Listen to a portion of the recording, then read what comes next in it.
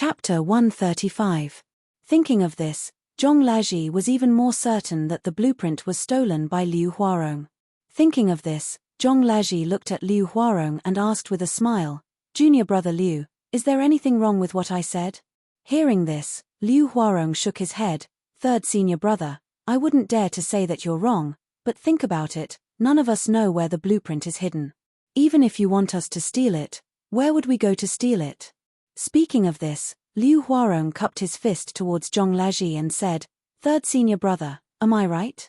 Even if you want us to steal the blueprint now, where would we go to steal it if we don't know where the treasure is hidden?" After hearing Liu Huarong's words, Zhong Laji became even more suspicious of him. Liu Huarong kept saying that if he didn't know where the treasure was hidden, there was no way to steal it. This should be a way for him to justify himself. Thinking of this, Zhong Laji smiled and nodded. "Junior brother Liu is right. If we don't know where the treasure is hidden, we really can't find the blueprint." At this point, Zhong Laji looked at Liu Huarong. After a while, he continued, "However, if I really want to steal the blueprint, I think that if I observe Master's movements carefully, I should be able to find the location of the treasure. After all, Master can't always be on guard against us disciples. There are times when he relaxes, and some people secretly investigate the location of the treasure when Master is relaxed." Speaking of this, Zhong Laji stared at Liu Huarong. After a long while, he continued, "Junior brother, do you think there's such a possibility?" After hearing Zhong Laji's words, Liu Huarong couldn't help but look to the side. He was only stunned for a moment before he nodded and replied, "Senior brother, I don't think such a thing would happen." Hearing this, Zhong Laji looked at Liu Huarong with a faint smile and continued to ask, "Junior brother Liu, you said maybe, but is there really no possibility of it happening? Is there really no one secretly observing the location of the treasure when Master isn't paying attention?" Hearing Zhong Laji's continuous questioning, Liu Huarong was obviously a little flustered. He hurriedly nodded and said, maybe something like that will happen." Hearing this, Zhong Laji sneered in his heart. He was even more suspicious of this junior brother of his. Seeing Liu Huarong's nervous expression, Zhong Laji was about to ask again when Bai Jianmu, who had been silent all this time, suddenly stood up. He stretched out his hand and lightly knocked on the table. When Zhong Laji looked over, he smiled. "Third senior brother, it's inappropriate for you to be so overbearing." After listening to Bai Jianmu's words, Zhong Laji was stunned. He immediately reacted and knew that his actions were a bit too hasty. Even if he had doubts about Liu Huarong, he shouldn't have questioned him like this. Thinking of this, Zhong Laji smiled. "Junior brother Bai, this is my temper. It's not like you don't know me. As long as there's something I want to say, I'll say it." Hearing this, Bai Jianmu only snorted coldly. "Third senior brother, you're asking as if junior brother Liu was the one who stole the blueprint. Could it be that you're suspecting junior brother Liu?" Hearing this, Zhong Laji smiled awkwardly. He turned to look at Liu Huarong and said, "Junior brother Liu, don't be nervous. As long as you didn't do it, no one will suspect you." After hearing Zhong Laji's words, Liu Huarong hurriedly nodded. "Third senior brother, I understand. Bai Jianmu turned to look at Tang Jianan and said with a smile, "Second senior brother, what do you mean?" Tang Jianan hurriedly stood up and said with a smile, "We've already investigated this matter. What's there to be suspicious about? Only junior brother Yi knows where Master hid the drawings. No one else knows where he hid them. Now that they've gone missing, Yi Xian is the one who's going to be suspicious." Speaking up to this point, Tang Jianan turned to look at Zhong Laji and said with a smile, "Third junior brother, don't you think so?" Hearing this, Zhong Laji shook his head. "Yi Xian does know where Master hid the blueprint, but what evidence do we have to prove that he stole it?" After hearing Zhong Laji's words, Tang Jianan was slightly taken aback. Then, he said with a smile, "Third junior brother, isn't that evidence enough?" Hearing this, Zhong Laji shook his head. Just the fact that Yi Xian instructed Master to hide the blueprint is indeed not enough evidence. Tang Jianan said, "Then, what other evidence does third junior brother need?" Zhong Laji sighed. At the very least, someone must have seen Yi Xian steal the blueprint. Or, there must be something that can prove that Yi Xian stole it. Only then can we prove that Yi Xian stole it. After hearing Zhong Laji's words, Tang Zhenan could not help but frown. He turned to look at Bai Zhenmu but did not say a word. When Bai Zhenmu saw Tang Zhenan looking at him, he smiled and asked, "Second senior brother, do you know where master hid the blueprint?" When Tang Zhenan heard this, he shook his head. "How would I know where master hid the blueprint?" After hearing Tang Zhenan's words, Bai Zhenmu turned to look at Zhong Laji and asked, "Third senior brother, do you know where master hid the blueprint?" Zhong Laji shook his head. "I don't know. Master never mentioned it before. Naturally, I wouldn't investigate." After hearing Zhong Laji's words, Bai Zhenmu turned to look at Liu Huarong and asked, "Junior brother Liu, do you know where master hid the blueprint?" When Liu Huarong heard this, he was instantly shocked. He hurriedly shook his head and replied, "I don't know. I really don't know." Bai Zhenmu nodded and turned to look at Mai Guangji. He asked, "Seventh junior brother, do you know where master hid the blueprint?" When Mai Guangji heard this, he shook his head. "I don't know." After hearing Mai Guangji's words, Bai Zhenmu nodded and turned to look at Li Shuiyang. He asked, "Eighth junior sister, do you know where master hid the blueprint?" Li Shuiyang was young and introverted. She didn't answer Bai Zhenmu's question. She only shook her head slightly as an answer. Bai Zhenmu nodded. Finally, he turned to look at LV Wenkang. He cupped his hands at LV Wenkang before asking with a smile, "Eldest senior brother, do you know where the blueprints are?" When LV Wenkang heard this, he said unhappily, "Of course I don't know. What's the point of knowing that?" After hearing Li Wenkang's words, Bai Zhenmu finally turned to look at Zhong Laji and said coldly, "Third senior brother, you heard it. No one knows where master hid the blueprint. If it wasn't Yi Xian who stole the blueprint, who else could it be?" When Zhong Laji heard Bai Zhenmu's question and heard Bai Zhenmu's words, he felt uneasy. Bai Zhenmu had already asked everyone about this matter. Everyone replied that they didn't know where the blueprint was placed. Chapter 136. Bai Zhenmu had already asked everyone once. If he raised any more questions, he was afraid that he would offend all of them. Thinking of this, Zhong Laji secretly cursed Bai Zhenmu for being cunning, but there was nothing he could do.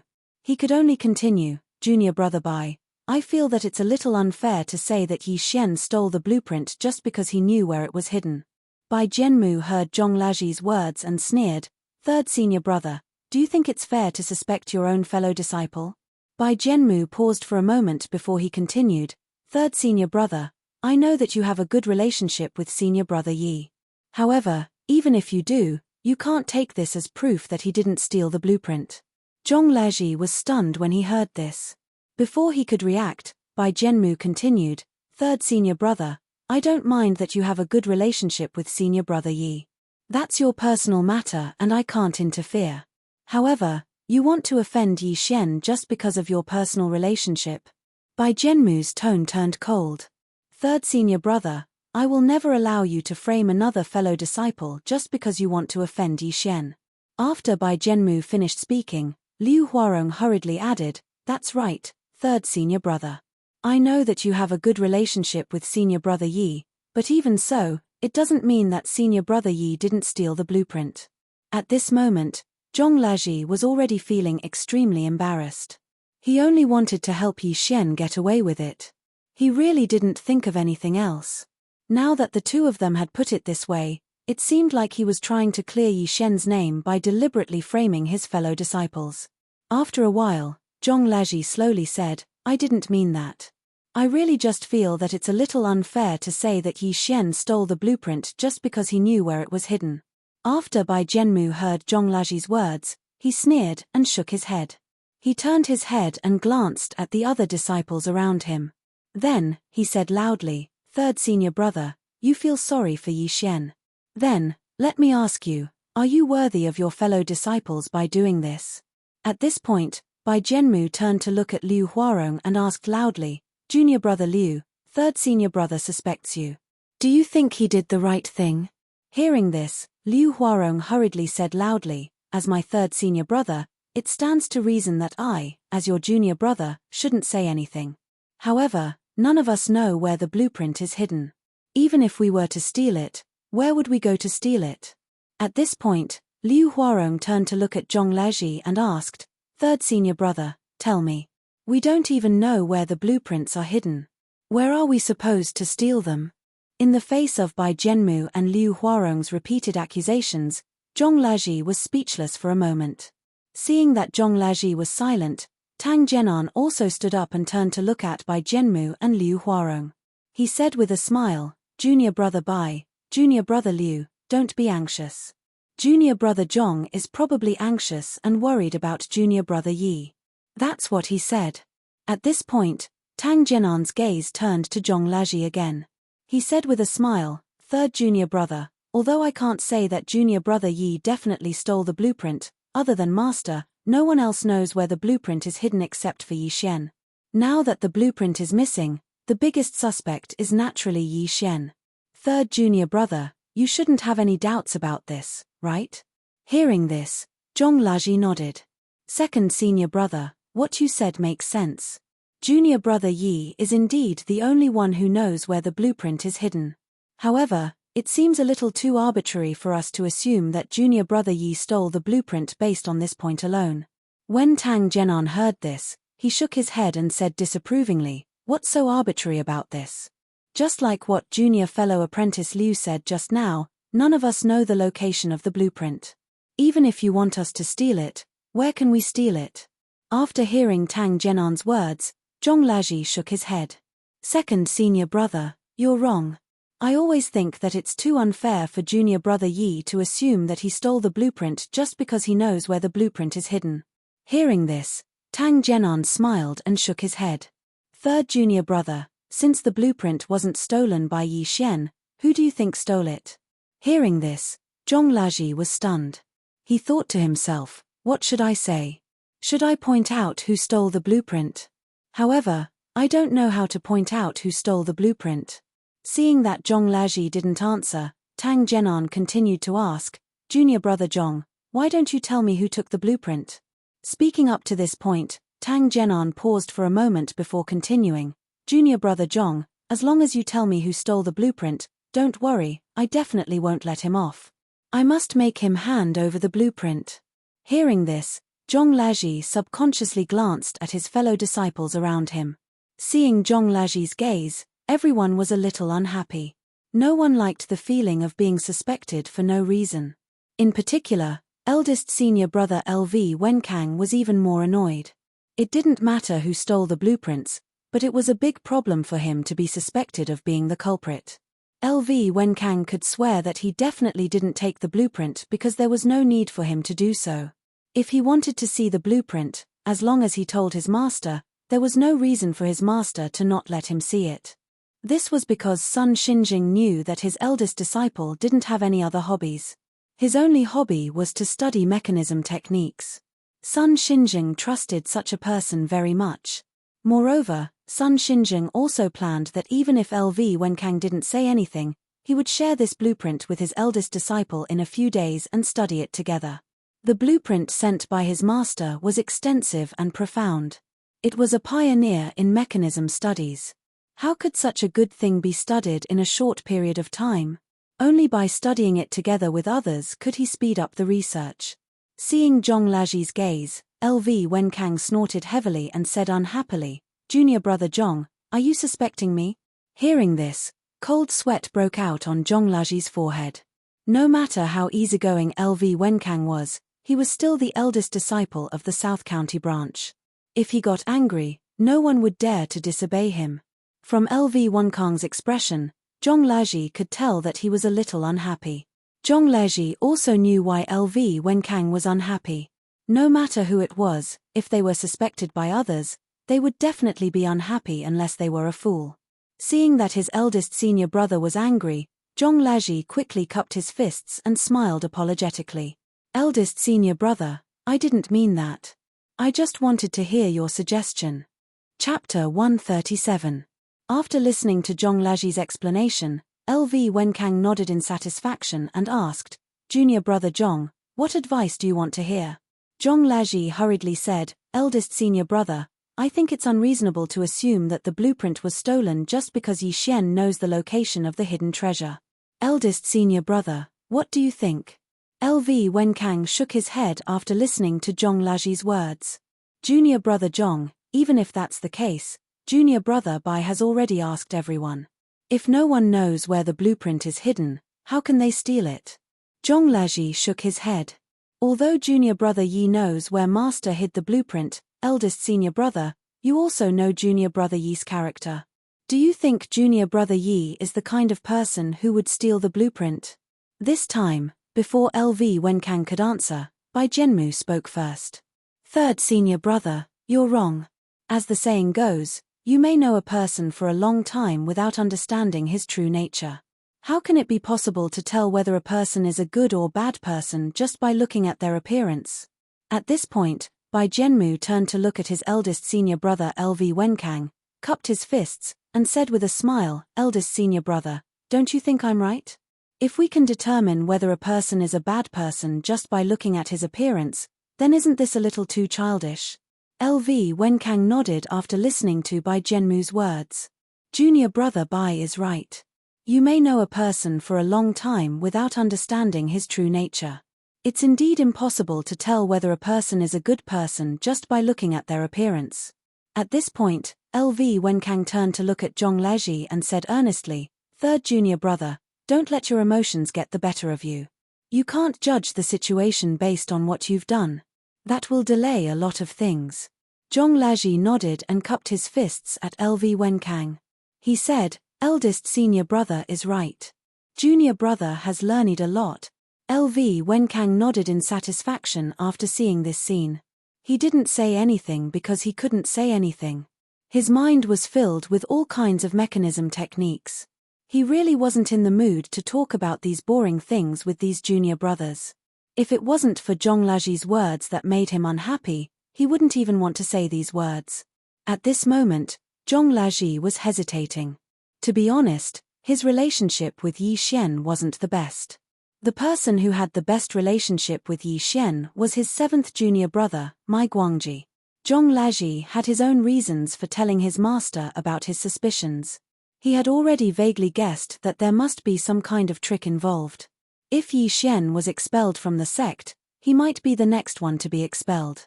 Since eldest senior brother did not care about anything, he would not be a threat to anyone.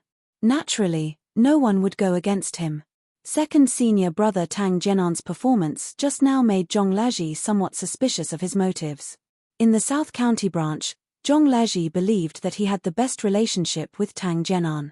When the two of them had nothing to do, they would always get together for a drink or two. However, he didn't expect that Tang Jian'an would actually target him today.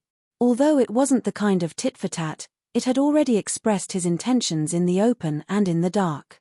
Seeing Tang Jian'an's behavior, while Zhong Lajie was surprised, he also suspected why Tang Jian'an would do this. Or rather, what benefits would this bring him? Thinking of this, Zhong Lajie's heart suddenly sank, and a bad thought appeared in his mind. Could it be that Tang Jian'an stole the blueprint? As soon as this thought appeared, Zhong Lajie hurriedly shook his head and rejected it.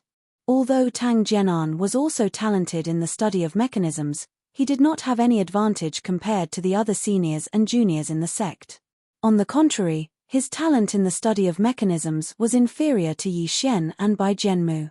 Although he was older than the two of them, he was behind them in the study of mechanisms. Tang Jian'an was older than Zhong Lajie, but in terms of skill, Tang Jian'an's skill might not be higher than Zhong Lajie's. Tang Jian'an's skill level determined his position in the Tianji sect. It could be said that regardless of whether Yi Xian or Bai Zhenmu became a branch leader, it would not be his turn to become a branch leader. It could even be said that even if Zhong Lajie became a branch leader, Tang Jian'an would still not be a branch leader. During this period, Tang Jian'an was in this awkward situation. What Zhong Lajie didn't understand was why Tang Jian'an would do this. Although Tang Jian'an didn't say it explicitly, he had already expressed it very clearly. The blueprint was stolen by Yi Xian. This was definitely not wrong. However, on what basis did Tang Jian'an say that the blueprint was definitely stolen by Yi Xian? Or could it be that Tang Jian'an had some evidence to prove that the blueprint was stolen by Yi Xian? Thinking of this, Zhong Lajie was even more confused. Even if Tang Jian'an had evidence, why didn't he say it? Or could it be that there was another possibility? Thinking of this, Zhong Laji subconsciously glanced at Tang Jianan and then at Bai Jianmu. His heart suddenly moved. Could it be that Tang Jianan had already joined forces with Bai Jianmu? This possibility was not impossible. Zhong Laji thought about it carefully. This possibility was very possible. If Yi Xian was expelled from the sect, Zhong Laji guessed that the next leader of the South County branch would be Bai Jianmu. If Bai Jianmu became the leader of the South County branch, other than those who were on his side, everyone else would probably be suppressed by him. For example, Han Jiqing had already told Zhong Laji about what happened today. Through this matter, Zhong Laji could already feel that Bai Jianmu seemed to want to make a move on him. A few days ago, Bai Jianmu had personally come to visit him. Zhong Laji could also understand the meaning behind his words. Bai Jianmu wanted him to support him as the leader, but he did not agree to it. Perhaps it was because of this reason that Bai Jianmu wanted to suppress him. He did not do anything wrong usually. If Bai Jianmu used Yi Xian's matter to suppress him and implicate him, if this matter was confirmed, he would probably not be able to stay in the South County branch anymore. Thinking of this, Zhong Laji had some understanding in his heart. He glanced at Tang Jianan and then at Liu Huarong, guessing in his heart. Could it be that these two people were already connected to Bai Jianmu? If that was the case, then it would be too terrifying. If the three of them were to work together, they would be a powerful force. Eldest senior brother did not participate in the competition, nor did he make any suggestions. He could be excluded. Yi Xian was locked in the Repentance Pavilion. Even if he wanted to say something different, it was impossible. The only people left were him, Mai Guangji, and Li Xuan. Mai Guangji's words basically did not have much influence. It could be said that even if he said something, no one would listen. Li Xuan was too young, and she had not been in the sect for long. Her words did not have much influence. Chapter 138. Zhong Laji thought about it carefully in his heart. If Bai Jianmu, Tang Jianan, and Liu Huarong joined forces, their strength would be the greatest force in the South County branch. If Bai Jianmu became the leader of the South County branch, other than the three of them, the rest of the people would have to surrender to their camp. Otherwise, they would not be able to survive in the South County branch. Thinking of this, Zhong Laji was shocked. He didn't expect that such a big change would happen between the 8 of them without anyone noticing. Now, Zhong Laji understood that if Bai Jianmu became the leader of the South County branch, even he would not be safe. Thinking of this, Zhong Laji was secretly shocked. At the same time, he also understood that when his master resigned from his position as the leader, it would be his last chance to make a choice. Whether he chose Bai Jianmu or Yi Xian, that day would be the final deadline. Seeing that Zhong Laji did not answer for a long time, Bai Jianmu sneered. Third senior brother, do you still think that Yi Xian did not steal the blueprint? After hearing Bai Jianmu's question, Zhong Laji hesitated for a moment, but he still said, Junior brother Bai, I still think that it's unfair to assume that Yi Xian stole the blueprint just based on this point. Therefore, I want to ask everyone to investigate this matter properly. After Bai Jianmu heard Zhong Laji's words, he could not help but laugh out loud. He pointed at Zhong Laji and looked at the other brothers. He said with a smile, did you see that? Third senior brother is suspecting you now. Shouldn't you do something to prove yourselves? When everyone heard this, their hearts skipped a beat. Liu Huarong had already stood up. He looked at Zhong Laji and cupped his fists. Then, he asked, Third senior brother, are you suspecting all of us? Or do you think that only Yi Xian would not steal the blueprint? Do you think that the rest of us might have stolen the blueprint? Seeing how this usually taciturn junior brother of his was like a completely different person today, his words sharp and incisive, Zhong Laji was a little speechless. From his point of view, whether or not Yi Xian could become a branch master was not the most important thing. They were all fellow disciples. If Yi Xian really did not steal the blueprint, then he had to prove it to clear his name. However, he did not expect that such a simple matter would be fraught with difficulties. Even the usually silent Liu Huarong had jumped out to oppose him. Thinking up to this point, Zhong Laji narrowed his eyes and looked at Liu Huarong in front of him. He was even more puzzled, and he was even more certain that his thoughts were correct. If there were no accidents, this Liu Huarong should have already connected with Bai Jianmu. Otherwise, he wouldn't speak so unscrupulously. He didn't have any scruples towards his third senior brother. Seeing that Zhong Laji was looking at him without saying anything, Liu Huarong felt a little guilty. He subconsciously looked away, but his mouth still spoke. Third senior brother, are you suspecting me? Do you think that I was the one who stole the blueprint and not senior brother Yi? Hearing this, Zhong Laji shook his head. I'm not suspecting you. I just think that Yi Xian doesn't seem like the person who stole the blueprint. That's why I asked everyone to investigate.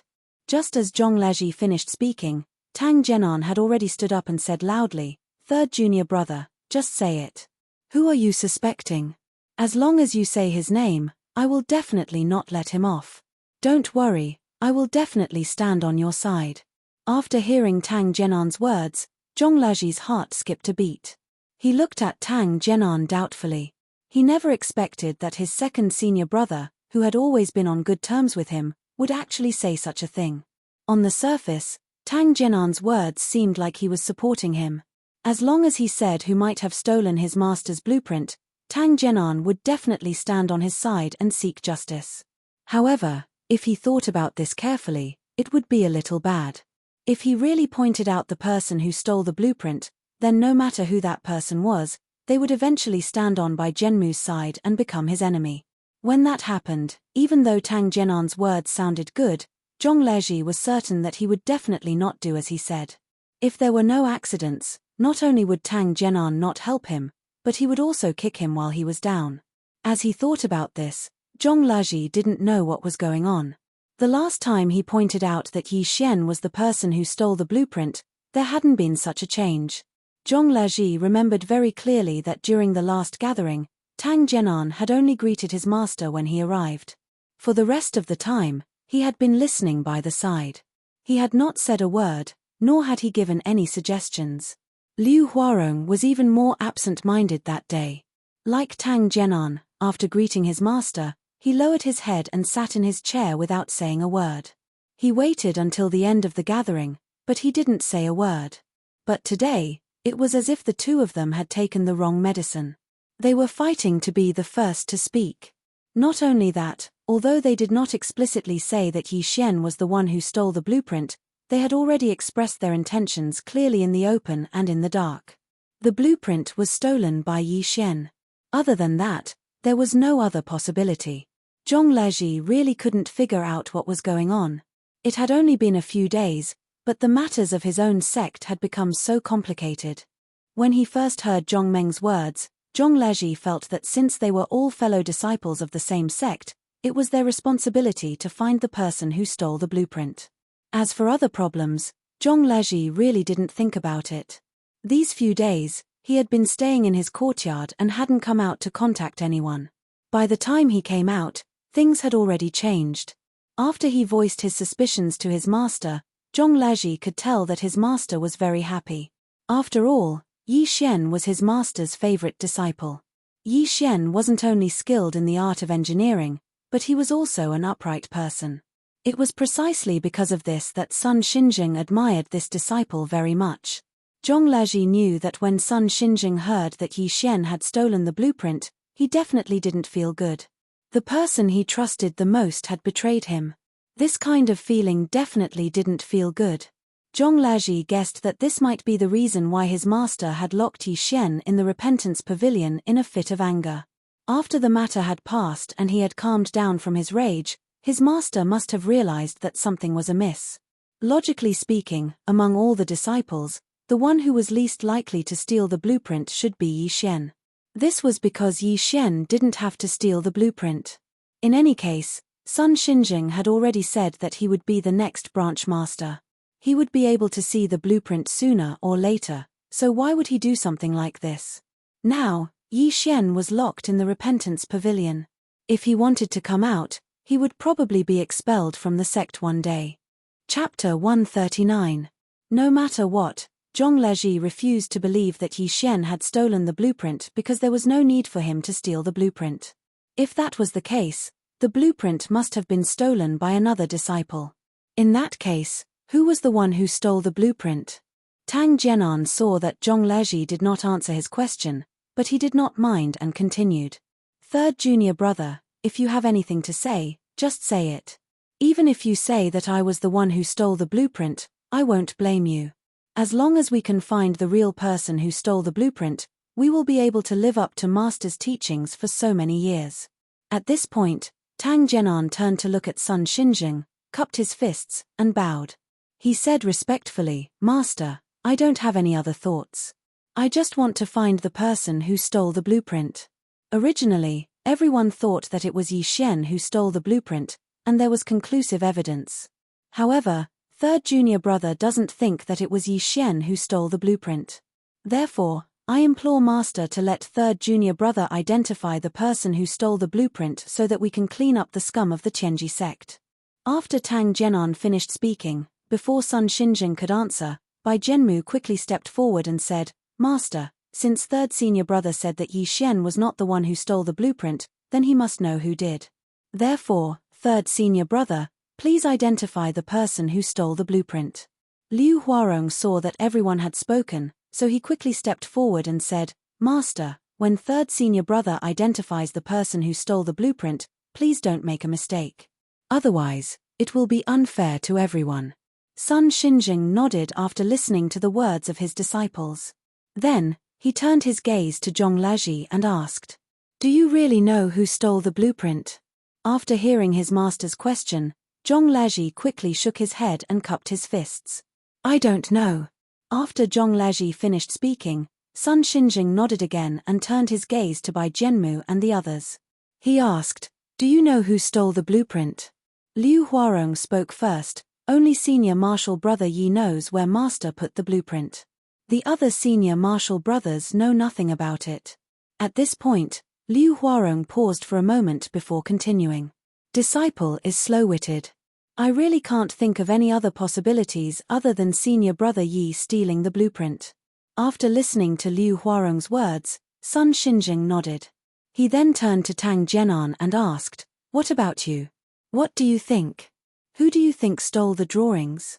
After Tang Jianan heard his master's question, he cupped his fists towards his master and replied, Master's knowledge and understanding of mechanisms is not something that disciples like me can imagine. The place where his master placed the blueprints was also very well guarded. It was impossible for outsiders to discover it.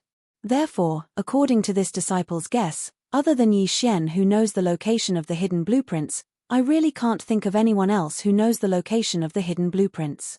After listening to Tang Jianan's words, Sun Xinjing nodded and asked, In that case, you think that Yi Xian must have stolen the blueprints? After listening to his master's words, Tang Jianan was first stunned.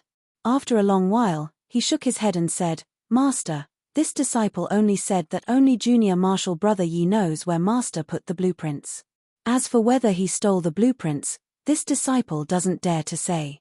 Speaking of this, Tang Jianan's tone paused for a moment before continuing. However, since the other disciples don't know where Master put the blueprints, now it seems that only Yi Xian has the highest possibility of stealing the blueprints. Hearing this, Sun Xinjing nodded. Logically speaking, Tang Jianan was right.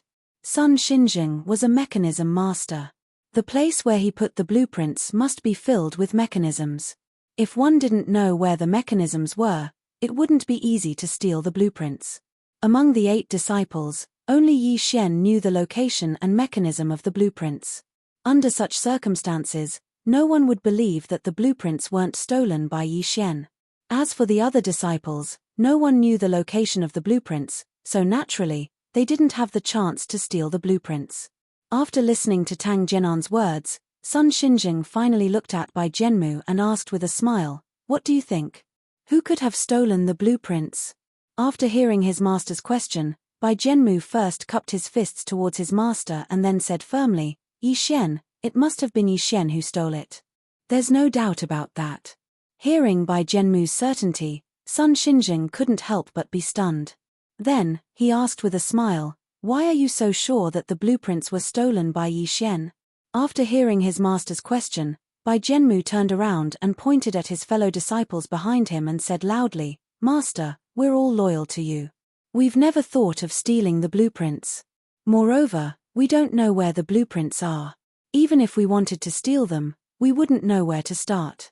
Speaking of this, Bai Jianmu shouted to his fellow disciples behind him, fellow disciples, fellow disciples. Speaking of this, Bai Jianmu turned his gaze to the youngest 8th junior sister, Li Shuiyang, and said with a smile, and our cute little junior sister.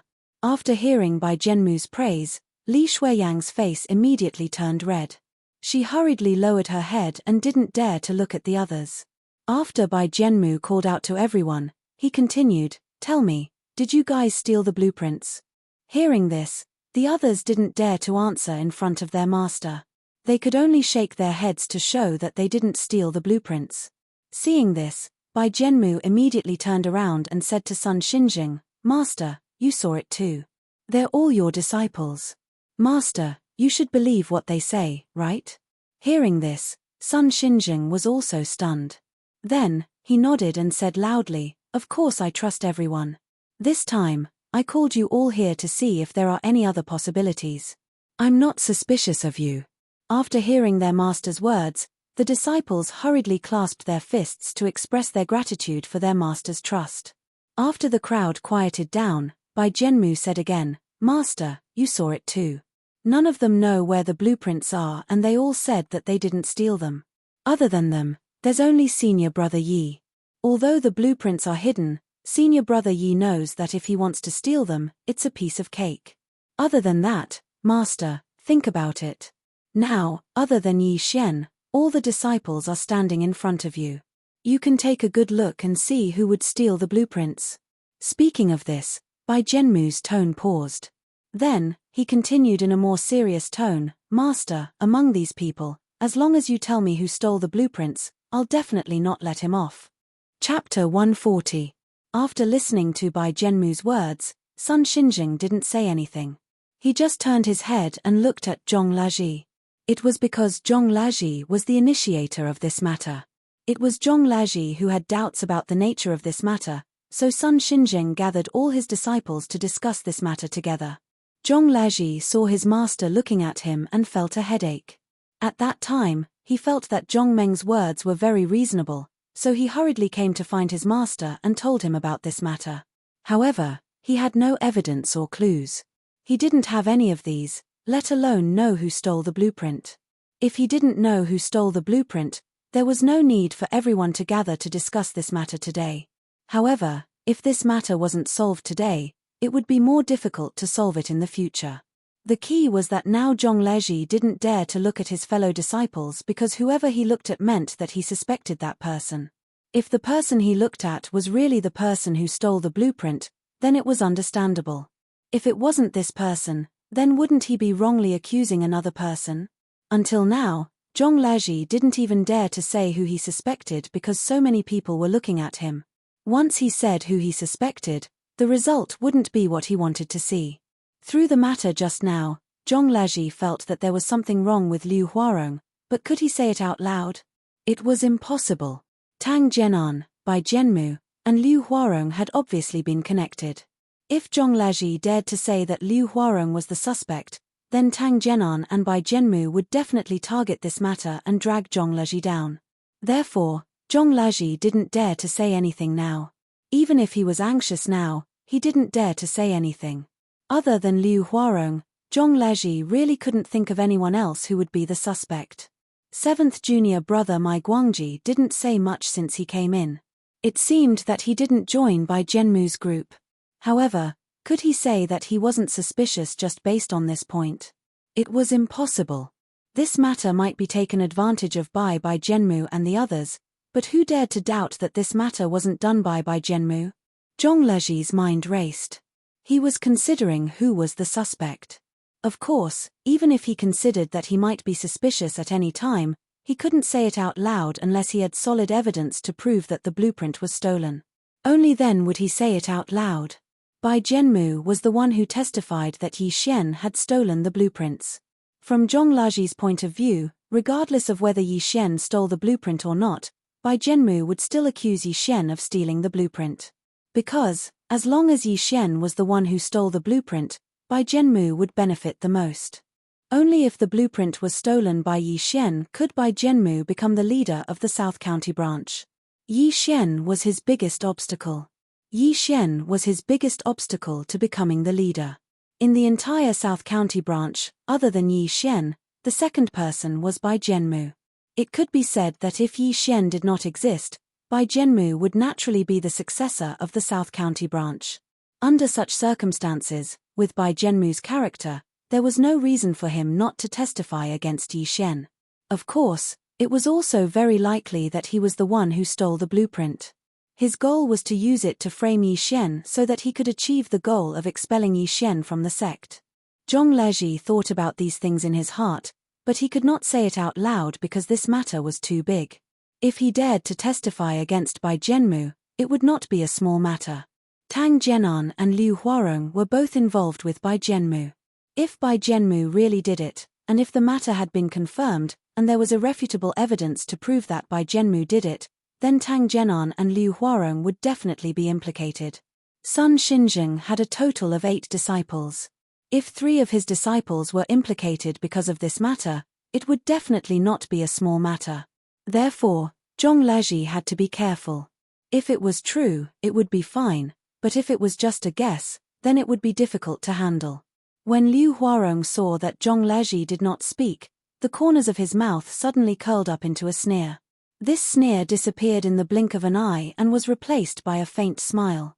Liu Huarong walked to Zhong Lezhi's side and asked with a smile, "Third senior brother, who are you suspecting?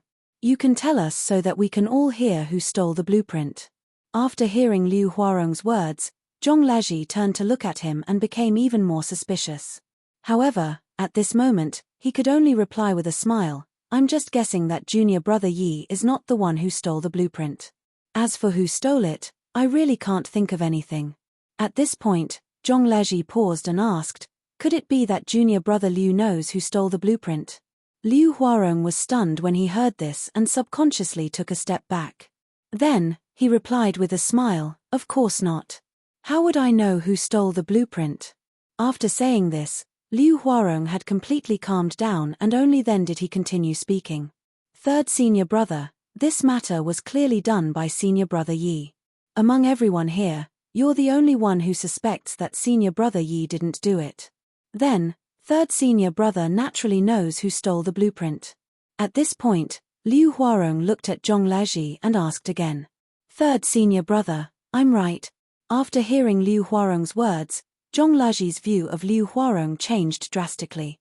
In the past, Liu Huarong was a man of few words and rarely spoke. Unless someone asked him, he would not say a word. Of course, this did not mean that he was arrogant and disdained to talk to others. It was because he was an introverted person and naturally did not like to talk. However, now, it was as if he had changed into a different person. He was boasting in front of Zhong Lezhi and was simply not like how he used to be. What was the reason for this? What was the reason for Liu Huarong to change so much? Zhong Lezhi did not know. He was now a little suspicious. He wondered if the Liu Huarong in front of him was the Liu Huarong of the past. Also, Liu Huarong had become so strange. He kept saying that the blueprint was stolen by Yi Xian. What was the reason? Could it be that the blueprint was actually stolen and he wanted to frame Yi Xian? Was that why he behaved like this and made a man of few words become so active? Other than this reason, Zhong Lezhi really could not think of any other reason for Liu Huarong to change so much. Thinking of Liu Huarong, Zhong Lezhi thought of Yi Xian again. Zhong Lezhi did not dare to confirm whether the blueprint was stolen by Yi Xian or not. He only suspected that Yi Xian did not steal the blueprint. However, he really did not know the real situation. As the saying goes, you may know a person for a long time without understanding their true nature. This saying was absolutely reasonable. Yi Xian might have taken advantage of the fact that no one would suspect him, so he stole the blueprint. This was because everyone knew that Yi Xian was the next successor. Chapter 141. Since no one would suspect Yi Xian, even if Yi Xian had stolen the blueprint, no one would know. However, he had forgotten that there was still Bai Jianmu, an opponent who was equally as competitive as him. Bai Jianmu definitely wouldn't let such a good opportunity go to waste. Perhaps this was also Yi Shen's mistake. Zhong Laji felt a headache coming on as he thought of this. He really couldn't remember what was going on. Tang Zhenan, Bai Zhenmu, Liu Huarong, and Yi Shen flashed through his mind like a revolving lantern. He kept suspecting them and denying them. Seeing Zhong Laji deep in thought with his head lowered, Tang Zhenan stepped forward and patted him on the shoulder. He said with a smile, "Third junior brother, I know you don't want junior brother Yi to be wronged, but think about this carefully. Other than Yi Shen, it's basically impossible for anyone else to have done it. No one else knows where the blueprint is hidden, and only junior brother Yi knows. Think about it, other than junior brother Yi, who else could have done it?" Tang Zhenan paused and patted Zhong Laji again. He said earnestly, "Third junior brother, I know you're doing this for everyone's sake, but you have to distinguish between the truth and lies. Don't be deceived by others." Zhong Laji raised his head and looked at Tang Zhenan when he heard that. He thought about what Tang Zhenan had just said, but he replied, "Second senior brother, I'm just suspecting. Although junior brother Yi knows where master hid the blueprint, does that prove that he stole it? I keep feeling that something is wrong." Tang Zhenan shook his head. "What's wrong? None of us know where master hid the blueprint. Besides, we're all people who study mechanisms.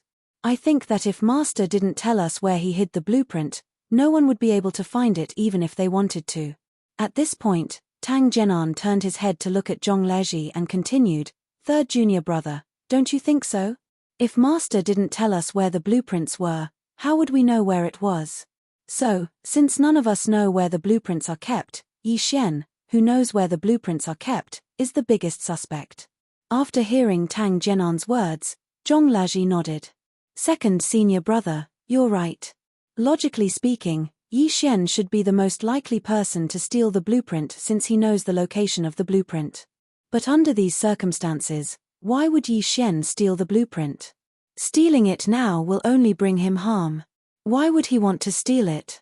I just can't figure it out, so I have my suspicions."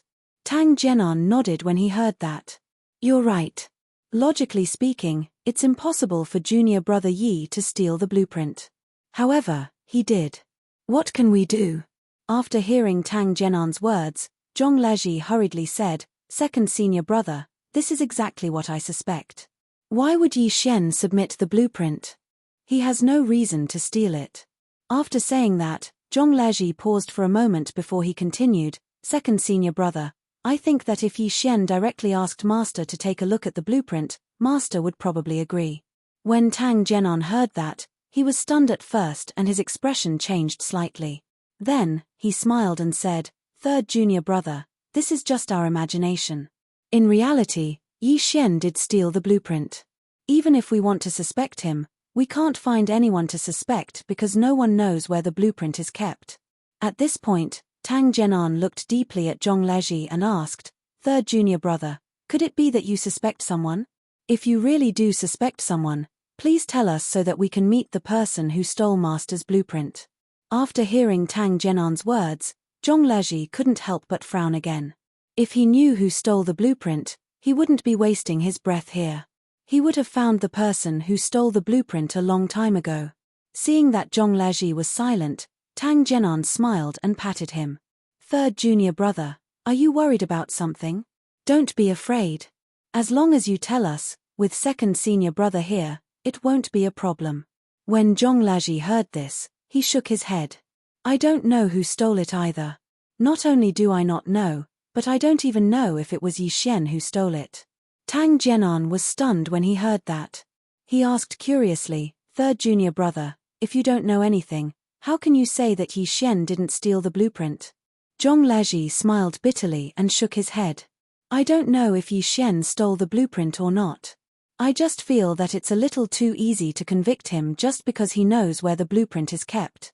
That's why I invited all of you here to discuss this matter and see if there are any new discoveries."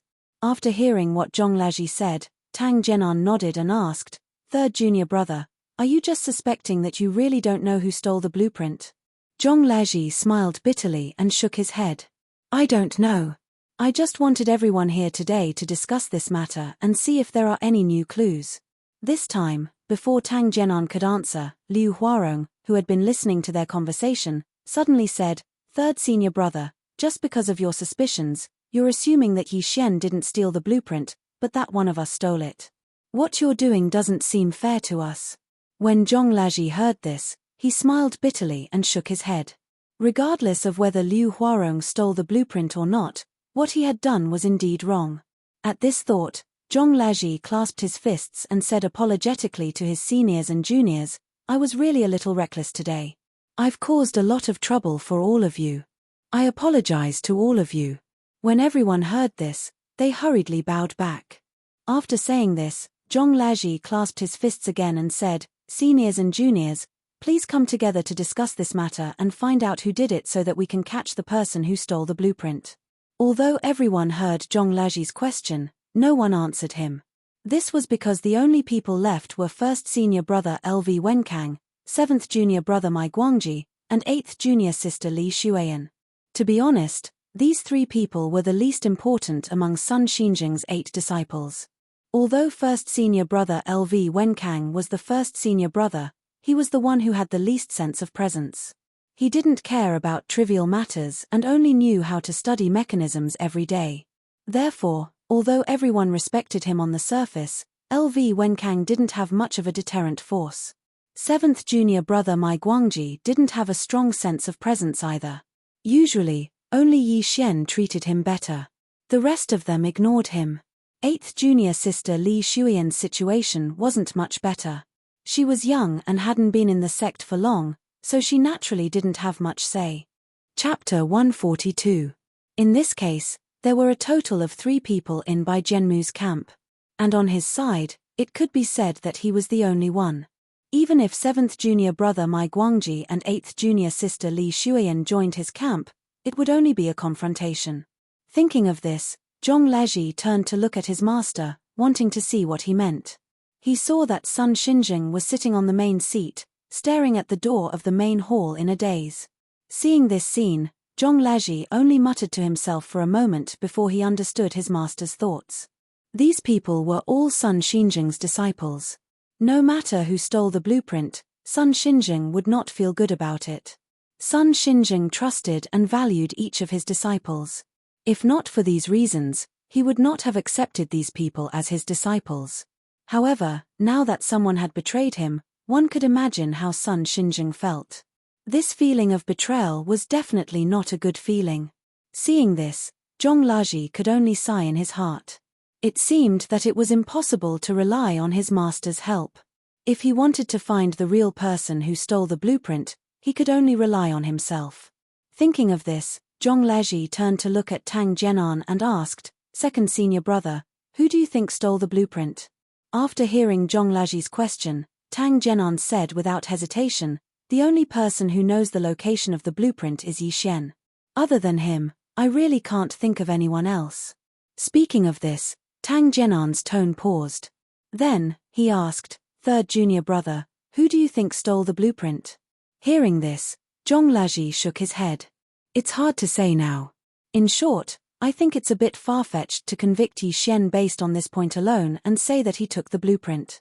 Speaking of this, Zhong Laji suddenly took out a copper coin and waved it in front of Tang Jianan. He asked, "Second senior brother, do you see that I don't have a copper coin?" When Tang Jianan heard this, he looked at the copper coin in Zhong Laji's hand and nodded in confusion. "I saw it. What's wrong, third junior brother? Is there a difference without the copper coin?" After listening to Tang Jianan's words, Zhong Laji shook his head and put away the copper coin with a smile. Then he said, "Second senior brother, since you have seen my copper coin, then if I lose it in the future, can I say that you stole it?"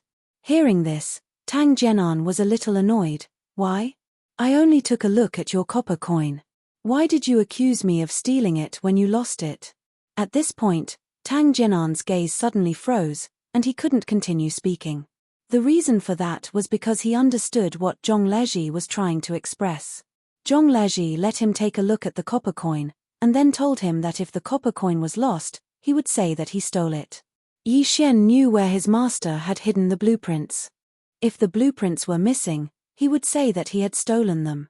Tang Jianan already understood what Zhong Laji was trying to say. That was what he meant. Seeing that Tang Jianan didn't finish his words, Zhong Laji knew that Tang Jianan had understood his meaning.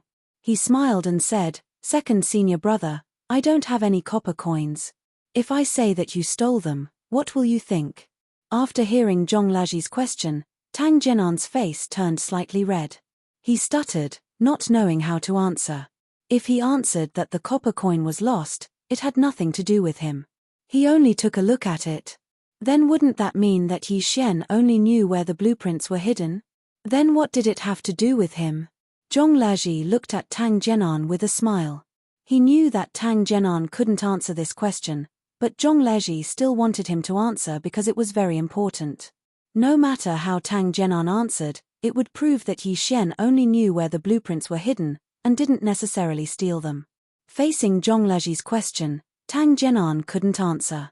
He looked at Zhong Laji's gaze and felt a little anxious. His mind raced, trying to think of an answer. However, no matter how he thought, he felt that no matter how he answered, it didn't seem right. Seeing that Tang Jianan was so anxious that sweat appeared on his forehead, Zhong Laji didn't intend to let him go. He smiled and asked again, "Second senior brother, am I right? If I lost my copper coin, would you be the one who stole it?" Facing Zhong Laji's question, Tang Jianan was so anxious that his brows were tightly knitted together. His mind was spinning rapidly, but he still couldn't answer this question. At this moment, Bai Jianmu suddenly sneered, interrupting Tang Jianan's thoughts. He subconsciously raised his head and looked at Bai Jianmu. After Bai Jianmu sneered, he walked in front of Zhong Laji and said loudly, "Third senior brother, you're really making things difficult for me. How can the value of a copper coin be compared to the sect's treasure?" Speaking up to this point, Bai Jianmu's gaze turned to Tang Jianan again. He smiled and said, "Second senior brother, you're thinking too much. How valuable can a copper coin be? Even if it was thrown on the ground, would you pick it up?" Seeing that Bai Jianmu had come over, Tang Jianan felt a little relieved. After hearing Bai Jianmu's question, he immediately understood. His heart was completely at ease, and his expression returned to normal. Tang Jianan smiled and replied, "Of course not. It's just a copper coin. How can its value be compared to the sect's treasure?" Speaking up to this point, Tang Jianan turned to look at Zhong Laji. He took out a copper coin and held it in his hand. He smiled and said, "If third junior brother loses his copper coin, I'll compensate you."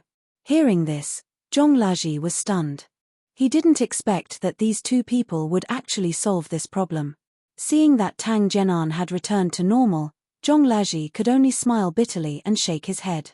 "Second senior brother, I'm just using the copper coin as an example. What I want to say is that Yi Xian's matter is the same as this copper coin's matter. They can't be used as evidence." Speaking up to this point, Zhong Laji paused for a moment before continuing, "Second senior brother saw this copper coin of mine. If I lose it, it's obviously unreasonable for second senior brother to say that second senior brother stole it. In other words, if Yi Xian knows the location of the hidden blueprint, but the blueprint is lost, is it appropriate for us to accuse Yi Xian of stealing the blueprint? I feel that this is the same logic. Just based on knowing the location of the blueprint or seeing it, it's too unfair for Yi Xian to accuse Yi Xian of stealing the blueprint. Therefore, I want to gather everyone together to discuss this matter and see if we can find any new clues. If we really can't find any clues, then we can only say that Yi Xian stole the blueprint." Speaking up to this point, Zhong Laji sighed and continued, "We're all fellow disciples. If Yi Xian is really innocent, then we naturally can't sit back and do nothing." Chapter 143. After Zhong Laji finished speaking, Liu Huarong, who had been silent for a long time, suddenly spoke up. "Third senior brother, that may be the case, but the situation is different. Senior brother Bai has already said that the value of the copper coin and the blueprint are completely different. Naturally, everyone's reactions would be different." Speaking up to this point, Liu Huarong turned around and looked at 8th junior sister Li Xueyan. He smiled and asked, "8th teacher, tell me, is the value of master's blueprint and a copper coin the same?" After hearing Liu Huarong's words, Li Xueyan subconsciously glanced at Zhong Laji. Then, she shook her head and replied softly, "It's not the same." After hearing Li Xueyan's reply, Liu Huarong shrugged at Zhong Lezhi and said with a smile, "Third senior brother, you see, even junior sister Li knows that the value of a copper coin and a blueprint are completely different.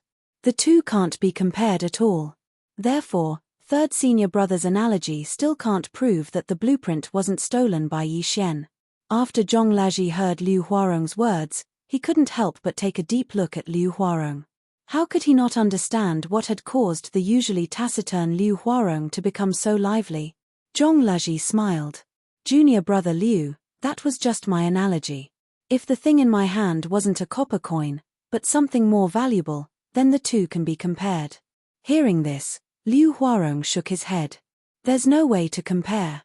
First of all, I don't think third senior brother would easily take out something that can only be compared to the blueprint. Secondly, third senior brother would definitely hide something very valuable in a very secretive place."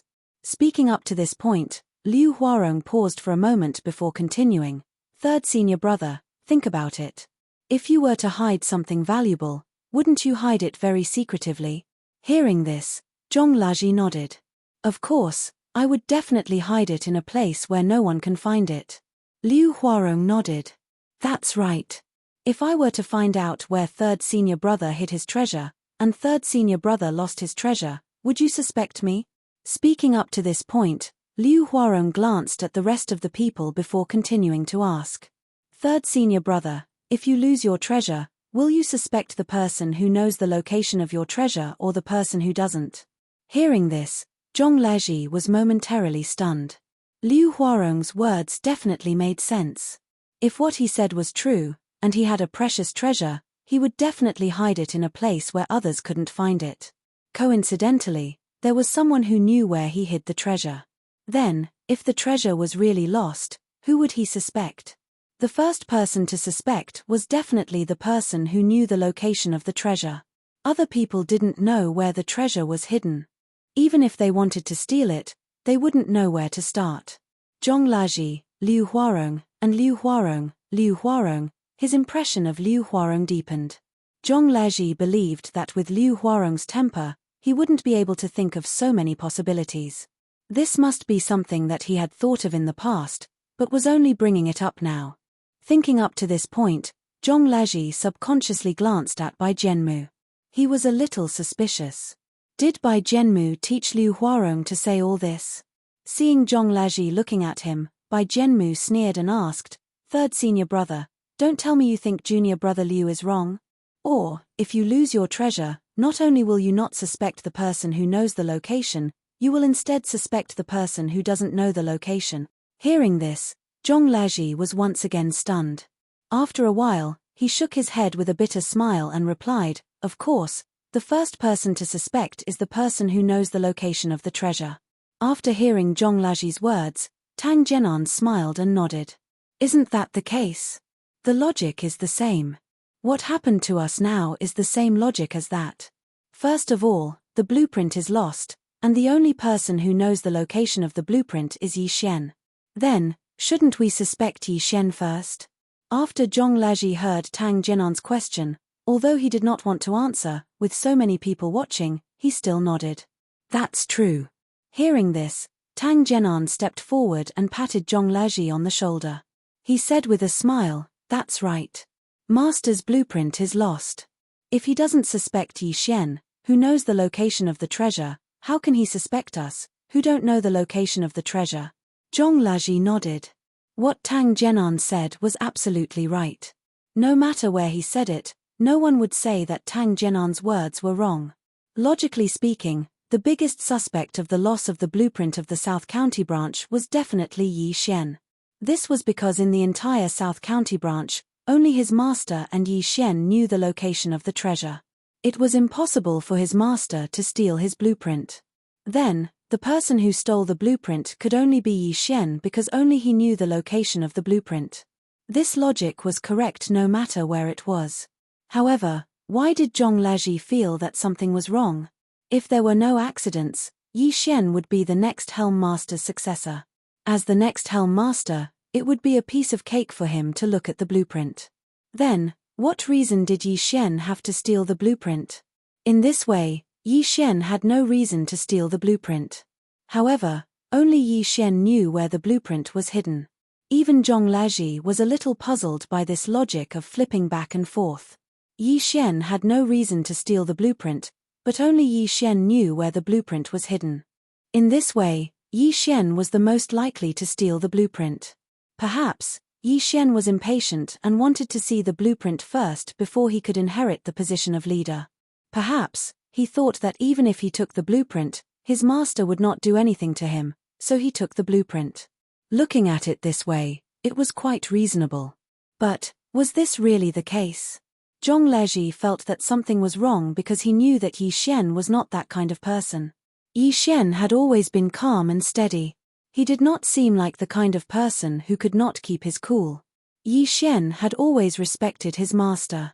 He did not seem like the kind of person who would steal his master's blueprint without his master's permission. However, all the evidence pointed to Yi Xian. It proved that Yi Xian was the one who took the blueprint.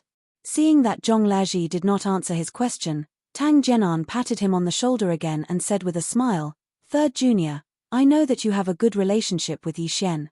However, even if you have a good relationship, you can't create something out of nothing and sow discord between brothers." After Zhong Laji heard Tang Jianan's words, he was stunned.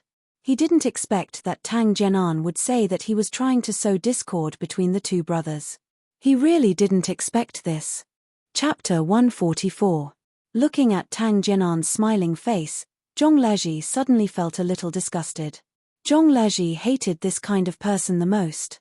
He was clearly trying to harm Zhong Laji, but he still acted as if he was thinking for him. However, even though he knew that Tang Jianan was this kind of person, Zhong Laji couldn't do anything about it. The most important thing now was that he really didn't know who had stolen the blueprint. He didn't have any evidence or clues. Everything was based on guesses. It was also because of this that Zhong Laji didn't have enough confidence.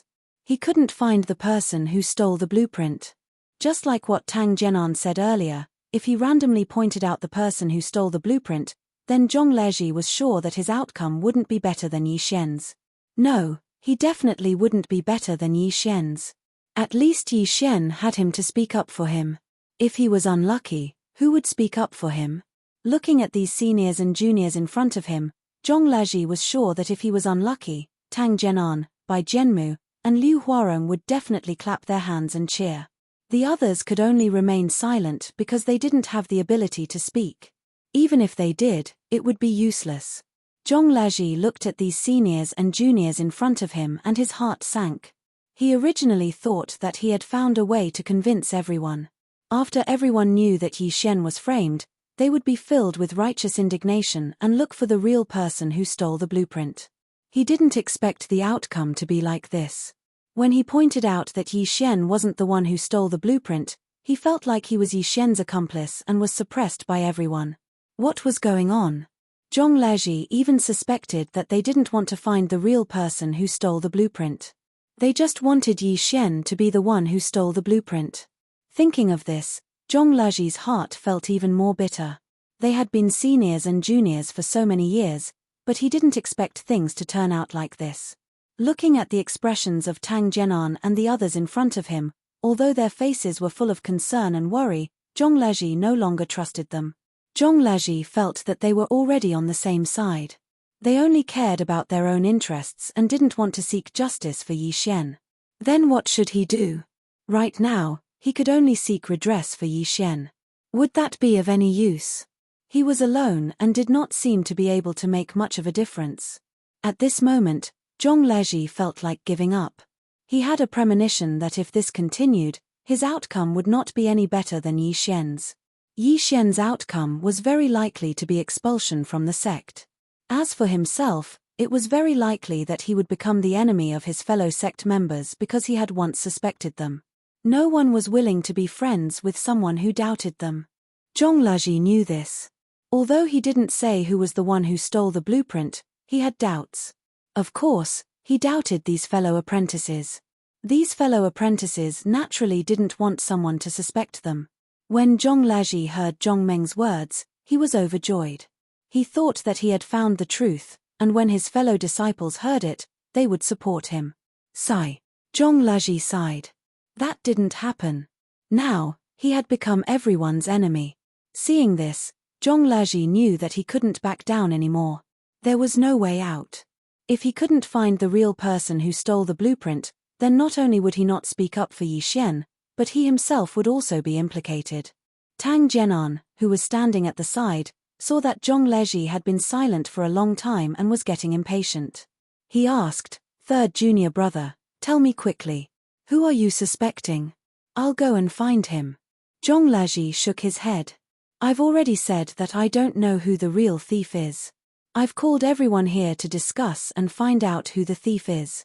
Bai Jianmu heard Zhong Laji's words and sneered. "Since you said that Yi Xian isn't the one who stole the blueprint, then tell us who the real person is. Otherwise, we will suspect that you have ulterior motives." Zhong Laji was stunned when he heard this.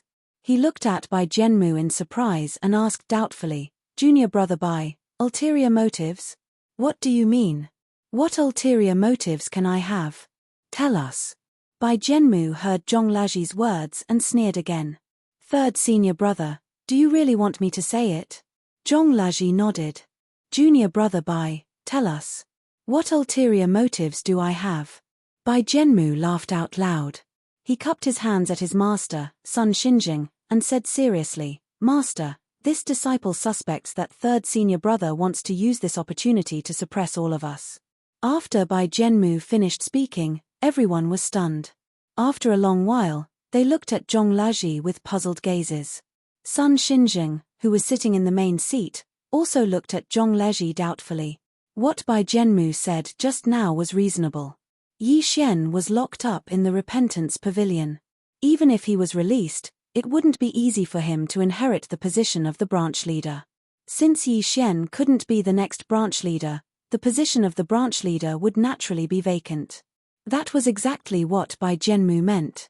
Zhong Laji wanted to use this opportunity to frame the other senior brothers as the ones who stole the blueprint. Then, he would have no competition after he framed his strong competitors. In that case, Zhong Laji was the only candidate for the position of the next branch leader. In terms of seniority, eldest senior brother LV Wenkang had the most seniority because he was the eldest senior brother and had entered the sect the earliest. Logically speaking, after Sun Xinjing resigned from the position of branch leader, he would naturally be the next branch leader. However, eldest senior brother LV Wenkang was obsessed with mechanism techniques and didn't have any thoughts about the position of branch leader. Sun Xinjing also knew about his thoughts. Therefore, it was impossible for LV Wenkang to inherit the position of the next branch leader. Since eldest senior brother LV Wenkang, who had the most seniority, couldn't inherit the position of branch leader, then, according to seniority, the second person would naturally be second senior brother Tang Jianan. In the entire South County branch, other than eldest senior brother LV Wenkang who had the most seniority, the second senior brother Tang Jianan was naturally second senior brother Tang Jianan.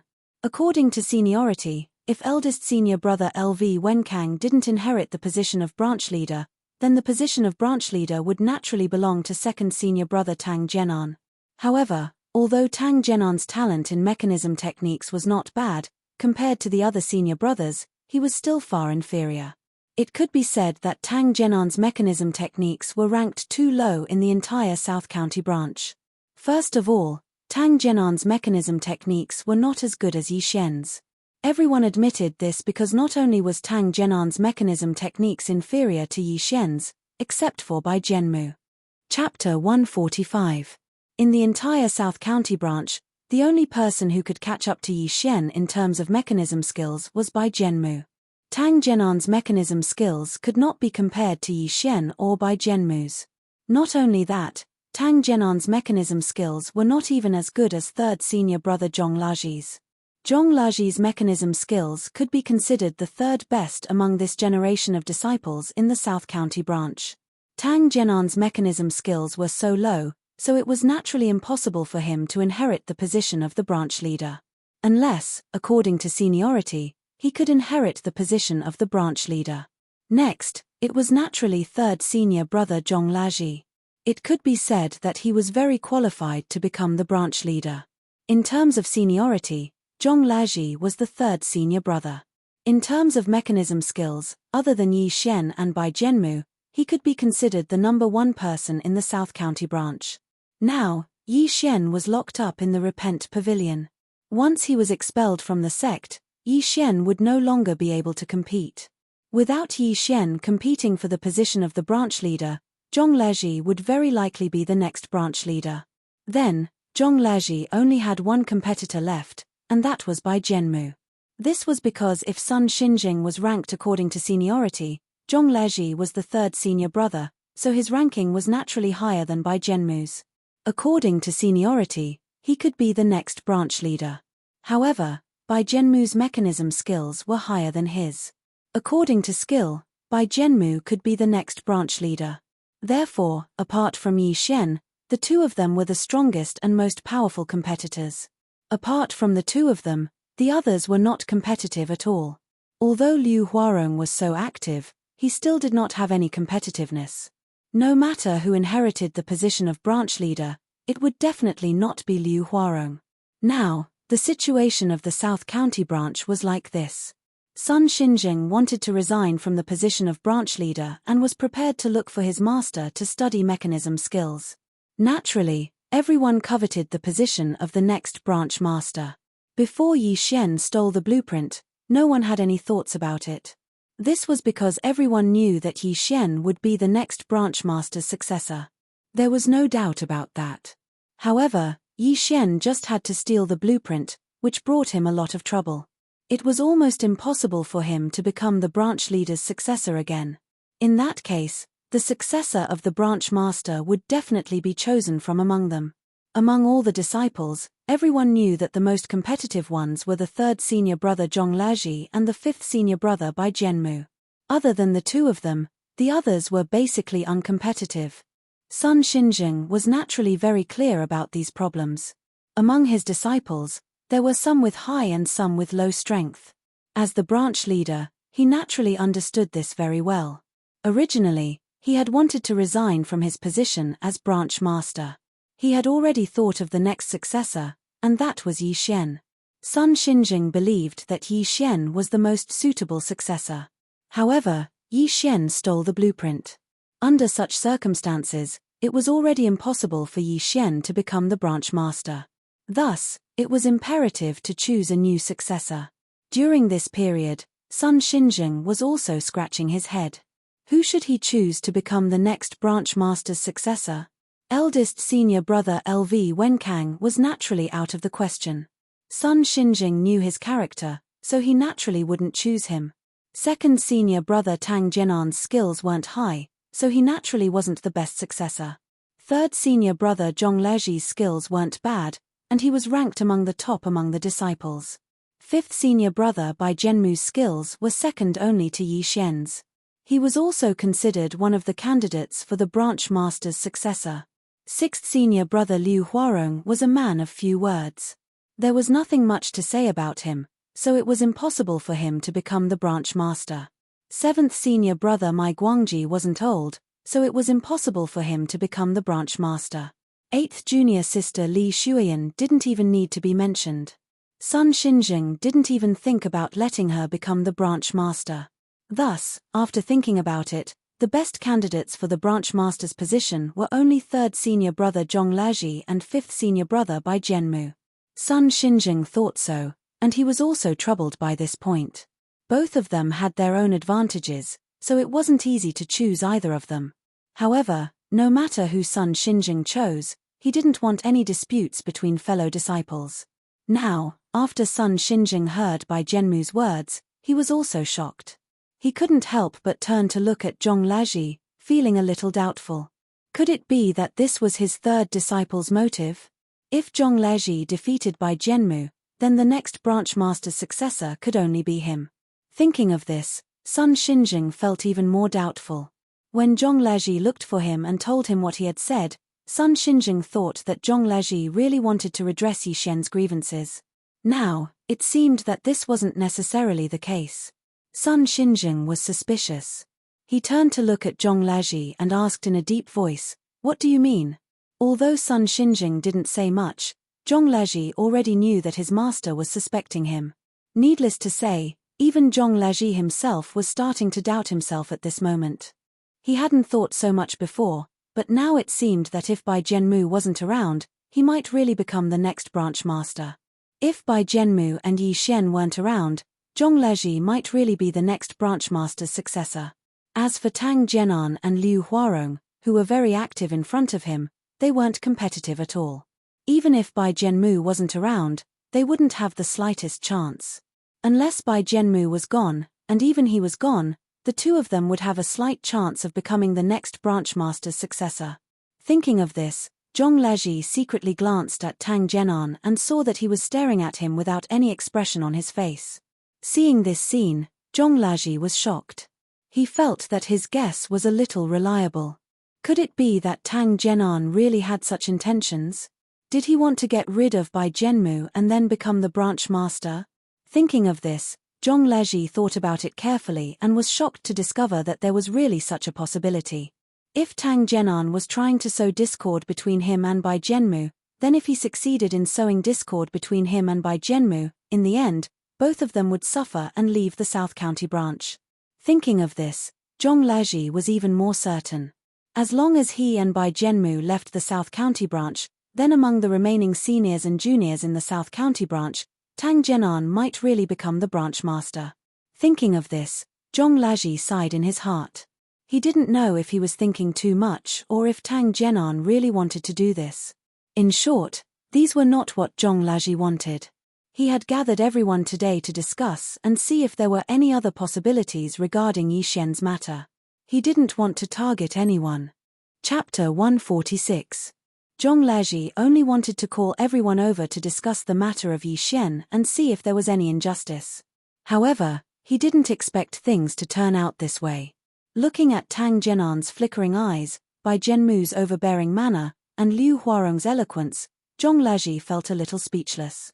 At this moment, everyone was looking at Zhong Lezhi with some surprise. Bai Zhenmu's words earlier made everyone have a feeling of sudden realization. Originally, everyone was still wondering why third senior brother Zhong Lezhi wanted to bring up the matter again when it was already confirmed that Yi Xian was the culprit. Originally, everyone didn't think much of it, or rather, they didn't dare to think about it. However, after Bai Zhenmu said it, everyone's thoughts suddenly came alive. After a while, almost everyone believed Bai Zhenmu's words. Third senior brother Zhong Lezhi must be like what Bai Zhenmu said. He wanted to sow discord between everyone so that he could benefit from it. Looking at everyone's doubtful eyes and hearing his master's question, Zhong Lezhi suddenly sighed. He cupped his hands at Sun Xinjing and said, "Master, this disciple's feelings can be seen by heaven and earth.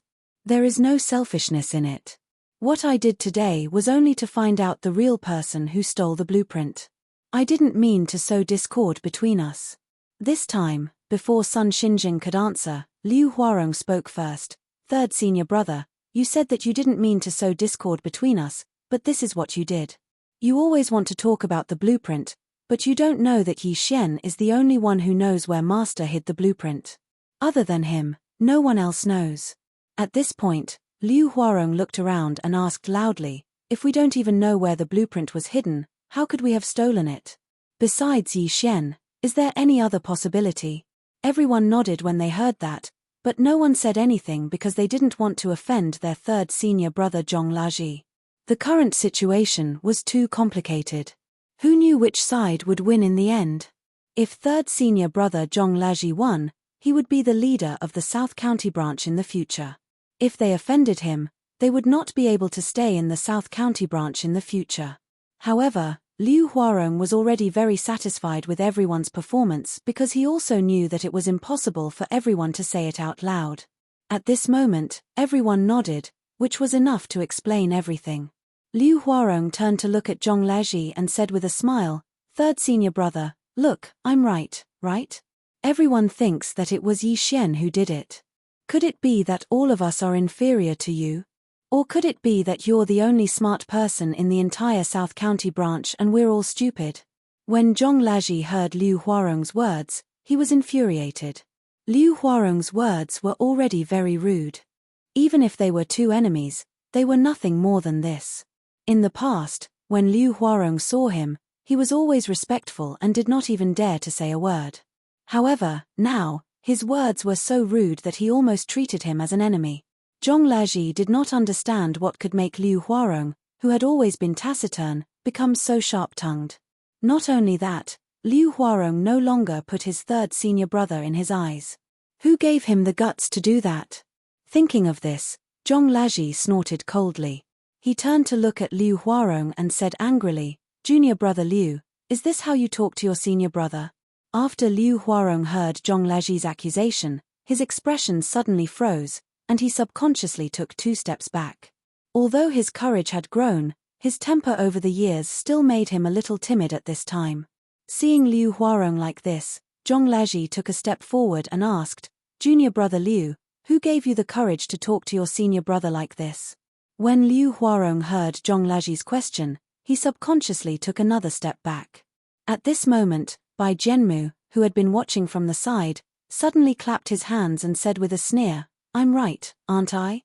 Some people just want to use this opportunity to suppress their fellow disciples to win the greatest benefits for themselves." When Zhong Laji heard this, he was shocked. He turned to look at Bai Jianmu and said angrily, "Junior brother Bai, is this how you talk to your senior brother?" Liu Huarong was afraid of Zhong Laji, but Bai Jianmu was not. Not only was he talented in the mechanism technique, but his family background was also very powerful. It could be said that in the entire South County branch, Bai Jianmu did not put anyone in his eyes. Of course, other than Sun Xinzheng. Facing Zhong Laji's accusation, Bai Jianmu did not care at all. He just sneered and turned his head away from Zhong Laji.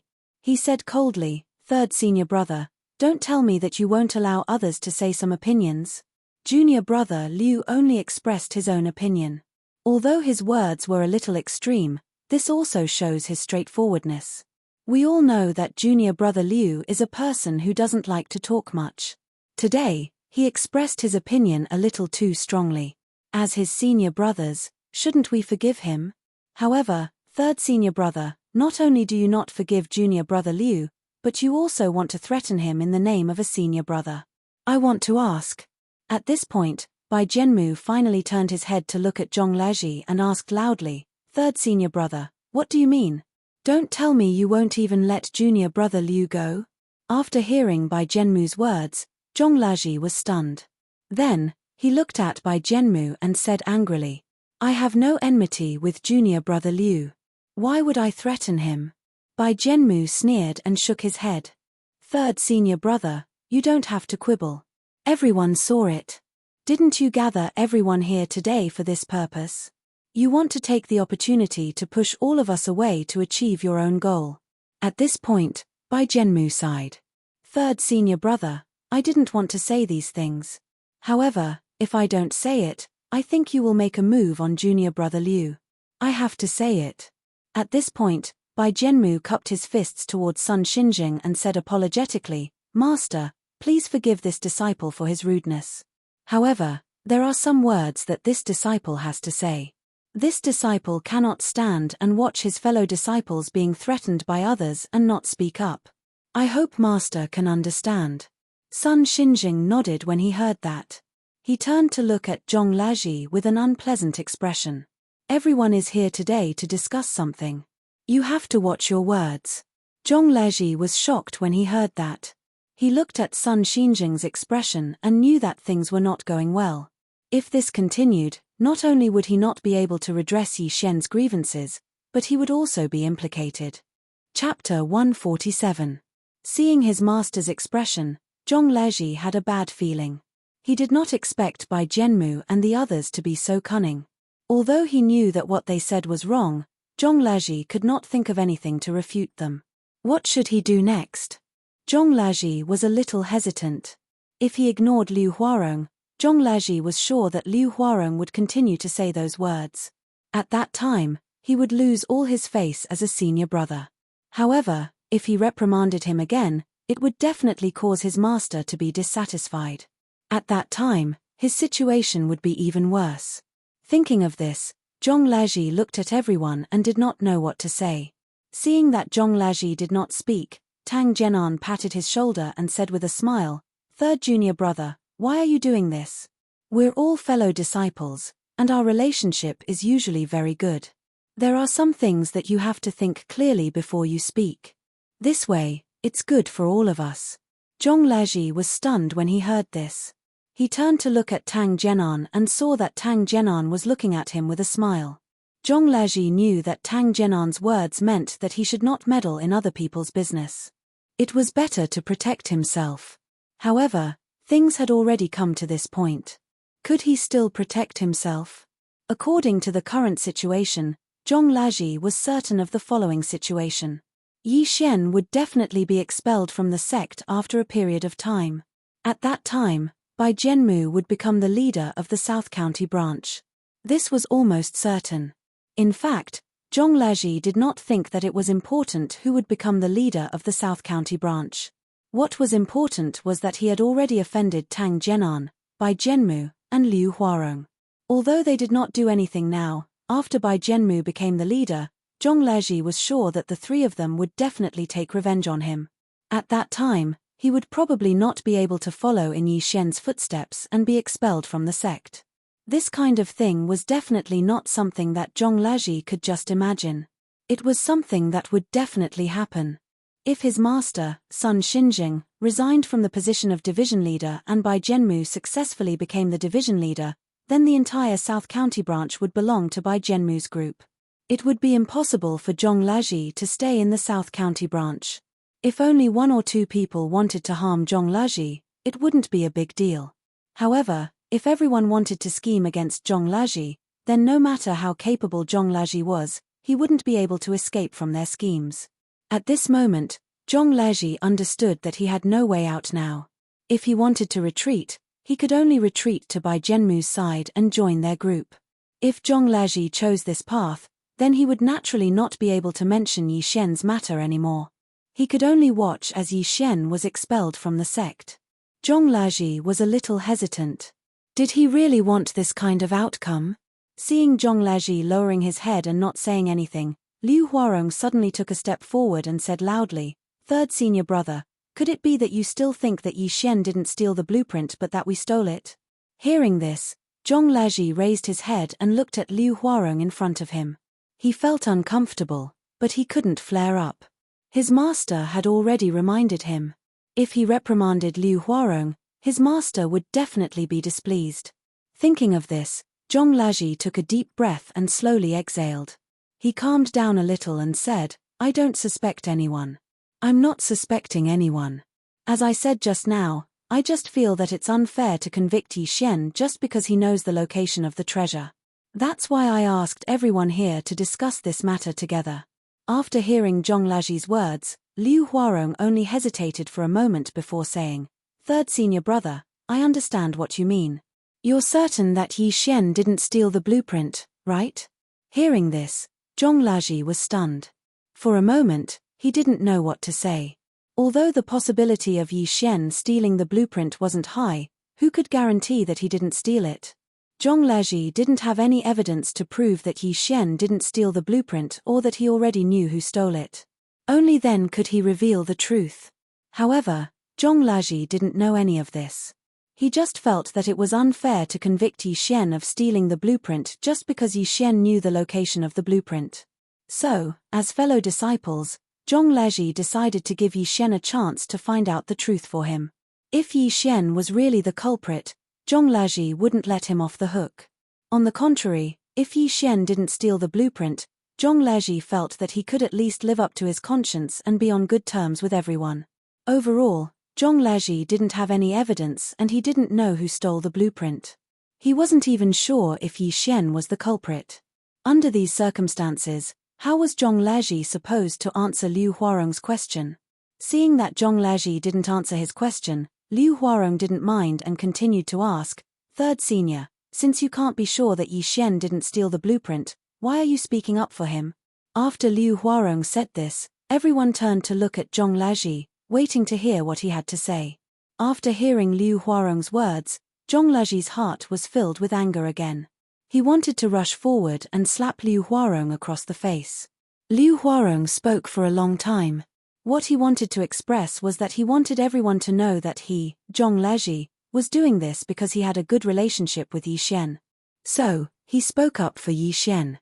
As for whether Yi Xian stole the blueprint, it didn't matter. Seeing the gazes of his fellow disciples, Zhong Laji was so angry that his hands were trembling. However, he could only endure it. Under such circumstances, if he dared to deal with Liu Huarong, he was sure that his master would be dissatisfied. This meeting, which was supposed to discuss Yi Xian, would end immediately. Zhong Laji was well aware of the consequences of this meeting. Just as he had guessed, he would no longer have the chance to clarify this matter. In the end, Yi Xian would be expelled from the sect and Bai Jianmu would naturally become the branch leader. Next, as long as Bai Jianmu became the branch leader, he wouldn't be leaving the South County branch for long. Therefore, even if Zhong Laji was extremely angry, he couldn't get angry because the consequences of getting angry were not what Zhong Laji wanted. Doing that would only satisfy Bai Jianmu. Thinking of this, Zhong Laji suppressed the anger in his heart and looked at Liu Huarong. A smile suddenly appeared on his face. Junior brother Liu, I've already said that I didn't mean that. Chapter 148. After Liu Huarong heard Zhong Laji's words, he was stunned. He did not expect Zhong Laji to be so calm. The reason why Liu Huarong said this was, of course, to anger Zhong Laji. As long as Zhong Laji was angry, everything would be fine. Whether Zhong Laji spoke arrogantly, reprimanded him, or even injured him, it did not matter. As long as Zhong Laji was angry, his mission would be completed. Liu Huarong naturally knew the consequences of Zhong Laji's anger because he was one of the schemers. As for the problem that Zhong Laji mentioned, whether Yi Xian was the one who stole the blueprint or not, in Liu Huarong's opinion, it was no longer important. This was because Yi Xian was already locked up in the Repent Pavilion. He believed that it would not be long before he was expelled from the sect. If he wanted to speak up for Yi Xian, he had already planned it out. No matter how he thought about it, only Zhong Laji could speak up for Yi Xian. This was because in the South County branch, other than Zhong Laji, no one else would listen even if they spoke up. Even if eldest senior brother LV Wenkang spoke up, Liu Huarong felt that it would not change anything. This was because eldest senior brother LV Wenkang usually did not speak, so he naturally did not have much prestige. It was impossible to rely on him to salvage the situation.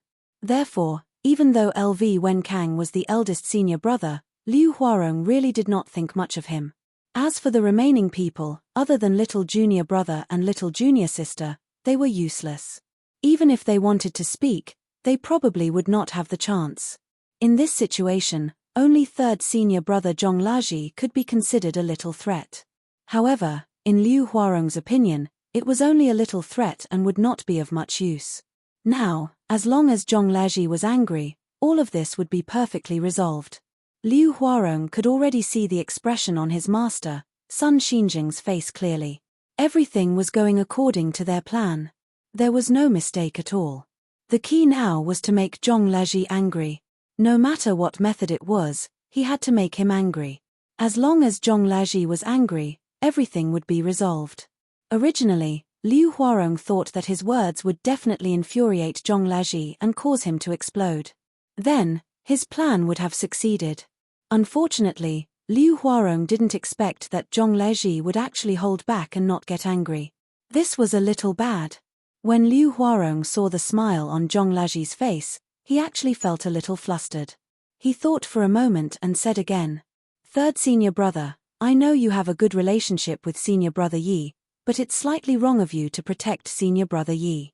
We're all fellow disciples, so why should we differentiate who's closer and who's closer? We already know that Yi Xian is the only one who knows where the blueprint was hidden. Tell me, if it wasn't Yi Xian who stole it, then who could it be?" When Zhong Laji heard this, he sneered and said, "How would I know who stole it?" You, on the other hand, at this point, Zhong Laji looked at Liu Huarong and asked curiously, "Junior brother Liu, on the other hand, why do you keep saying that the blueprint was definitely stolen by Yi Xian? Do you have any evidence? Or rather, did you see Yi Xian steal the blueprint?" Liu Huarong was stunned when he heard this. Then, he said, "Why would I see senior brother Yi steal the blueprint?" After hearing Liu Huarong's words, Zhong Laji looked into his eyes and asked again, "Since you didn't see it, how can you be sure that Yi Xian stole the blueprint?" Liu Huarong saw Zhong Laji's burning gaze and felt a little flustered, But he still answered, only Yi Xian knows where the blueprint was hidden. No one else knows where it was hidden. Isn't this enough to prove that he stole it? When Zhong Laji heard this, he shook his head and said, if you only rely on this, it definitely won't work. At this point, Zhong Laji took out the copper coin and waved it in front of Liu Huarong. He smiled and said, you saw that I don't have a copper coin. If I lose my copper coin, I'll settle the score with you. Do you think that's fair? Zhong Laji had already taken out this copper coin once, but when he took it out now, Liu Huarong was still stunned. He remembered Bai Zhenmu's answer and his heart immediately calmed down. Third senior brother, your analogy is not appropriate. It's just a copper coin. Even if third senior brother wants it, as your junior brother, I can't refuse to give it to you. Third senior brother, am I right? When Zhong Laji heard this, he shook his head and said, no, there's essentially no difference. If I lose my copper coin and want to settle the score with you, you definitely won't let me. When Liu Huarong heard Zhong Laji's words, he shook his head and said, third senior brother, the value of this copper coin and the blueprint are definitely different. Naturally, people will think differently. There's no way to compare the two. When Zhong Laji heard this, he immediately laughed. He quickly stepped forward and patted Liu Huarong on the shoulder. He said with a smile, you're right. The difference in value between the two is too great. There's no way to compare them. When Liu Huarong heard Zhong Laji agree with him, he let out a long sigh of relief and quickly said, that's right. Even if you take out this copper coin, it doesn't prove that Yi Xian isn't the one who stole the blueprint. When Zhong Laji heard Liu Huarong's words, he didn't answer him. He only looked into Liu Huarong's eyes and asked with a smile, in that case, as long as I take out something valuable for junior brother Liu to see, I'll settle the score with junior brother Liu if I lose my item. That should be fine, right? When Liu Huarong heard Zhong Laji's words, he was suddenly stunned. He subconsciously took a step back and said hesitantly, how can that be? You can't settle the score with me just because I took a look at your item. When Zhong Laji heard this, he shook his head and said, didn't you just say that the copper coin's value is too small? If I take out something more valuable, that should be fine, right? When Liu Huarong heard Zhong Laji's words, his forehead suddenly broke out in cold sweat. He looked at Zhong Laji and couldn't say anything else. Bai Zhenmu watched from the side for a long time. He thought that Liu Huarong could make Zhong Laji angry, but he didn't expect that Liu Huarong would be speechless by Zhong Laji's question. Seeing this scene, Bai Zhenmu knew that it was time for him to speak. If he didn't speak, he was afraid that Liu Huarong really couldn't deal with Zhong Laji. Thinking of this, Bai Zhenmu suddenly clapped his hands and said with a sneer, third senior fellow apprentice, you are really powerful. Junior fellow apprentice Liu has been patient for many times, but you are not willing to give in. Really, I can't stand it anymore. Speaking of this, Bai Zhenmu turned to look at Liu Huarong and asked with a smile, junior brother Liu, if you saw something important to third senior brother, would you steal it? After Liu Huarong heard Bai Zhenmu's question, he hurriedly shook his head and replied, no, why would I steal third senior brother's things? Chapter 149. Bai Zhenmu nodded after hearing Liu Huarong's words. He turned to Zhong Laji and said, third senior brother, you heard it too. Junior brother Liu said that he wouldn't steal anything from you. You should be relieved now. Zhong Laji shook his head. Junior brother Bai, can you guarantee that junior brother Liu wouldn't steal anything from me? Bai Zhenmu was stunned when he heard Zhong Laji's words. He didn't expect Zhong Laji's words to be so sharp. For a moment, he didn't know how to respond. However, Bai Zhenmu was only stunned for a moment. After a while, he recovered and said with a laugh, you're right. Third senior brother, I'm different from you. I won't frame someone just because I have a good relationship with someone. At this point, Bai Zhenmu slowly walked to Liu Huarong's side and patted him on the shoulder. Junior brother Liu, if you're the only one who knows where third senior brother hid his treasure and he lost it, I definitely won't protect you. Bai Zhenmu turned to look at Zhong Laji and sneered. Third senior brother, I won't protect him just because I have a good relationship with someone. Third senior brother, do you think I'm doing the right thing? After hearing Bai Zhenmu's words, Zhong Laji secretly cursed Bai Zhenmu for being cunning. However, he could only say, yes, you're doing the right thing. After hearing Zhong Laji agree with him, Bai Jianmu said slowly, "Then, third senior brother, are you protecting Yi Xian by doing this?" Zhong Laji quickly replied, "This is different. Although Yi Xian knows where the blueprint is hidden, we didn't see him steal it. We can't prove that he stole it." After hearing Zhong Laji's words, Bai Jianmu sneered again. "Third senior brother, who are you talking to? Don't think that you can defend him just because you have a good relationship with Yi Xian. Don't forget that the place where Master hid the blueprint should be quite hidden. It's impossible for outsiders to know about it. Under such circumstances, you still want to say that Yi Xian didn't steal the blueprint? That's too suspicious." At this point, Bai Jianmu paused and suddenly asked loudly, "Third senior brother, did you steal the blueprint? That's how you know it wasn't Yi Xian who stole it. Tell me, is that right?" Zhong Laji was furious when he heard this. He pointed at Bai Jianmu and said loudly, "You're talking nonsense. Why would I steal Master's blueprint?" Bai Jianmu was secretly happy when he saw that Zhong Laji was angry. However, his expression didn't change at all. He said calmly, "Third senior brother, other than this possibility, I can't think of any other reason why you would be so sure that Yi Xian didn't steal the blueprint." After hearing Bai Jianmu's words, Zhong Laji felt a burst of anger erupt from his heart. He instantly felt his head heating up. He pointed at Bai Jianmu and said angrily, "Junior brother, is this how you behave? Junior Bai, could it be that this is the way of a junior? You can criticize your senior for no reason, and you're even rude to your senior? Have you forgotten the principle of respecting your seniors?" Bai Jianmu ignored Zhong Laji and turned to look at Sun Xinjing. He clasped his fist and said, "Master, I may have gone overboard with my words just now, but third senior brother's actions are really suspicious." At this point, Bai Jianmu paused and glanced at Zhong Laji before continuing. "Master, we're senior brothers. I didn't want to say much. However, third senior brother's actions are really strange. Third senior brother doesn't know who stole the blueprint, but is so sure that it wasn't Yi Xian. Third senior brother can't point out who stole the blueprint. This is really strange. Therefore, I have reason to think that third senior brother is really capable when it comes to the matter of the blueprint." At this point, Bai Jianmu once again cupped his fists at Sun Xinjing and bowed. Only then did he continue, "Am I right? Please allow your disciple to say something disrespectful. I think, if Yi Xian didn't steal the blueprint, it should be third senior brother." At this point, Bai Jianmu's tone paused for a moment before he continued speaking in a more serious tone. "In fact, it's very likely that third senior brother and senior brother Yi worked together to steal the blueprint." After Bai Jianmu finished speaking, the hall fell into silence again. After a while, Zhong Laji suddenly came to his senses. He hurried to his master and said loudly, "Master, I definitely didn't steal the blueprint. I can swear to the heavens." This time, before Zhong Laji could finish his words, Bai Jianmu had already interrupted him. "Third senior brother, if swearing works, then wouldn't the world be at peace? Why would there be so many thievery cases?" After hearing Bai Jianmu's words, Zhong Laji was furious. He turned around abruptly and glared at Bai Jianmu. "Junior brother Bai, I think you're the most suspicious person here. As long as Yi Xian is the one who stole the blueprint, then the position of the next branch leader will be yours, Bai Jianmu."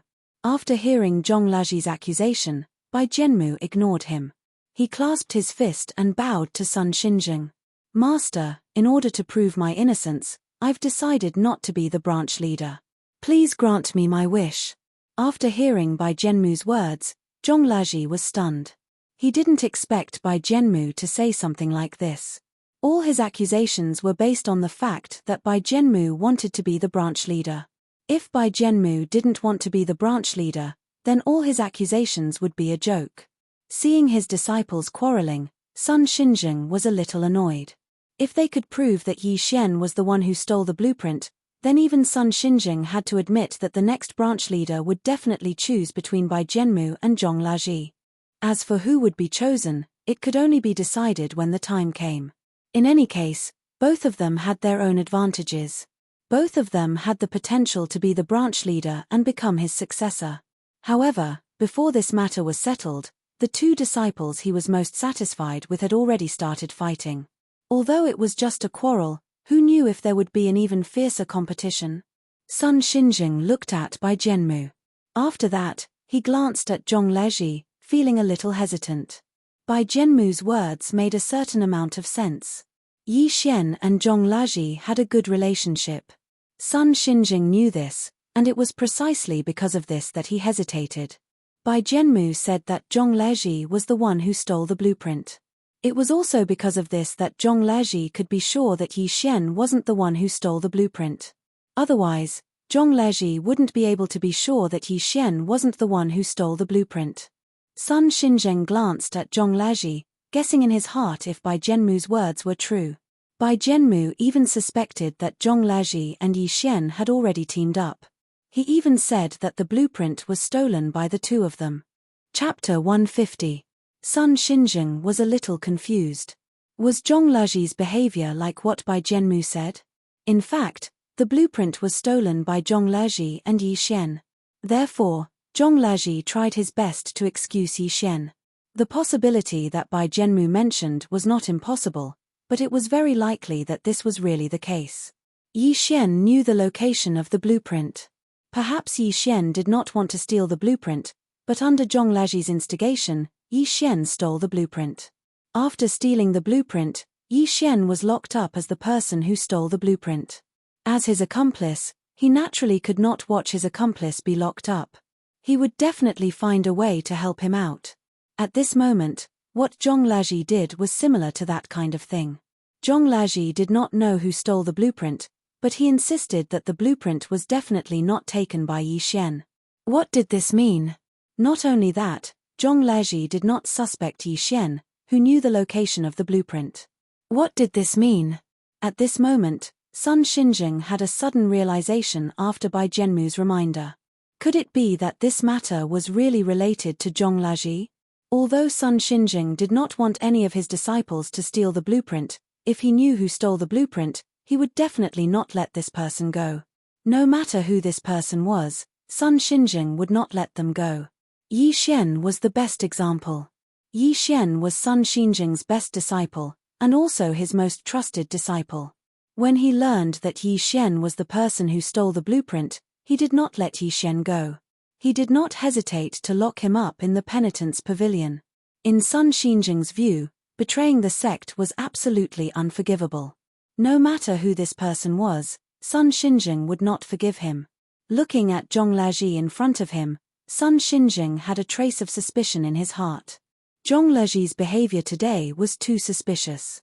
He could not point out who stole the blueprint, but he insisted that Yi Xian was definitely not the person who stole it. What was his basis? Sun Xinjing did not know what Zhong Leji's basis was. How could he be so sure that Yi Xian was not the person who stole the blueprint? Thinking of this, Sun Xinjing looked at Zhong Leji and asked slowly, "What do you have to say?" Zhong Leji heard his master's question and saw his expression didn't his master's expression. He knew something was wrong. He quickly explained himself. He quickly explained, "Master, this has nothing to do with this matter.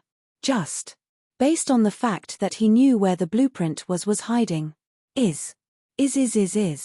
Sun Xinjing heard this and snorted coldly. Since that's the case, you say that Yi Xian is not the person who stole the blueprint.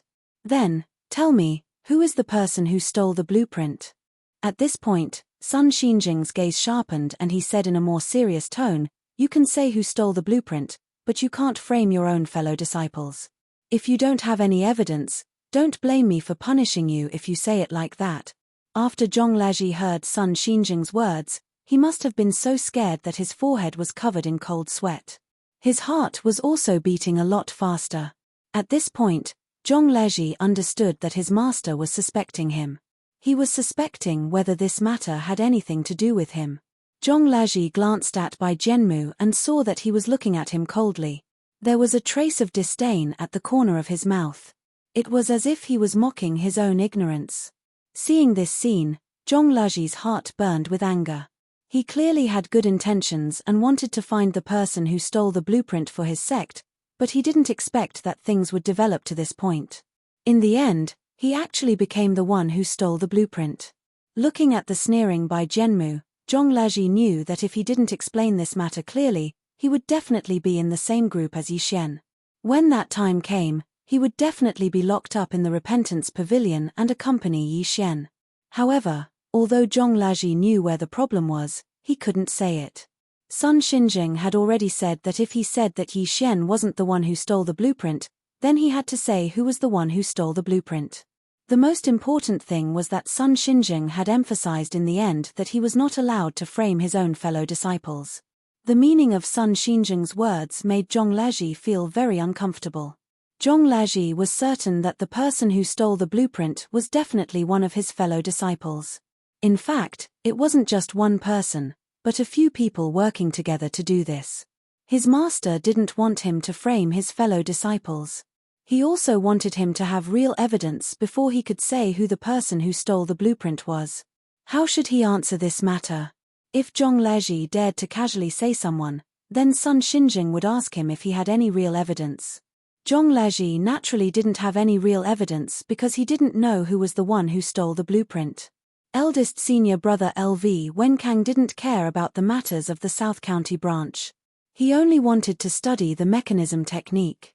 Was there no doubt about such a person? Zhong Laji felt that something was wrong. It was precisely because eldest senior brother LV Wenkang didn't want to care about the trivial matters of the South County branch. He studied the mechanism technique every day. Could it be that the precious blueprint wasn't attractive to such a person? Zhong Laji felt that it was the exact opposite. That precious blueprint was definitely more attractive to LV Wenkang than any treasure. This meant that eldest senior brother LV Wenkang was very likely to steal the blueprint for his own research. Was it impossible for second senior brother Tang Jianan to steal the blueprint? Zhong Laji felt that it was impossible. Tang Jianan's talent in mechanism techniques was not high. It was precisely because his talent in mechanism techniques was not high that he lost the ability to compete for the position of a division leader. In order to improve his mechanism techniques, Tang Jianan might also steal the precious blueprint to improve his mechanism techniques. When his mechanism techniques improved, he would naturally have a chance to compete for the position of a division leader. From the looks of it, second senior brother Tang Jianan might also steal the blueprint to improve his mechanism techniques. It was even more likely that he would steal the blueprint because his talent was not as good as Yi Xian's. However, after obtaining the blueprint, his mechanism techniques would definitely improve by a lot. At that time, he could rely on his mechanism techniques to surpass Bai Zhenmu and become the next successor of the division leader. It could be said that if he wanted to become a division leader, he had to steal the blueprint to improve his mechanism techniques. Not only that, the possibility of him stealing the blueprint was very high. His mechanism techniques and Bai Zhenmu's were already on par. If he used the effect of the blueprint to improve his mechanism techniques, he would definitely be able to surpass Bai Zhenmu. At that time, he would definitely be able to become a division leader.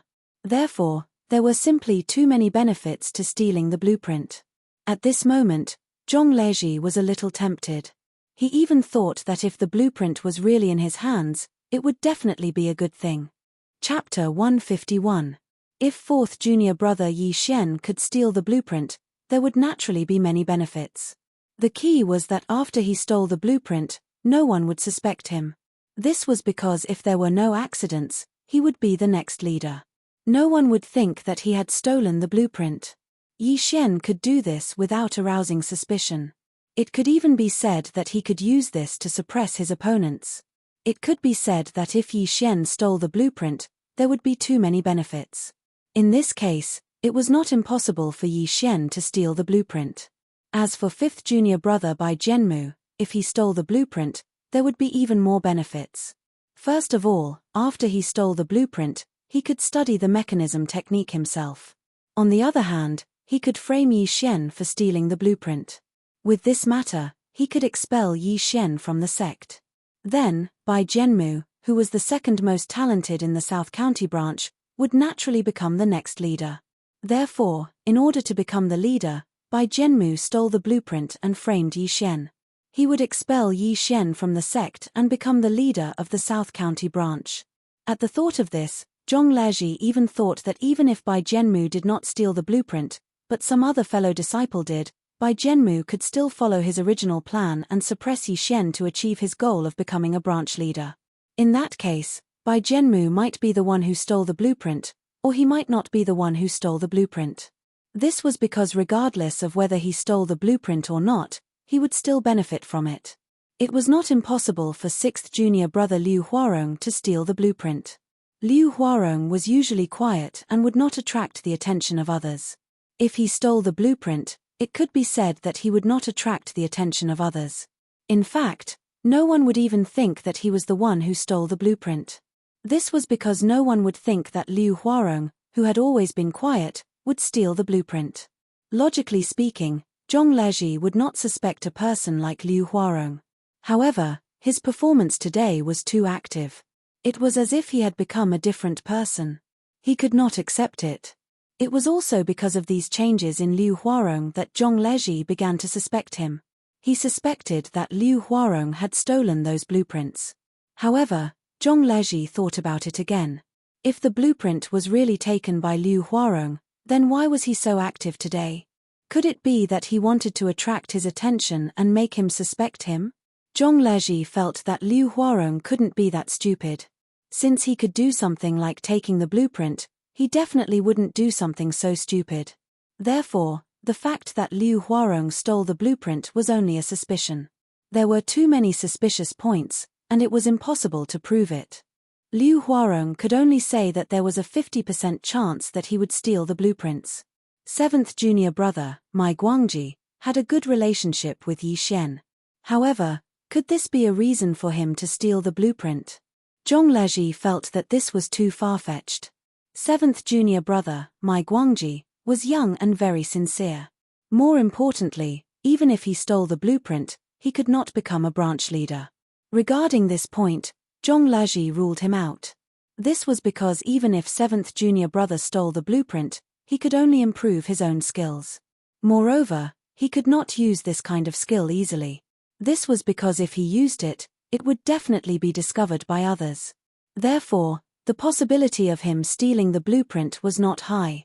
8th junior sister, Li Xueyan, was too young and was a girl. Zhong Lezhi directly ruled her out. This was because even if 8th junior sister stole the blueprint, the result would be the same as 7th junior brother. Zhong Lezhi quickly thought about the possibility of his seniors and juniors stealing the blueprint. In the end, he was shocked to find out. Other than 7th junior brother and 8th junior sister, the rest of them could have stolen the blueprint. This was because after they obtained the blueprint, it would bring them benefits. After stealing the blueprint, who would benefit the most? Of course, it would be the 5th junior brother, Bai Jianmu. He would benefit the most. He could use this opportunity to push Yi Xian out and become the next leader's successor. However, Zhong Lezhi carefully thought about Bai Jianmu's suspicions. He was shocked to find that if Bai Jianmu did not steal the blueprint, it would be more beneficial to him. This was because as long as Bai Jianmu stole the blueprint, no matter how long it took, it would be discovered by others. Even if he became the branch leader, it would definitely not be good for his reputation. Therefore, if it was someone else who had stolen the blueprints, Bai Jianmu would be able to make use of this opportunity to gain the greatest benefits. Not only that, he wouldn't have to bear the crime of stealing the blueprints and would naturally become the next branch leader's successor. In this way, the possibility of Bai Jianmu stealing the blueprint would be the smallest. Thinking of this, Zhong Lezhi turned his head and looked at Bai Jianmu. He was hesitant in his heart. He wondered if Bai Jianmu was the one who did this. Or, Bai Jianmu said that someone else was the one who did it. Thinking of this, Zhong Lezhi turned his head and looked at Liu Huarong. He guessed that Bai Jianmu might have instigated Liu Huarong to steal the blueprints. If that was the case, then this matter would be perfect. Liu Huarong could improve his skills, and Bai Jianmu could use this to achieve his own goals. Wouldn't this be killing two birds with one stone? Thinking of this, Zhong Lezhi felt that his guess was right. It should not be far from the actual situation. However, Zhong Lezhi thought about it again. Tang Jianan was still here. What role did Tang Jianan play in this? Zhong Lezhi glanced at Tang Jianan and saw him looking at him with a smile. When Tang Jianan saw Zhong Lezhi looking at him, Tang Jianan even smiled and nodded at him. Seeing this scene, Zhong Laji felt a headache. Tang Jianan, Bai Jianmu, and Liu Huarong. Looking at their performance today, they must have already joined forces. If Bai Jianmu instigated Liu Huarong to steal the blueprint, then after Liu Huarong stole the blueprint, Bai Jianmu would start to push this matter to Yi Xian and use this as an excuse to expel Yi Xian from the sect. However, what benefits could Tang Jianan obtain? If he couldn't obtain any benefits, why would he join Bai Jianmu's team? Zhong Laji felt that Tang Jianan must have obtained some benefits. Otherwise, he wouldn't join Bai Jianmu's team. This was also what Zhong Laji was suspicious about. What benefits could Tang Jianan obtain from this? Regarding this point, Zhong Laji still couldn't figure out what benefits Tang Jianan would obtain. Or rather, Zhong Laji's heart suddenly moved. Could it be that Tang Jianan was the one who stole the blueprint? Bai Jianmu instigated Tang Jianan to steal the blueprint and then used it to threaten Tang Jianan, forcing Tang Jianan to join his camp to achieve his goal of becoming the leader. Chapter 152. Looking at the smiling Tang Jianan, Zhong Laji didn't know if he was right, but he could only think this way. This was because if one didn't think about it carefully, they wouldn't feel anything. However, when one thought about it carefully, one would find that this matter was very strange. Everyone was a suspect, and there was a possibility that they would steal the blueprints. In fact, it could even be said that this included himself. Zhong Laji hadn't thought about this problem before. Now that he thought about it, it really made sense. If he stole the blueprint, there would be too many benefits. He could frame Yi Xian or Bai Jianmu at will. As long as the two of them were the scapegoats, then he would definitely be able to become the next branch master's successor. Thinking of this, Zhong Laji's heart was filled with vigilance. He knew that since he could think of this, Bai Jianmu should have thought of it as well. Not only that, his master should have thought of it as well. If he stole the blueprint, it would bring him great benefits. Seeing that Zhong Laji didn't answer his question for a long time, Sun Xinjing was a little impatient. He was already in a bad mood. When he thought of his own things being stolen by his own disciples, no one would be in a good mood at this moment. The reason why Sun Xinjing accepted them as his disciples was because he trusted them. However, this kind of trust was exchanged for this kind of result. No matter who it was, they wouldn't be happy about it. Looking at Zhong Laji in front of him, Sun Xinjing was also suspicious. Zhong Laji hadn't answered his question for a long time, and his eyes were flickering. With a glance, he knew that Zhong Laji was thinking about something. Not only that, Zhong Laji's gaze was also looking at his fellow disciples. Seeing this scene, Sun Xinjing was even more suspicious. He guessed that Zhong Laji wanted to frame someone and make them take the blame. Thinking of this possibility, Sun Xinjing couldn't bear it anymore. He slammed the table and said angrily, "I asked you a question. Why aren't you answering?" Zhong Laji, who was deep in thought with his head lowered, was startled by the sound of his master slamming the table. He suddenly reacted and hurriedly cupped his hands towards Sun Xinjing. "Master, this disciple is thinking about the whole story of this matter and who would do such a thing." After hearing Zhong Laji's words, Sun Xinjing snorted coldly. "Then what did you think of? Hurry up and tell me." After Zhong Laji heard Sun Xinjing's words, he was stunned at first. He pondered in his heart how he should answer his master's question. What he thought just now was just a guess. He didn't have any evidence to prove that someone stole it. How should he answer? Sun Xinjing had already said that he could not say anything without solid evidence. Could it be that he was just going to keep quiet like this? Zhong Laji knew that if I didn't say anything now, once master announced the end, Yi Xian probably wouldn't have another chance. After today, no one would talk about this matter anymore. They would all be sure that Yi Xian stole the blueprint. Not only that, would Yi Xian be forced to hand over the blueprint? If the blueprint was really taken by Yi Xian, then he could hand it over. But if it wasn't stolen by Yi Xian, then where would Yi Xian get the blueprint from? Since they had already determined that Yi Xian stole the blueprint and Yi Xian didn't hand it over, then Zhong Laji was certain that Yi Xian's fate would be very tragic. When that happened, it would be great if he could be expelled from the sect. The worst thing would be that he would be locked up for the rest of his life. Or rather, he would be locked up until he handed over the blueprint. The key point was, if the blueprint wasn't stolen by Yi Xian, then where would he get it from? Thinking about the outcome of this matter, Zhong Laji couldn't help but break out in a cold sweat. If Yi Xian were to encounter such a thing in the end, his fate would be extremely tragic. Thinking about Yi Xian's fate, Zhong Laji thought about himself. If this matter continued, he was afraid that he would follow in Yi Xian's footsteps.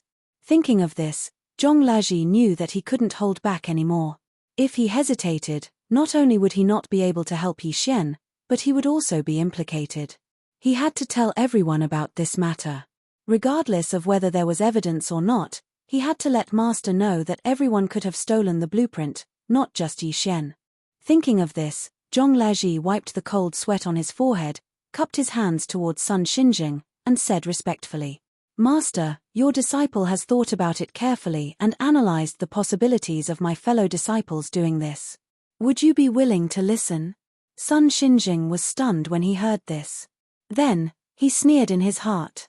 He guessed that Zhong Laji was still trying to quibble. Based on what Bai Zhenmu said just now, Sun Xinjing felt that Zhong Laji was very likely to have something to do with this matter. If Zhong Laji stole the blueprint, then no matter what he did, it would be beneficial to him. If Yi Xian was in cahoots with him, then Yi Xian would be locked up. If Zhong Laji was framing Bai Zhenmu as the person who stole the blueprint, then among the remaining disciples, Sun Xinjing was certain that Zhong Laji would become the leader. This was because Zhong Laji's talent in mechanics was second only to Yi Xian and Bai Zhenmu. It could even be said that Zhong Laji's mechanics had surpassed Bai Zhenmu in some aspects. If Yi Xian and Bai Zhenmu were both implicated by the blueprint, then the person who benefited the most would naturally be Zhong Laji. After Zhong Laji stole the blueprint, he could cultivate the knowledge on the blueprint and improve his mechanism skills. This was only one of the benefits. The other benefit was that he could 100% become the leader of the South County branch. Without the threat of Yi Xian and Bai Zhenmu, Zhong Laji was the best candidate for the leader among the remaining disciples. This meant that Zhong Laji was very likely to steal the blueprint. This was also the reason why Sun Xinjing suspected Zhong Laji. As for Bai Zhenmu, Sun Xinjing also suspected that Bai Zhenmu stole the blueprint and framed Yi Xian. This possibility was not impossible. Sun Xinjing also thought that if Bai Zhenmu stole the blueprint, then he would benefit even more than Zhong Laji. This was because Bai Zhenmu's talent in mechanics was second only to Yi Xian. Among Sun Xinjing's many disciples, he was ranked second. Since Yi Xian had been locked up, Bai Zhenmu naturally became the next leader of the branch. Ever since Yi Xian was locked up, Sun Xinjing had also considered this problem.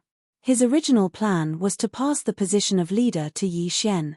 However, Yi Xian stole the blueprint and disrupted Sun Xinjing's plan.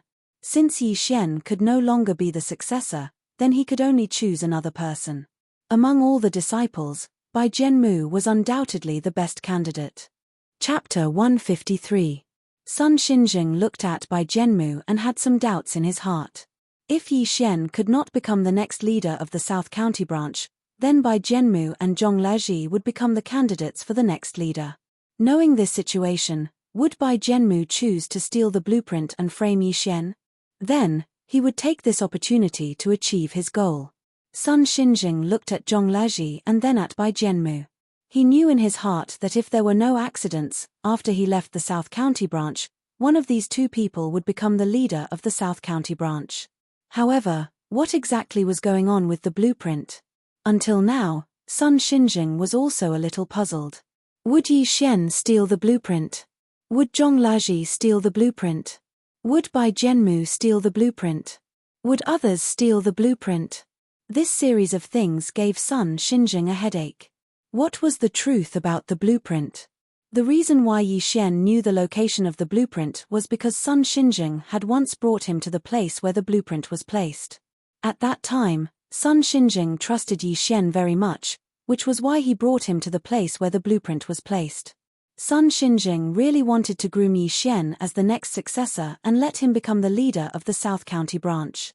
However, when he thought of this, Sun Xinjing felt a wave of anger in his heart.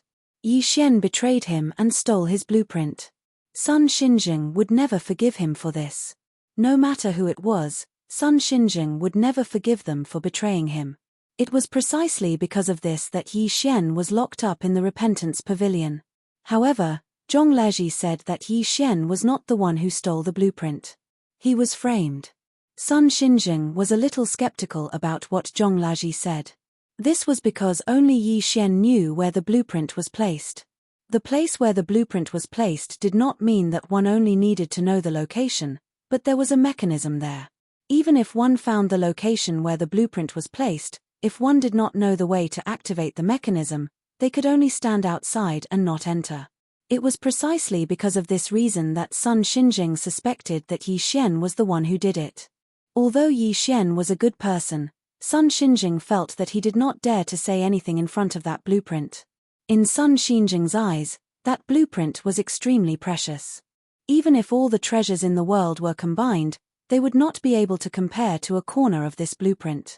His master had spent half of his life studying. It was not a trivial matter. It was also because of this blueprint that Sun Xinjing had made up his mind to look for his master to research mechanical techniques together. However, such a precious thing had actually disappeared in front of his eyes. How could this not make Sun Xinjing extremely angry? Yi Xian, Zhong Laji, and Bai Jianmu in front of him, these three people should be the most suspicious in Sun Xinjing's eyes. Both Zhong Laji and Bai Jianmu might use this matter to achieve their goals. In other words, after this matter happened, they would be able to obtain the greatest benefits. Sun Xinjing saw this very clearly. As for the others, Sun Xinjing felt that they were less suspicious. This was because regardless of whether the blueprint was lost or not, they would not obtain the greatest benefits. In the entire South County branch, the greatest benefit was, of course, the position of the branch leader. However, after the blueprint was lost, only Zhong Laji and Bai Jianmu would benefit from it. His eldest disciple, LV Wenkang, was the same as him. He wanted to study the mechanism technique and did not have any thoughts about the position of the branch leader. Therefore, Sun Xinjing did not suspect his eldest disciple, LV Wenkang, at all. This was because doing so would not benefit him at all. Even if his second disciple, Tang Jianan, lost the blueprint, it did not seem to have anything to do with him. Tang Jianan's talent was still a little inferior among his fellow disciples. In terms of mechanism technique, his skills were not very high. Even if such a person stole the blueprint, he would not obtain the greatest benefits. Just as Sun Xinjing thought of this, Zhong Laji had already quarreled with him again. He cupped his fists and bowed. "Master, if you don't blame me, then I will analyze the whole matter." When Sun Xinjing heard this, he thought for a moment before nodding his head. "All right, go ahead." At this point, Sun Xinjing glanced around and said loudly, "Everyone is here. Listen to what he has to say and think about who did this."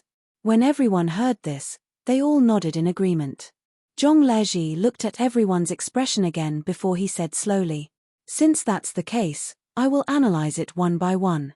At this point, Zhong Laji turned to look at his eldest senior brother, LV Wenkang, and cupped his fists before he said slowly, "Now, let's talk about our eldest senior brother." At this point, Zhong Laji's tone became more serious. He looked at his eldest senior brother, LV Wenkang, and saw that after hearing this, LV Wenkang's expression changed obviously. He could not help but narrow his eyes and look over. Seeing this, Zhong Laji sighed in his heart. He knew that no matter what he said, he would eventually offend his eldest senior brother. However, if he did not say it, according to his judgment just now, he would not have the chance to say it in the future even if he wanted to. This was because after today, if this matter was not resolved, Bai Jianmu would definitely get rid of him. At that time, even if he wanted to say something, he would not have the chance. Thinking of this, Yi Xian looked apologetically at his eldest senior brother, LV Wenkang, and said, "Eldest senior brother, I'm sorry. I didn't mean anything else. I just wanted to analyze the matter between us. Please don't blame me." After hearing Zhong Laji's words, LV Wenkang nodded and said with a smile, "Third junior brother, feel free to say it. I won't blame you.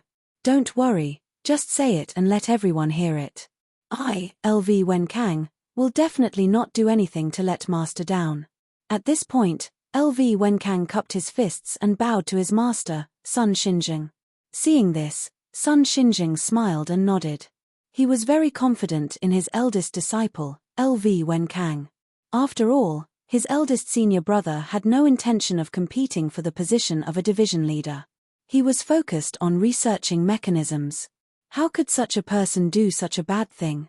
Seeing the smile on his master's face, LV Wenkang nodded in satisfaction. He turned to look at Zhong Laji and said with a smile, "Third junior brother, then you can start. Don't worry, just say it. Master, and I won't blame you." Seeing the smile on LV Wenkang's face, Zhong Laji's heart couldn't help but skip a beat. He knew that his eldest senior brother Li Wenkang was smiling right now, but when he heard his analysis, his smile would probably disappear completely. Chapter 154. Hearing Zhong Laji say that he wanted to analyze the possibility of his fellow disciples doing this, a sneer appeared on Bai Zhenmu's face. Bai Zhenmu knew that as long as Zhong Laji said it, he would offend everyone. At that time, Zhong Laji would have no way out. Unless he could find the real person who stole the blueprint, it would be very difficult for Zhong Laji to stay in the South County branch. After all, what he was going to say later would offend all his fellow disciples. As for finding the real person who stole the blueprint, Bai Zhenmu only sneered. It was just a dream. Next, he was going to watch a good show. Zhong Laji also heard Bai Zhenmu's cold snort and knew what he was thinking. However, at this time, he had no way out. He could only continue. Thinking of this, Zhong Laji once again cupped his fists at his eldest senior brother LV Wenkang and said loudly, "Eldest senior brother, I won't stand on ceremony then." LV Wenkang heard this and waved his hand with a smile. "You're welcome. Hurry up and say it. Everyone is waiting anxiously." Hearing this, Zhong Laji nodded and looked at the eldest senior brother apologetically. Then, he slowly said, "What we're talking about today is about the blueprint. Master's blueprint is missing, and the person who stole the blueprint must be one of us. I don't think anyone has any doubts about this, right?" Speaking of this, Zhong Laji paused for a moment before continuing. "Since it was one of us who stole it, of course, Yi Xian, who knows the location of the blueprint, is definitely the most suspicious. Everyone won't doubt this, right?" Speaking of this, Zhong Laji paused and looked around. He looked at the expressions of his fellow disciples before continuing. "However, just because Yi Xian knows the location of the blueprint, I feel that it's unfair to assume that he stole the blueprint. That's why I gathered everyone here today to discuss this matter. First, let's talk about what benefits you will get if the blueprint is obtained by everyone. As you know, no one will do something without benefits. It's the same for blueprints. Only those who need the blueprint will treat it as a treasure. As for those who don't need the blueprint, even if you give it to them, they probably won't want it. That's why I want to talk about what benefits you will get after obtaining this blueprint." At this point, Zhong Laji paused and turned to look at eldest senior brother LV Wenkang. He nodded apologetically before he continued. "First, let's talk about eldest senior brother. We all know that he doesn't have any thoughts about the position of the branch leader. What he likes the most is to quietly study mechanism techniques every day. It can be said that no one can compare to his perseverance in studying mechanism techniques. When it comes to studying mechanism techniques, in order to study to understand a matter to pay, he would pay any price. He would to study to understand something, he would pay any price. Would such a person would steal a blueprint? Study till tus. To the other senior brother. Was to last to senior brother. There. Li Shuiyan didn't expect Zhong Laji to ask her such a question. She was stunned for a moment before replying softly. "No, I don't think eldest senior brother would steal a blueprint." After hearing Li Shuiyan's reply, Zhong Laji nodded and continued. "Logically speaking, someone like eldest senior brother who studies mechanism techniques wholeheartedly wouldn't steal something." Speaking of this, Zhong Laji paused for a moment. He looked around before continuing. "However, what we lost is a blueprint. It's an extremely precious blueprint. I think everyone knows the value of this blueprint. It can be said that no matter who it is, as long as someone who understands mechanism techniques obtains this blueprint, their skill level in mechanism techniques will increase greatly. This blueprint might be given to someone who doesn't know anything about mechanisms, and that person wouldn't want it.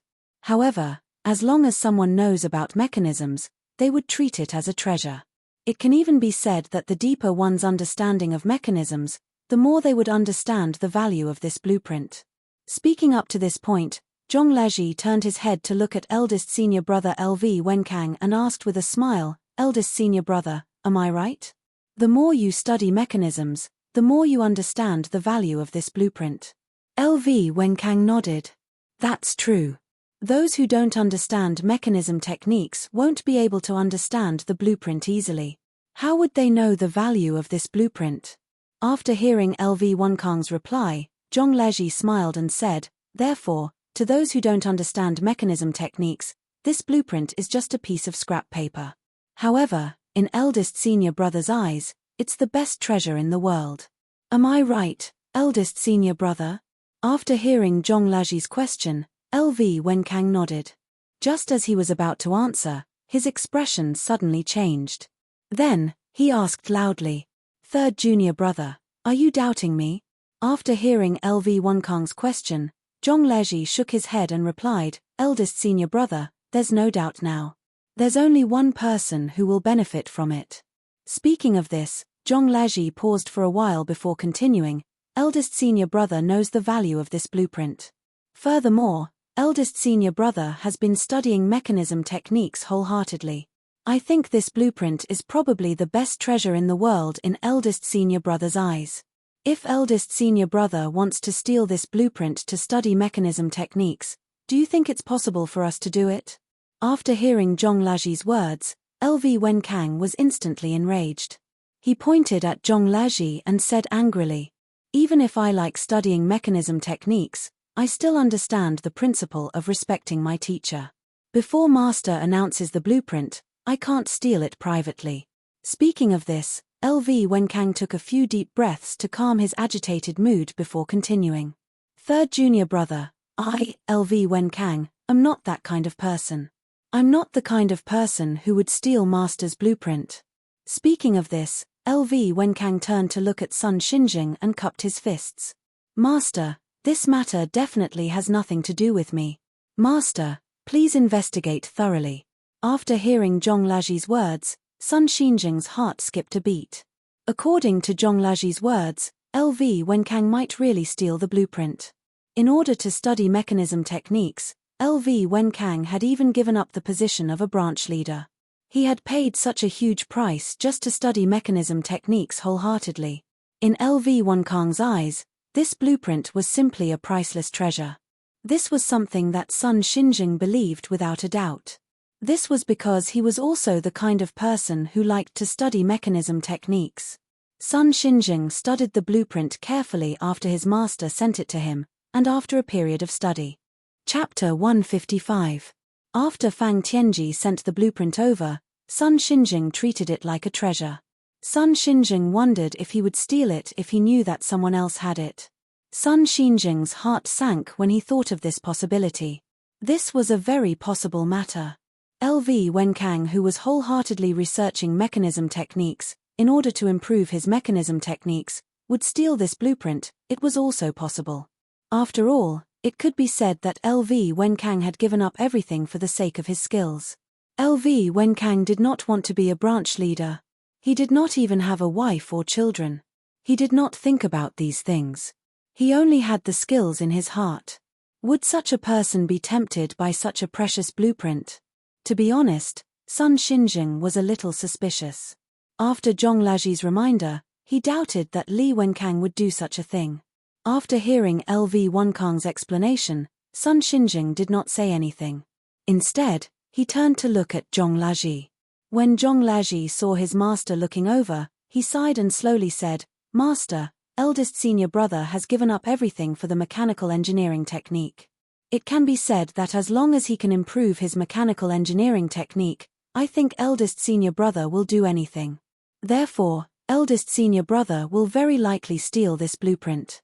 LV Wenkang flew into a rage after hearing Zhong Laji's words. He took 2 steps forward and walked to Zhong Laji's side. He reached out and grabbed Zhong Laji. "Third junior brother, We have no grudges. Why do you want to frame me? Tell me clearly today why you want to frame me. Zhong Lezhi shook his head after hearing LV Wenkang's accusation. He smiled bitterly and said, "Eldest senior brother, I am not framing you. This is just my analysis." Zhong Lezhi paused for a moment, looked at LV Wenkang, and smiled bitterly before continuing. "Senior brother, please forgive me for my rudeness. If eldest senior brother really stole that blueprint, would it be of help to your mechanical arts? Would it immediately improve your mechanical arts?" After LV Wenkang heard Zhong Lezhi's question, he was stunned at first, then he let go of Zhong Lezhi and nodded sadly. Then, he shouted again, "Brother Zhong Lezhi, but even so, I can't possibly steal Master's blueprints. Third junior brother, please believe me. I really can't steal Master's blueprints. I, LV Wenkang, would never do such a thing." At this point, LV Wenkang's gaze once again turned to Sun Xinjing as he shouted, "Master, this matter really wasn't done by this disciple. Master, please investigate thoroughly." When Sun Xinjing heard this, he waved his hand and said in a low voice, "Step aside first. Let's listen to what others have to say first." After LV Wenkang heard Sun Xinjing's words, the expression on his face suddenly froze. He didn't dare to say what he wanted to say next. He could only stand aside with his head lowered. Seeing LV Wenkang stand aside, Sun Xinjing then turned to the rest of the disciples and asked, "What do you guys think?" After hearing Sun Xinjing's words, everyone was stunned. Then, they shook their heads. Seeing this scene, Sun Xinjing was somewhat annoyed. He pointed his finger at Tang Jianan and loudly said, "You are the second senior brother. You should be the first to speak. What is your opinion on this matter?" After being called out by his master, Tang Jianan was stunned. He looked at Sun Xinjing and didn't know what to do. He really didn't expect things to develop to this stage. He thought that the person he was targeting today was only Zhong Lezhi. He didn't expect his master to ask him to express his opinion on LV Wenkang. What should he say? Should he say that LV Wenkang could have stolen the blueprint?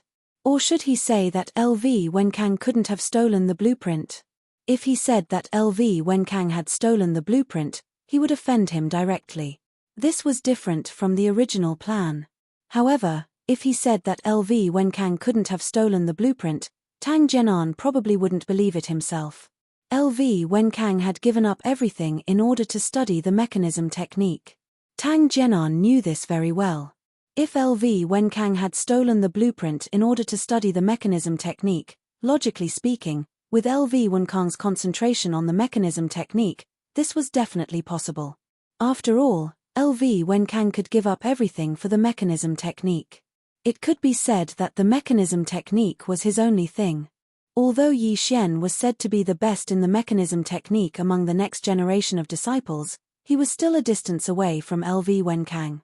In the South County branch, other than his master, Sun Xinjing, no one could compare to LV Wenkang's mechanism technique. Not only that, some people even suspected that LV Wenkang's mechanism technique had already surpassed his master, Sun Xinjing. After all, Sun Xinjing was the branch master of the South County branch. He had wasted too much of his time dealing with trivial matters. On the other hand, LV Wenkang was different.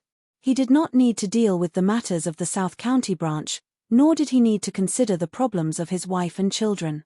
In fact, he only took in one disciple, and this only disciple was only there to be his assistant. Therefore, the time LV Wenkang spent studying the mechanism technique far exceeded that of his master, Sun Xinjing. It was very possible that his mechanism technique had already surpassed his master's. At their level, it could be said that they had reached a kind of bottleneck. It was already very difficult for them to increase their strength further. It was even more difficult to break through this bottleneck by themselves. At this time, if they had this blueprint, then the situation would immediately be different. Under the guidance of this blueprint, the bottleneck that was difficult to break through would soon be broken through and they would enter the next stage. To a mechanism master, this kind of attraction was simply irresistible. After hearing Zhong Lezhi's words, even Tang Jianan believed it. He believed that LV Wenkang had indeed stolen the blueprint. In order to break through his bottleneck, LV Wenkang had stolen this blueprint to achieve his goal. This kind of guess was very likely to happen. Under such circumstances, if Tang Zhenan said that LV Wenkang had not stolen the blueprint, even he himself would not believe it. Not only that, if Tang Zhenan said that LV Wenkang had not stolen the blueprint, his master would definitely think that there was something wrong with it. If he could not see such an obvious thing, his second senior brother would be too retarded. However, if LV Wenkang had stolen the blueprint, then wouldn't today's plan be ruined? The original plan was to anger Zhong Leji and then wait for Zhong Leji to get angry. Then, when Zhong Leji was angry, he would take the opportunity to drag him down so that he would not be able to drag this matter out. However, a problem appeared. If LV Wenkang might have stolen the blueprint, then wouldn't the previous plan be in vain? Zhong Leji could easily get rid of the implication of this matter and jump out of the picture. He would become an outsider. It would not be easy to implicate him in this matter again. Chapter 156. This kind of result was not what Tang Zhenan wanted. What they wanted was to make Zhong Leji angry and then use this opportunity to implicate Zhong Leji. However, the situation had changed, and Tang Zhenan was caught off guard. In the end, the eldest senior brother, LV Wenkang, who was the least suspected, was also suspected. Not only that, this suspicion was so convincing. Tang Zhenan turned to look at his fellow apprentices and found that they all had a look of doubt in their eyes. Tang Zhenan knew that Zhong Leji's words had worked. Now, everyone believed that LV Wenkang was the one who stole the blueprint. That was because LV Wenkang did have the motive and reason to steal the blueprint. In the South County branch, eldest senior brother LV Wenkang did not want to fight for the position of the branch leader. Everyone knew about this very well. They also admired eldest senior brother LV Wenkang's character. They also admired him for giving up everything in order to study the mechanism technique. However, at this moment, this admirable thing had turned into evidence. LV Wenkang could give up everything in order to learn more advanced mechanism techniques. This meant that in his eyes, only mechanism techniques were what he wanted the most. If that was the case, wouldn't that mean that this blueprint was also the thing he wanted the most? For the sake of mechanism techniques, the eldest senior brother, LV Wenkang, could give up everything. In other words, in order to learn mechanism techniques, the eldest senior brother, LV Wenkang, could do anything, including stealing the blueprint. Everyone knew that as long as LV Wenkang obtained the blueprint, his mechanism techniques would definitely improve by leaps and bounds. No one doubted this. On one hand, the eldest senior brother, LV Wenkang, liked to study mechanism techniques. On the other hand, he did have extraordinary talent in this aspect. Once the eldest senior brother, LV Wenkang, obtained this blueprint, he would break through his bottleneck in mechanism techniques in a short period of time and reach a new height. And this result was exactly what LV Wenkang wanted. It was something that he had been pursuing for his entire life. Everyone looked at eldest senior brother LV Wenkang. At this moment, LV Wenkang's expression of righteous indignation seemed to be an act in everyone's eyes. All of this was done by him. He had pretended to feel that way so that everyone would believe that he hadn't stolen the blueprint. Seeing this, Tang Zhenan could only sigh. Things had developed to this point. If he said that it was impossible for LV Wenkang to steal the blueprint, then he would be suspected in his master's eyes. Tang Zhenan wanted to say that LV Wenkang was a suspect, but he was unwilling to do so. Originally, the situation in the hall was within expectations. However, in just a short period of time, a shocking change had occurred.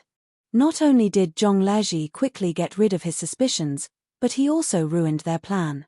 At this point, Tang Zhenan had no other choice. He turned his head to look at Bai Zhenmu, wanting to see what he meant. But when he turned his head to look at Bai Zhenmu, he was disappointed. Bai Zhenmu was looking at the ground with his head lowered. He had no intention of speaking. Helpless, Tang Zhenan turned his gaze to Liu Huarong. Liu Huarong was also looking at Tang Zhenan, but his eyes were flickering. It seemed that he was feeling extremely conflicted.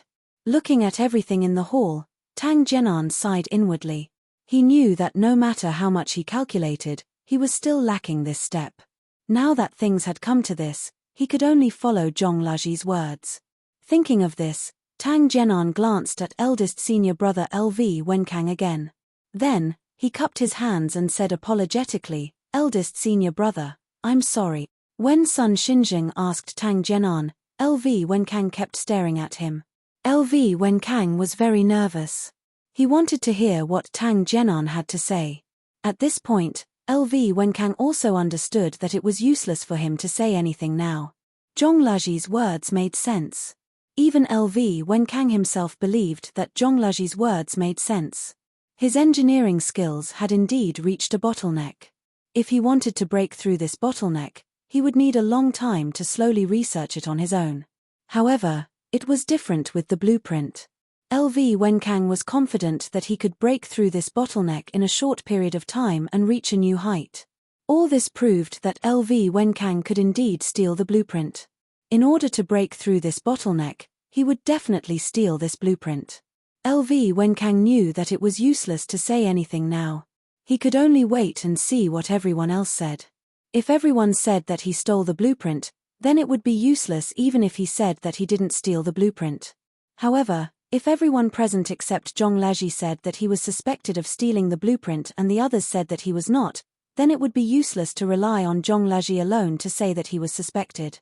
Therefore, LV Wenkang stared at Tang Zhenan closely. He wanted to see what Tang Zhenan would say. This was very important. If Tang Zhenan also said that he was suspected, then it would be very important. If Zhong Laji said that he was suspected, then it represented his own opinion. In fact, it wasn't very important.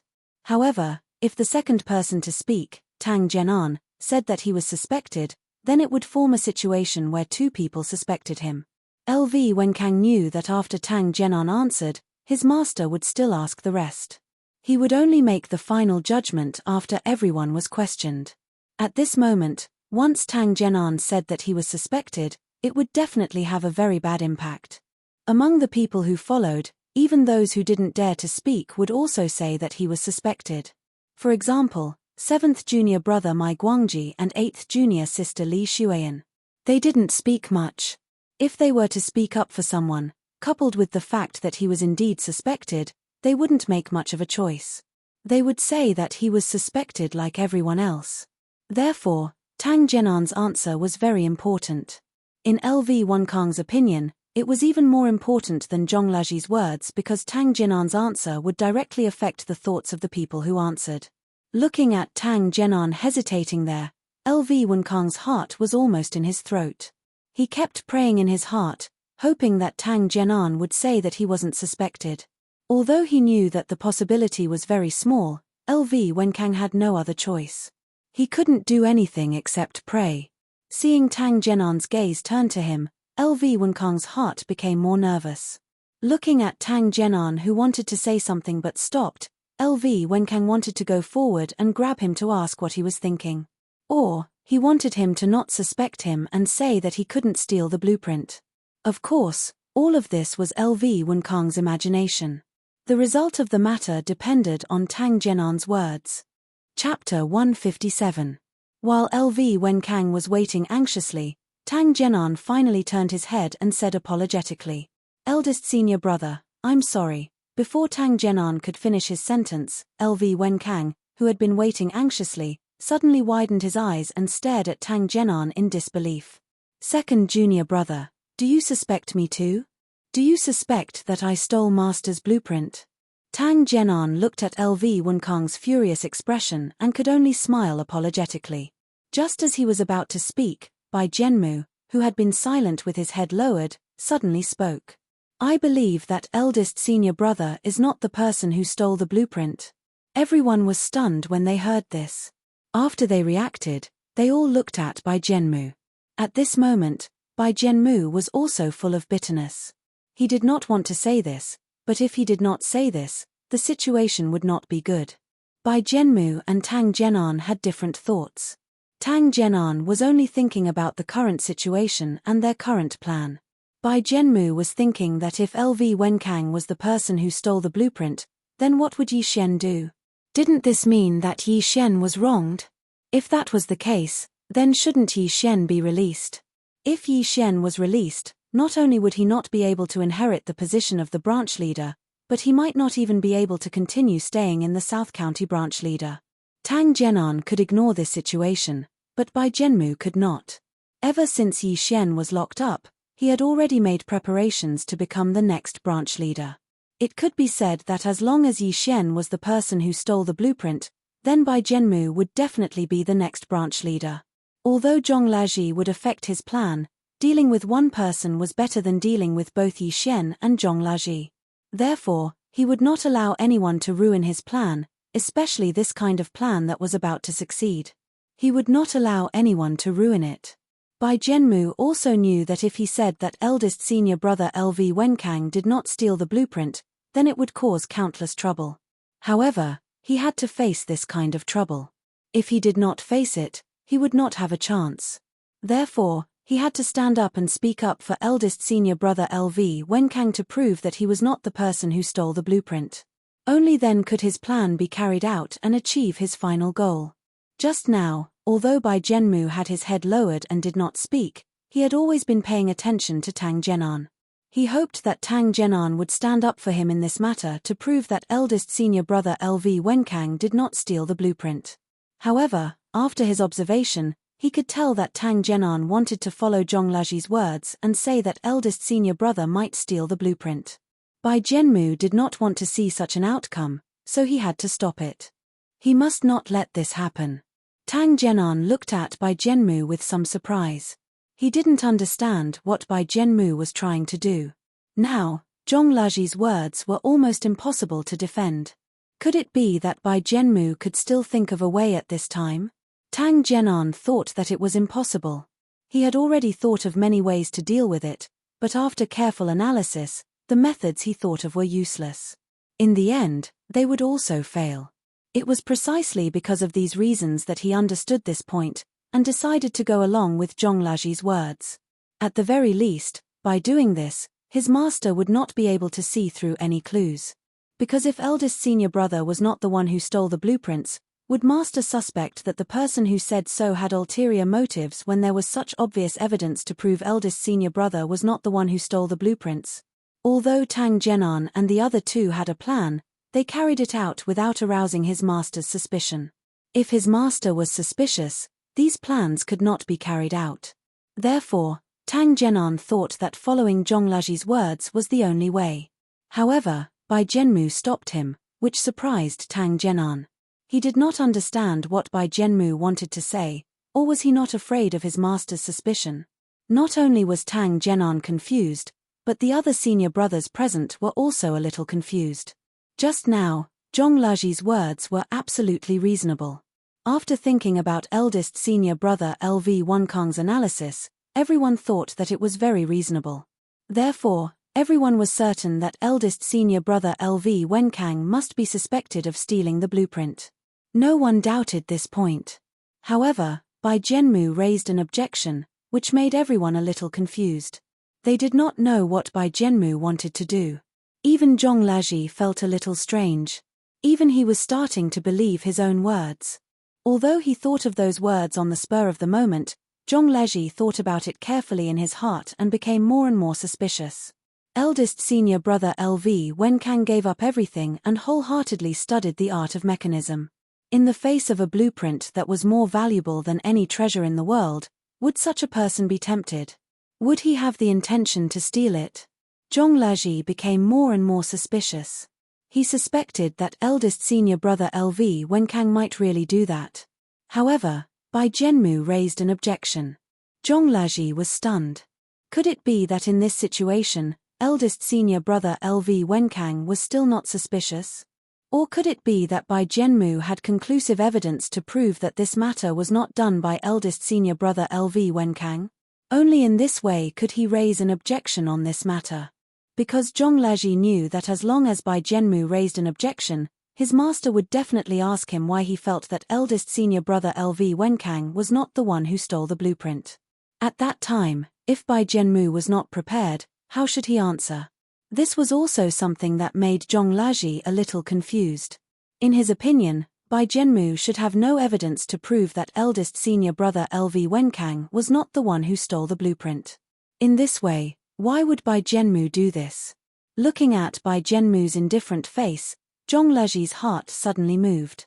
He somewhat understood what Bai Jianmu was thinking and also understood what Bai Jianmu wanted to do. Zhong Lezhi understood that the reason for all of this was Yi Xian. If everyone said that LV Wenkang was suspicious and thought that LV Wenkang might have stolen the blueprint, then what would Yi Xian, who was locked up in the Repentance Pavilion, do? If eldest senior brother was the one who stole the blueprint, then shouldn't Yi Xian be released? Zhong Lezhi understood that as long as Yi Xian was released, then the person who would inherit the position of the next branch master would definitely have nothing to do with Bai Jianmu. This was because Yi Xian was originally the first successor. If there were no accidents, his master would definitely let Yi Xian be the next branch master of the South County branch. This was no longer a secret in the South County branch. Everyone knew about this matter. Not only that, even Sun Xinjing himself had mentioned this matter in front of everyone. Chapter 158. If Yi Xian was released, it would prove that he wasn't a suspect and that he wasn't the person who stole the blueprint. In that case, Sun Xinjing's words would hold true. Yi Xian would become the next leader. Bai Jianmu didn't want to see such a situation happen. Zhong Lezhi knew this very well. Everything Bai Jianmu had done was probably for the sake of the leader's position. Regardless of whether he had stolen the blueprint or not, he should be willing to see what was happening now. Therefore, Bai Jianmu definitely wouldn't allow this matter to change. If that happened, all his plans would fall through. As for becoming the leader, that would be impossible. Zhong Lezhi naturally understood why Bai Jianmu was doing this. He also understood that even if Bai Jianmu didn't have a choice, he would stop this from happening. This was because in Bai Jianmu's mind, other than Yi Xian, no one else could be the person who stole the blueprint.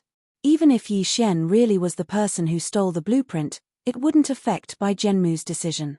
Zhong Lezhi calmed down slightly when he thought of this. He thought about it carefully and felt that there wouldn't be any unexpected changes.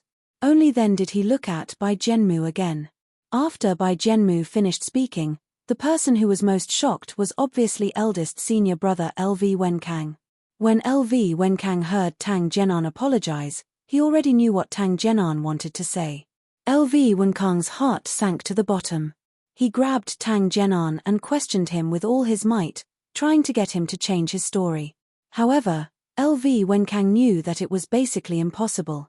After apologizing in front of so many people, it meant that Tang Zhenan had already made up his mind to say that he was a suspect and that he might be the person who stole the blueprint. How could he change his story just because of LV Wenkang's questioning? LV Wenkang was furious when he saw Tang Zhenan's apologetic face. Tang Zhenan's aptitude wasn't too good. Of course, this was only in comparison to his fellow disciples. If he was compared to others, his talent would be considered excellent. It was precisely because of this that LV Wenkang had helped Tang Zhenan a lot when he first joined the sect. When Tang Zhenan joined the sect at the age of 15, he was still an ignorant youth. When he had problems that he didn't know, LV Wenkang would always guide him carefully. At that time, LV Wenkang thought that he was the eldest senior brother and that he had the obligation to guide his junior brother. It could be said that Tang Zhenan's skills were definitely related to LV Wenkang's SS.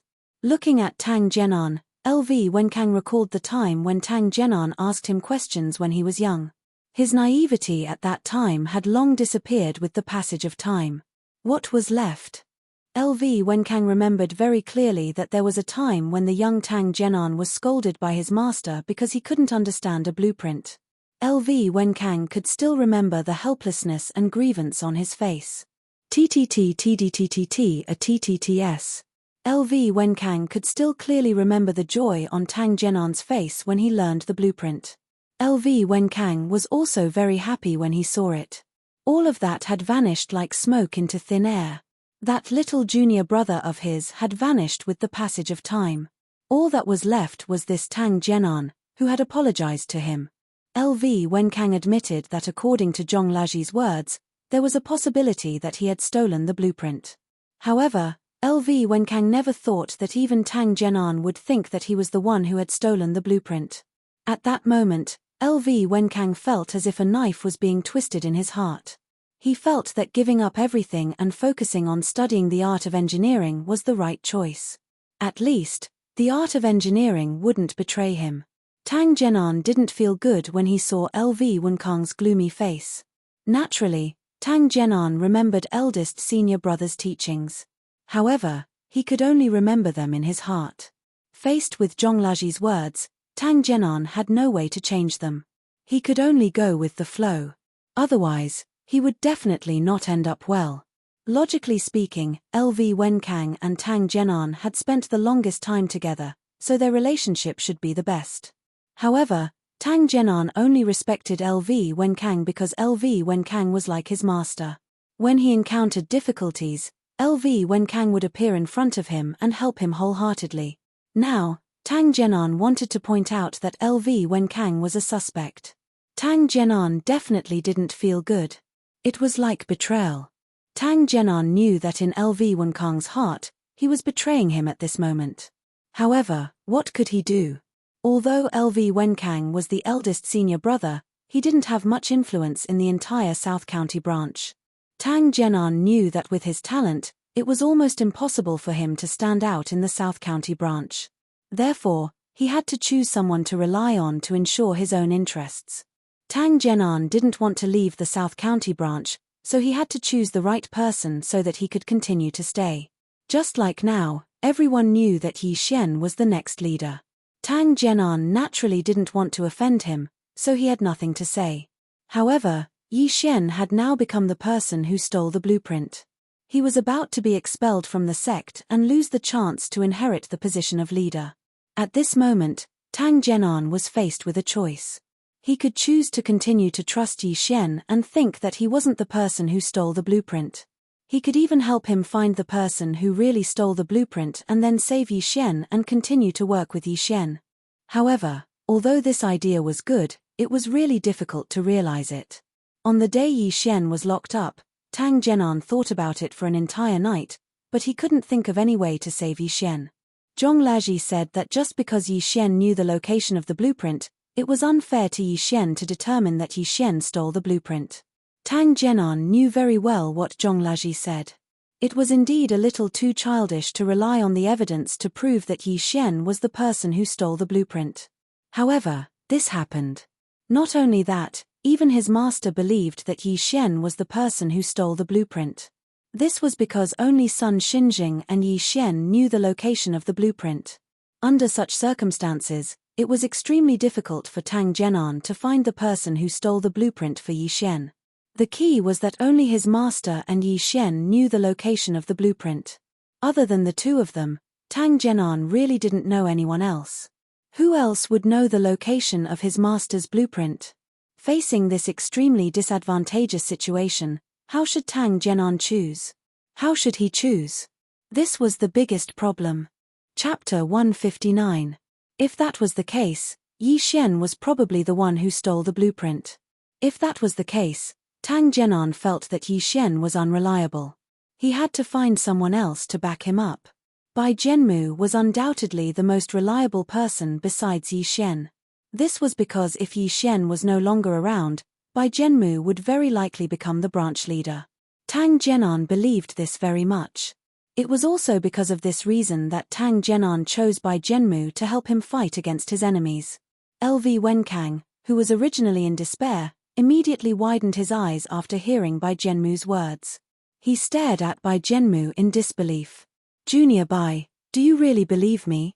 Bai Zhenmu nodded after hearing LV Wenkang's words. He smiled and said, "I believe you, senior brother. I believe that you didn't steal the blueprint." LV Wenkang's eyes lit up after hearing Bai Zhenmu's words. He immediately turned around and looked at Zhong Laji. He said, "How is it? I said that I didn't steal the blueprint.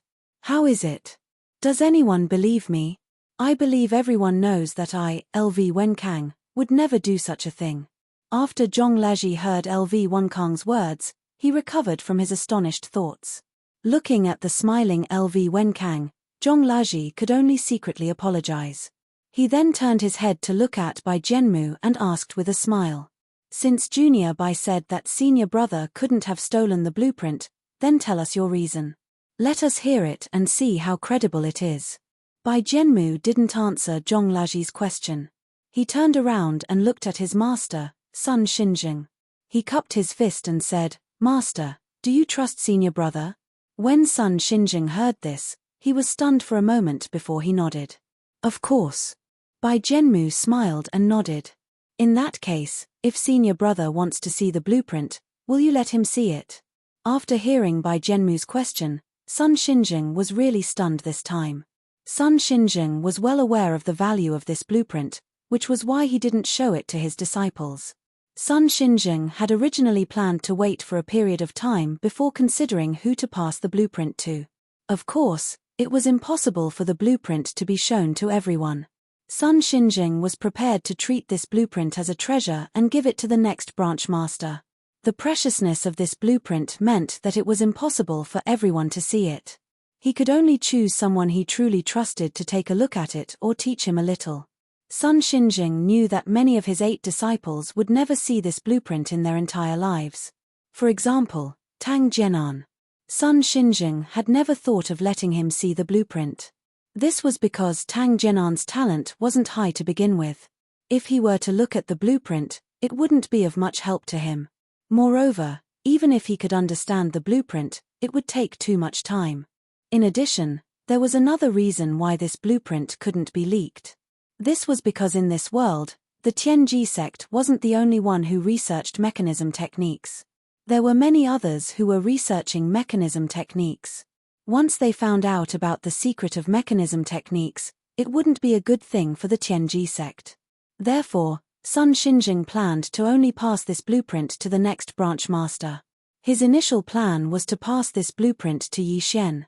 Sun Xinjing hadn't thought of passing it to anyone else. This was because he didn't have time to think about it during this period of time. He was completely attracted by this blueprint. Other than the necessary meals and sleep, he spent almost all his time studying this blueprint. At this moment, after hearing Bai Jianmu's question, Sun Xinjing didn't know how to answer. If he said that he originally planned to let LV Wenkang see this blueprint, then wouldn't he be breaking his promise if he didn't let him see it? However, if he said that he didn't plan to let LV Wenkang see this blueprint, then wouldn't LV Wenkang be bitterly disappointed?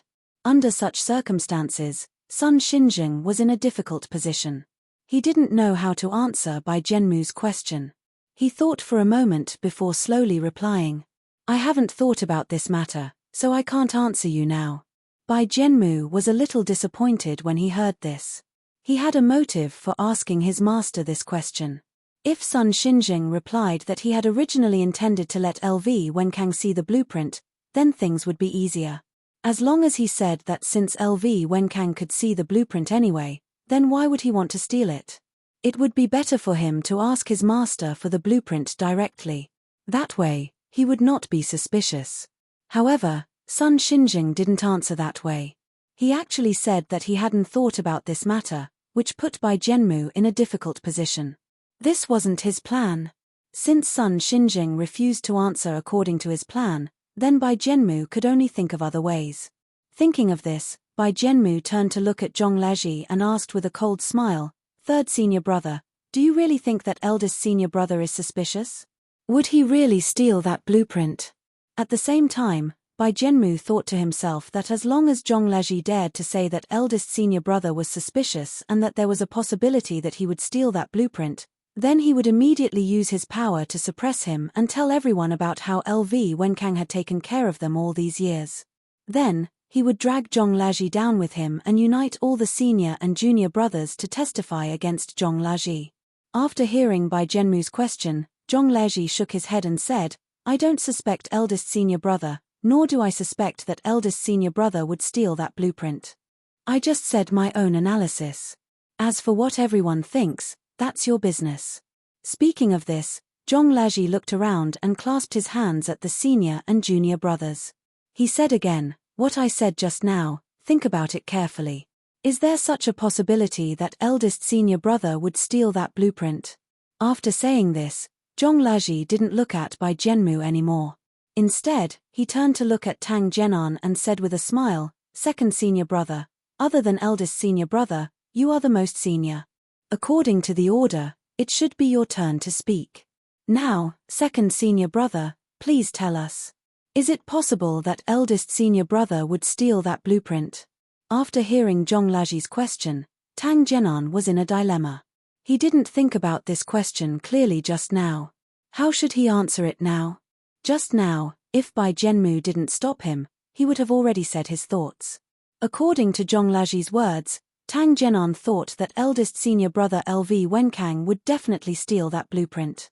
Eldest senior brother's only purpose in life was to study mechanism techniques. With such a precious blueprint in front of him, it was very likely that he would steal it and study mechanism techniques. Tang Zhenan wanted to answer this, but Bai Zhenmu stopped him just now. This meant that Bai Zhenmu didn't want him to answer this way. Instead, he wanted him to deny this matter and prove that eldest senior brother LV Wenkang would never steal that blueprint. Chapter 160. What made Tang Zhenan feel troubled was that if he did not answer that way, how should he answer? Say that it was impossible for his eldest senior brother to steal the blueprint. Tang Zhenan believed that as long as he said that, Zhonglajie would definitely ask him why it was impossible for his eldest senior brother to steal the blueprint. At that time, how should he answer him? It was because he could not think of a reason why his eldest senior brother could not steal the blueprint that he wanted to answer that his eldest senior brother might have stolen the blueprint.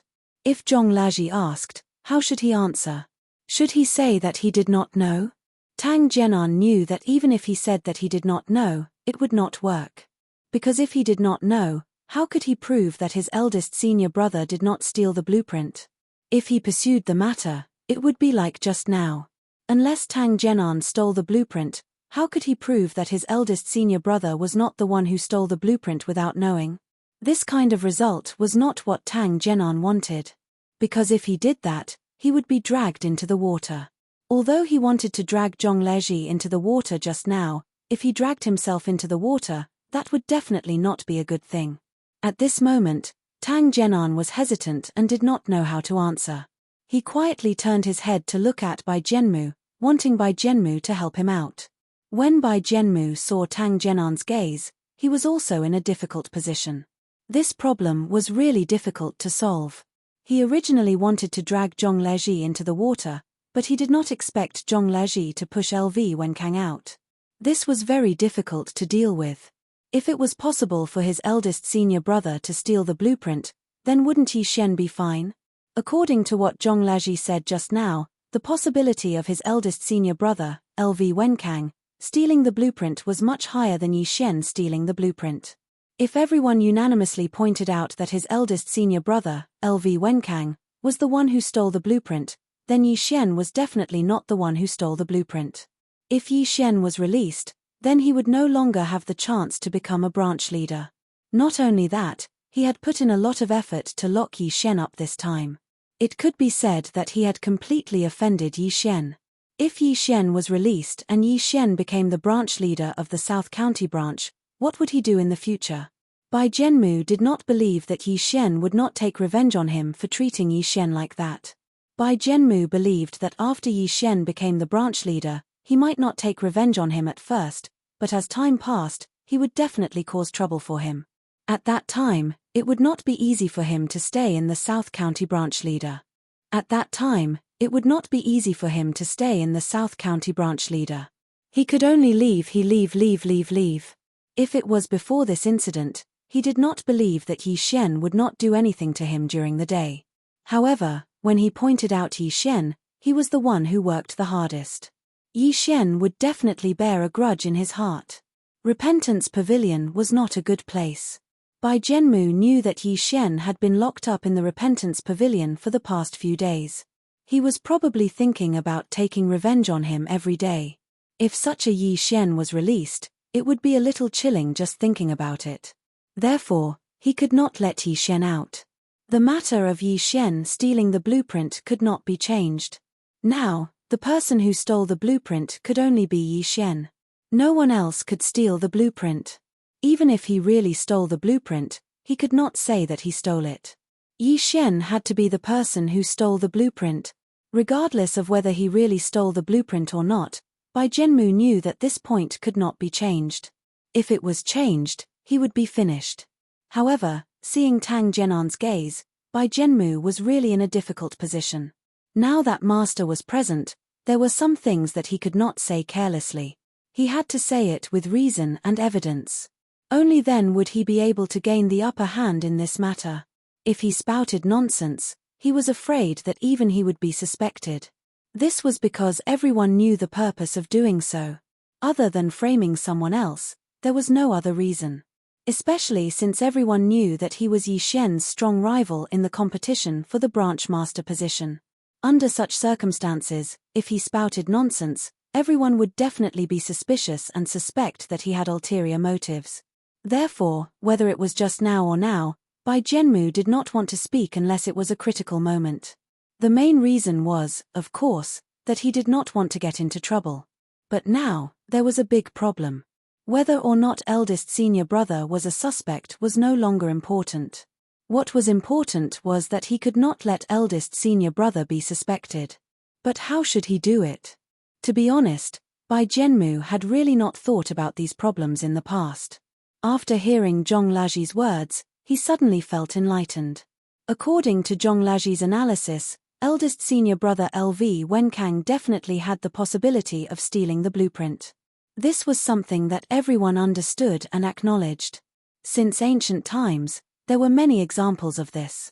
It was definitely not strange to steal something back for the sake of one's favorite thing. Especially someone like eldest senior brother. His knowledge of mechanisms had reached a certain level. Such a person clearly knew that there was a precious blueprint not far away from him. Even if he wanted to steal it, there was really a possibility that he would do so. Moreover, the possibility was very high. It was so high that it made people somewhat believe that this was the truth. Bai Zhenmu looked at Tang Jian'an. Seeing his questioning expression, he knew that Tang Jian'an did not have any ideas. Tang Jian'an wanted to hear his opinion or ask him to help him out of this situation. Turning his head, Bai Zhenmu saw eldest senior brother LV Wenkang again. At this moment, eldest senior brother LV Wenkang did not speak, but the expectant expression in his eyes was clearly seen by everyone. Seeing LV Wenkang's expression, some people even thought that eldest senior brother might really have stolen the blueprint. Was he begging for forgiveness? Bai Zhenmu's gaze shifted between Tang Jian'an and LV Wenkang. In the end, it stopped on Tang Jian'an. He suddenly smiled and nodded. Then, he said loudly, "Second senior brother, this question is indeed difficult to answer. However, your relationship with eldest senior brother is the best. I think that you won't be able to make any judgment. Why don't we let third senior brother tell us his opinion?" After hearing Bai Zhenmu's words, Tang Jian'an's heart immediately relaxed. He quickly nodded and said, "Yes, that is indeed the case.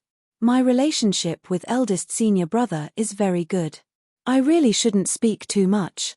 Let junior brother Zhong speak." At this point, Tang Jian'an hurriedly turned his head to look at Zhong Laji. He wiped the cold sweat on his forehead and said with a smile, "Third junior brother Bai is right. My relationship with eldest senior brother is very good. I really shouldn't talk nonsense. Third junior brother, please speak. We'll just listen from the side." After hearing Tang Jian'an's words, Zhong Laji stared at Tang Jian'an without saying a word. Tang Jian'an, who was originally a little relaxed, became a little nervous under Zhong Laji's stare.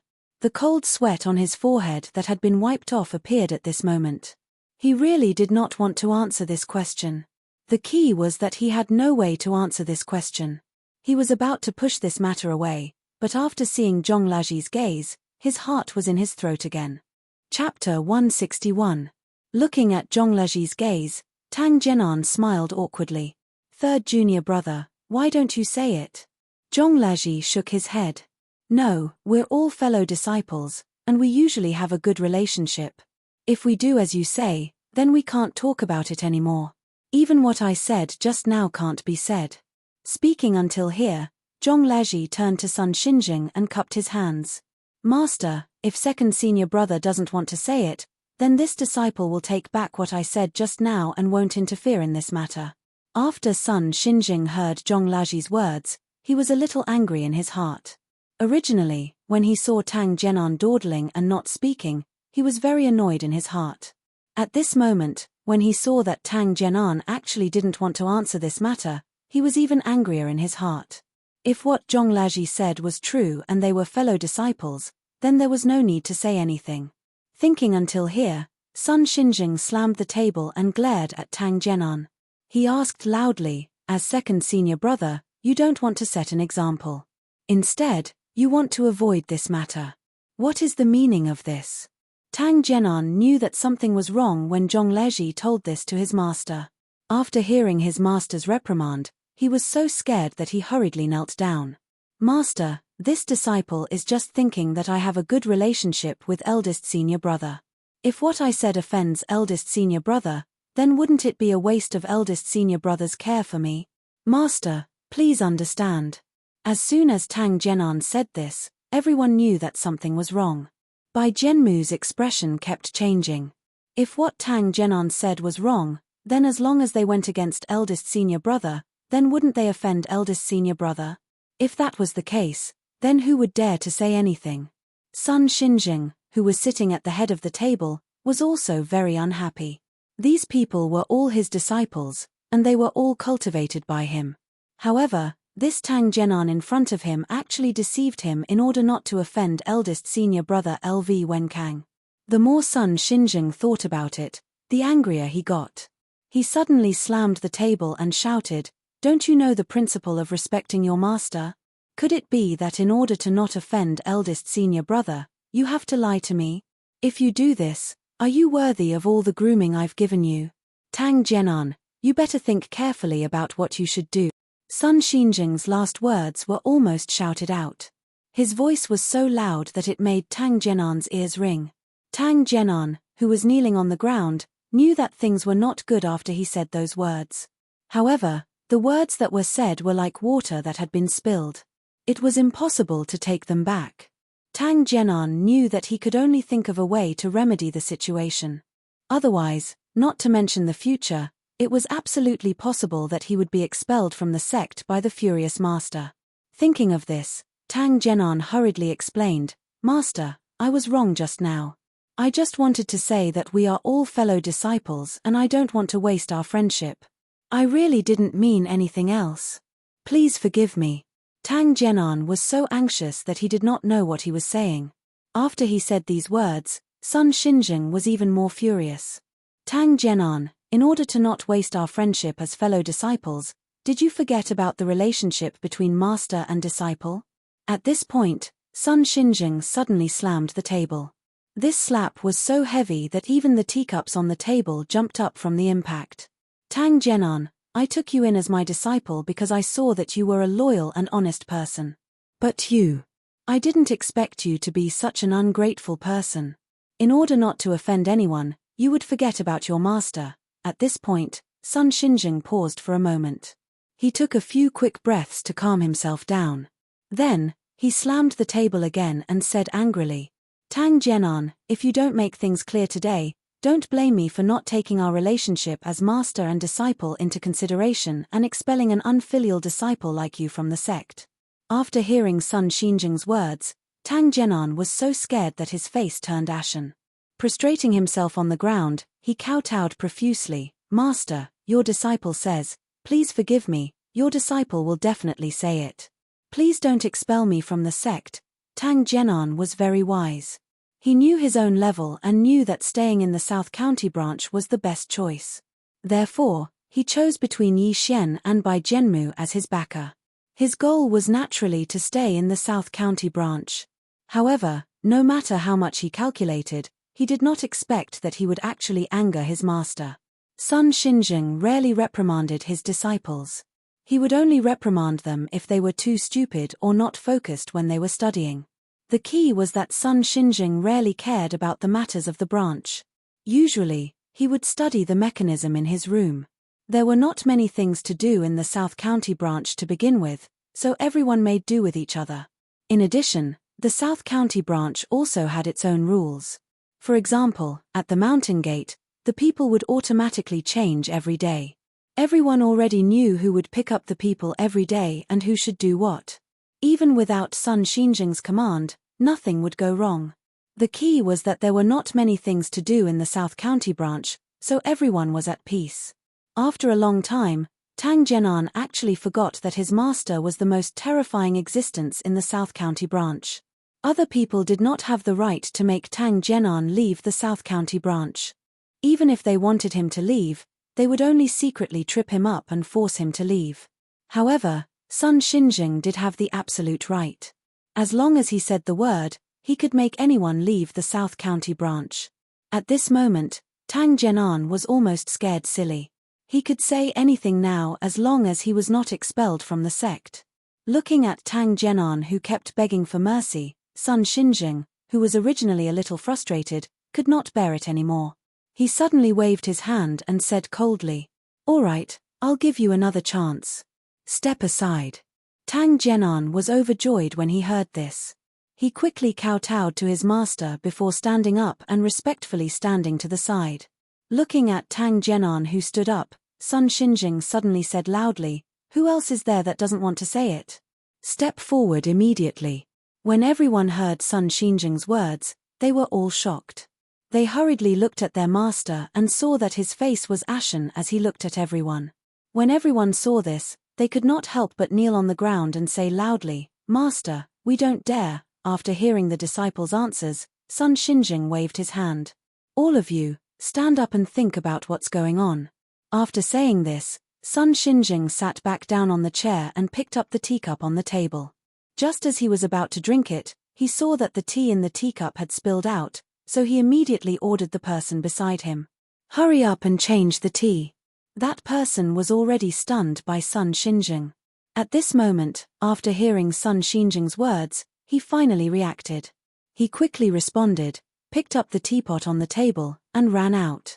Chapter 162.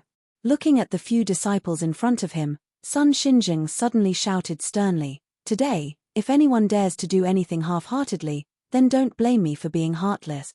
Think carefully about what you should do." After hearing Sun Xinjing's words, everyone was shocked. They knew that their master was angry and had to be careful from now on.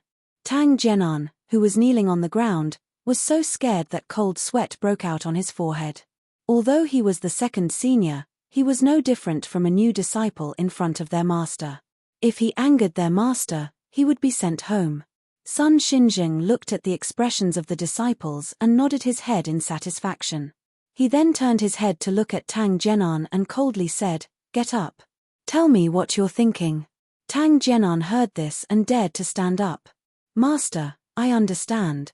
After saying this, Tang Jianan stole a glance at Bai Jianmu. He saw that Bai Jianmu was also staring at him and constantly giving him signals with his eyes. Seeing Bai Jianmu's expression, Tang Jianan understood that Bai Jianmu was giving him signals. He also understood what Bai Jianmu wanted him to say. However, did he really have to say what Bai Jianmu said? Tang Jianan was a little uncertain. Bai Jianmu definitely wanted him to deny the possibility of eldest senior brother LV Wenkang stealing the blueprints. Even if Bai Jianmu didn't give him a meaningful glance, Tang Jianan understood what Bai Jianmu wanted him to do. Tang Jianan was also very clear about the current situation. If eldest senior brother LV Wenkang was a suspect, then Yi Xian's suspicion would naturally be reduced. He would even be released on the spot. If Yi Xian was released, then what would Bai Jianmu do? Ever since the blueprint was stolen, Tang Jianan had seen Bai Jianmu's behavior during this period of time.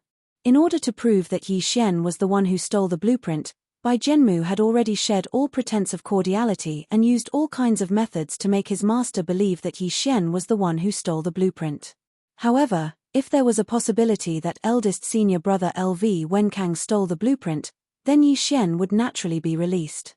After Yi Xian was released, their relationship naturally could not be the same as before.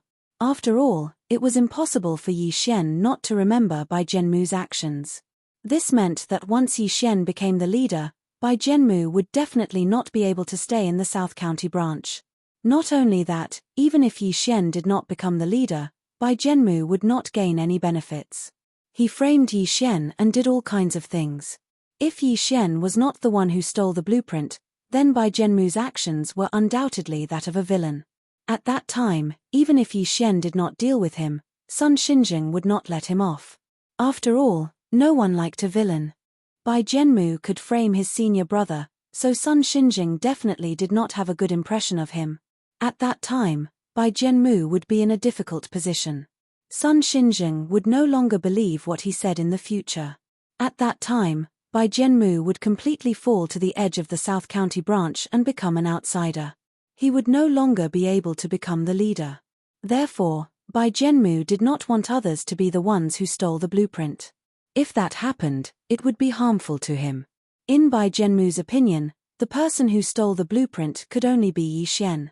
Tang Jianan naturally knew what Bai Jianmu was thinking.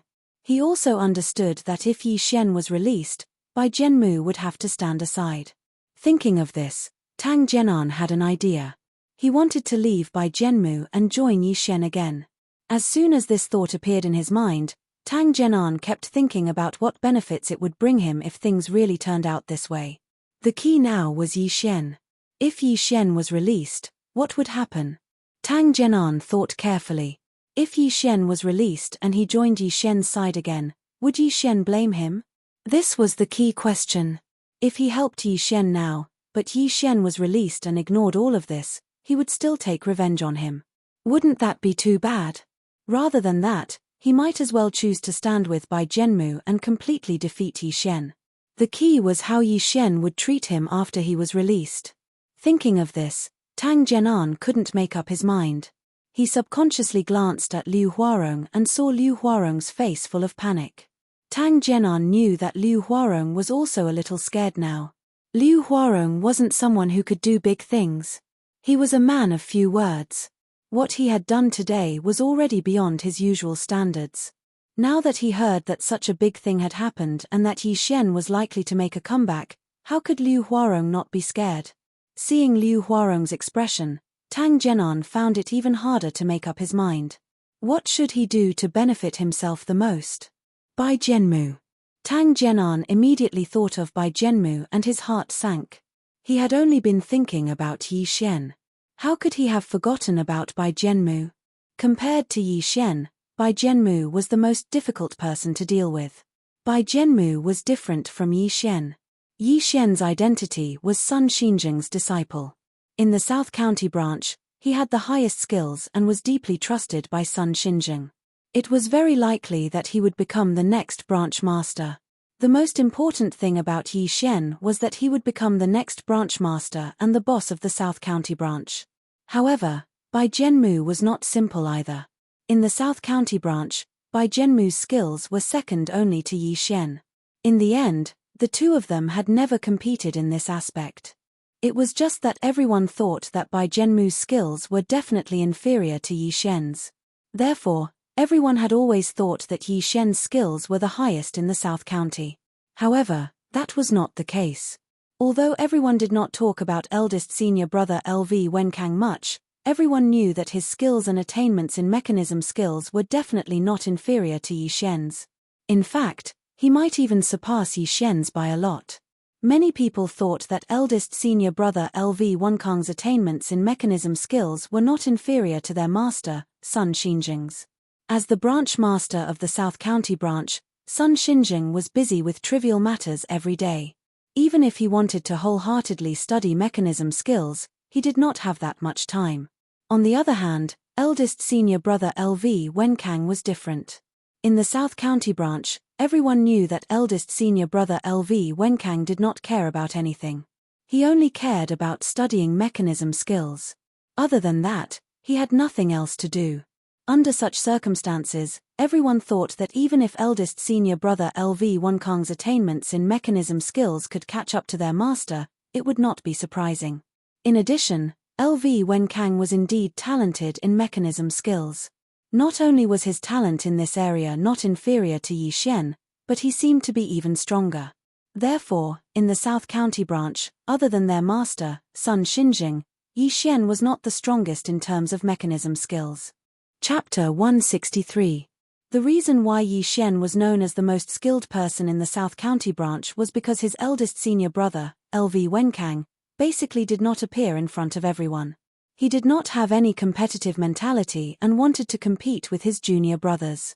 Therefore, everyone gradually forgot about him. In other words, everyone no longer compared his eldest senior brother, LV Wenkang, to his junior brothers. If they wanted to compare him, they would compare him to people like his master.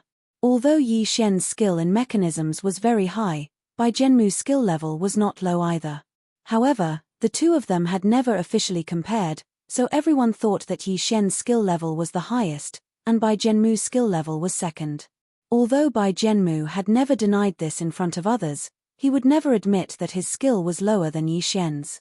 Although his master also thought that Yi Xian's skill was higher than his, Bai Zhenmu did not think so. He always thought that in the South County branch, other than his master, his skill was the highest. In addition, Bai Zhenmu was a disciple of the Bai family in the South County. Although he was not the heir of the Bai family, his identity was definitely very important. Although the Bai family was not a sect, their status was definitely important. The Bai family had once produced many powerful people. For example, the current vice-sect master of the Tiangongmen was a member of the Bai family. One of the elders of the medicine pavilion was also a member of the Bai family. A long time ago, the Bai family had sent their talented disciples to various sects to cultivate. Slowly, this situation was formed. Just like Bai Zhenmu, if he became the leader of the South County branch, then the strength of the South County Bai family would become even stronger. Therefore, in terms of background, Bai Zhenmu was much stronger than Yi Xian. However, it might also be because of this reason that Sun Xinzheng wanted to pass the position of leader to Yi Xian. This was because if the position of leader of the South County branch was passed to Bai Zhenmu, then things would become complicated. It was precisely because of these reasons that Tang Zhenan was hesitant. If Bai Zhenmu did not have a strong background, he would have joined Yi Xian's side without hesitation. However, Tang Zhenan was worried that Yi Xian might still hold a grudge against him after he was released. At that time, even if he left the South County branch, he would not have a good ending. Bai Zhenmu would definitely not let him off. With the Bai clan's strength, it would be a piece of cake to deal with him. Moreover, Bai Zhenmu's strength was not only limited to his skill in mechanisms. Bai Zhenmu's martial arts were also quite strong. Although Bai Zhenmu had never used martial arts in front of Tang Zhenan knew very well that in the entire South County, there were very few people whose martial arts were stronger than Bai Zhenmu. If he betrayed Bai Zhenmu and angered him, what would he do if Bai Zhenmu attacked him? Tang Zhenan also knew some martial arts, but it was not very high. It was not difficult for him to deal with some ordinary people, but it was impossible for him to deal with Bai Zhenan. Tang Zhenan guessed that he probably wouldn't even be able to receive a single move from Bai Zhenmu. Under such circumstances, how should Tang Zhenan choose? At this moment, Tang Zhenan was so anxious that he was about to cry. He now regretted joining Bai Zhenmu. If he had chosen to be neutral like 7th junior brother and 8th junior sister, he would have had nothing to do with it. Whether it was Yi Xian or Bai Zhenmu who became the branch leader, he would have had nothing to do with it. He would not have been able to offend anyone. But now, there was such a situation. Tang Zhenan knew that he had to choose carefully at this time. Because if he made the wrong choice, he would be finished. Although he knew that he should choose carefully, Tang Zhenan really did not know how to choose. If he chose Yi Xian, he was afraid that Bai Zhenmu would take revenge on him. If he chose Bai Zhenmu, he was afraid that Yi Xian would not let him off after he was released. Thinking of this, Tang Zhenan felt more and more cold sweat on his forehead. More of it had already flowed down his forehead. Tang Zhenan wiped the cold sweat off his forehead. He felt that even more cold sweat appeared on his forehead. No matter how hard he wiped it, it would not stop. Zhong Laji sneered inwardly as he looked at Tang Zhenan, who was constantly wiping his sweat. Zhong Laji knew very well that if Tang Zhenan said that eldest senior brother LV Wenkang might have stolen the blueprint, then the situation would be reversed. Even if it could not completely reverse the situation, at least Yi Xian would be much less suspicious. Perhaps Yi Xian could also use this opportunity to be released. If Yi Xian was released and found out that Tang Zhenan had framed him, then would Yi Xian let Tang Zhenan off? Zhong Laji felt that it was impossible. What kind of place was the Repentance Pavilion? It was definitely a terrifying place. It was already considered good that the people who had stayed in the Repentance Pavilion did not have a mental breakdown. Yi Xian had been locked up in such a terrifying place. He was probably filled with resentment and had nowhere to vent his anger. If Yi Xian was released, then his anger would definitely erupt. When that happened, the unlucky ones would definitely be Tang Jianan and the other two. Looking at the hesitant Tang Jianan, even Zhong Laji was a little anxious on his behalf. Tang Jianan really did not have a choice now. If he said that eldest senior brother LV Wenkang was not a suspect, then the ridiculous reason just now would not work. He had to come up with a decent reason that could at least explain this matter and convince others that eldest senior brother LV Wenkang could not have stolen the blueprint. However, would Tang Jianan be able to find such a convincing reason? Zhong Laji didn't know what the others were thinking, but he knew that it was basically impossible to come up with such a reason. This was because he had thought for a long time, but he still couldn't think of a reason to prove that eldest senior brother LV Wenkang couldn't have stolen the blueprint. Zhong Laji could not think of such a reason himself. He also did not think that Tang Jianan could think of such a reason. Not only that, Zhong Laji also did not believe that Bai Jianmu could think of such a reason. Under such circumstances, Zhong Laji felt that Tang Jianan's only choice was to testify that eldest senior brother LV Wenkang was suspected of stealing the blueprint. Just like just now, he could not deny it even if he wanted to. Even if he did not want to choose, his master would not allow it. Just now, Sun Xinjing had clearly said that if anyone dared to be perfunctory, then they would definitely not have a good ending. Zhong Laji guessed that under his master's rage, anyone who dared to be perfunctory would definitely be expelled from the sect. Whether or not there was such a possibility, Zhong Laji believed that no one would dare to test it out, because Tang Jianan was almost expelled from the sect just now. With such a living example in front of them, perhaps no one would dare to be perfunctory anymore. They had to say something real. Even if you were to lie, you had to have a good reason. If you did not have a good reason, then you were just being perfunctory. Chapter 164. Tang Jianan had to make a choice at this moment. His decision was quite important. It was related to the decision of his fellow disciples, Bai Jianmu's plan, and Yi Xian's fate. Tang Jianan was hesitant, and Bai Jianmu did not feel good either. Bai Jianmu thought hard and had to find a perfect plan to deal with the situation in front of him. At this moment, he could already tell that Tang Jianan was hesitating. He was hesitating about what to say. This was definitely not good news for Bai Jianmu. If Tang Jianan said that his eldest senior brother, LV Wenkang, was suspected of stealing the blueprint, then Bai Jianmu knew that all his fellow disciples would probably say that his eldest senior brother, LV Wenkang, was suspected of stealing the blueprint. This was because even he himself felt that LV Wenkang was definitely very suspicious under such circumstances. However, even if Bai Jianmu knew that his eldest senior brother, LV Wenkang, was suspicious, he did not want Tang Jianan to say it. If Tang Jianan said it, Yi Xian would not be suspected. Once Yi Xian was released, all his plans would be ruined. Not only that, his future was destined. Bai Jianmu was definitely unwilling. He had stayed in the South County branch for 15 years and painstakingly cultivated the mechanism technique. Wasn't it just to become the head of the South County branch?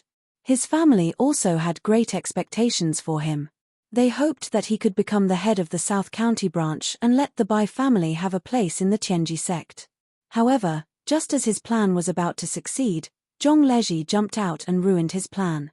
Thinking of this, Bai Jianmu glanced at Zhong Laji, and a cold light flashed in his eyes. If this was outside, or if his master was not present, he would definitely make a move without hesitation. Even if he could not kill Zhong Laji, he would let him know that he, Bai Jianmu, was not to be trifled with. Unfortunately, all of this was just his imagination. His master was right in front of him, and Bai Jianmu did not dare to make a move. Even if he was fuming with anger, he could not make a move. If he endured it, there would still be a chance. However, if he made a move, Bai Jianmu knew that he would have no chance at all. At this moment, no matter how high his martial arts were, it was useless. Even if he was confident that he could kill Zhong Laji with one hand, he did not dare to make a move. He had come to the South County branch for 15 years.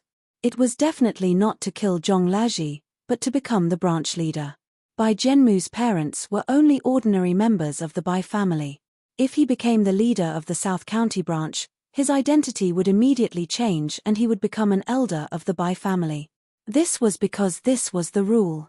As long as a member of the Bai clan became a figure of power in a sect, his family would naturally rise in status and become an elder of the Bai clan. The Bai clan now had a clan leader and 6 elders. This meant that the Bai clan already had a place in the 6 middle clans. They were even the ones who held power. The ranking of the elders of the Bai family could change at any time. It would change according to the status of the disciples in the Chinese language. Bai Zhenmu knew that if he became the leader of the South County branch, his family could at least become the 5th-ranked elders. However, if he failed and was even chased out of the South County branch, the outcome would definitely not be good. Not to mention becoming an elder, it was hard to say if his family would be chased out of the Bai family. Therefore, Bai Zhenmu was also very distressed. He was practically burning his boats and fighting with his back to the river. As long as he won, everything would be fine. However, if he lost, the outcome would not be good either. Therefore, Bai Zhenmu had to fight to the end until the last moment. Thinking of this, Bai Zhenmu raised his head and looked at Tang Zhenan. He saw that Tang Zhenan was also looking at him. Bai Zhenmu could see hesitation in Tang Zhenan's eyes. Bai Zhenmu knew that Tang Zhenan was also facing a choice. However, Tang Zhenan did not know how to choose. Ever since the blueprint was lost, Bai Zhenmu had found someone to contact Tang Zhenan. In the end, the two of them hit it off and became partners. However, at this moment, his former partner was actually hesitating. When the two of them first started discussing this matter, they were already certain that this time, Yi Xian would definitely not be able to turn the tables. Everyone knew the location of their master's blueprint. Only Yi Xian knew. In this way, other than the blueprint being stolen by Yi Xian, no one could think of any other possibility. Under such circumstances, the two of them had already determined that this time, Yi Xian would not be able to escape this calamity. After roping in Tang Zhenan, Bai Zhenmu felt that his confidence was even greater. This was because although Tang Zhenan's attainments in the mechanism technique were not good, he was still the second senior brother. In the South County branch, the eldest senior brother, LV Wenkang, did not care about trivial matters. Then, the second senior brother, Tang Zhenan, was about the same as the eldest senior brother in name. With the addition of the second senior brother, Tang Zhenan, Bai Zhenmu had thought that this matter was very stable. However, he did not expect that Zhong Laji would jump out and ruin his good deed. Now, the most important thing was that Bai Zhenmu knew that he could not let Tang Zhenan admit that the eldest senior brother, LV Wenkang, might have stolen the blueprint. Once Tang Zhenan admitted that the eldest senior brother, LV Wenkang, might have stolen the blueprint, everything would be different. However, Bai Zhenmu also knew that he could not blame Tang Zhenan for this because he had seen what had happened just now. Tang Zhenan just wanted to be a neutral person. He did not say a word, as if he had been expelled from the sect by his master. Under such circumstances, it was impossible for him to maintain a neutral stance. Tang Zhenan had to make a choice. He had no way out. He could only choose between Yi Xian and Bai Zhenmu.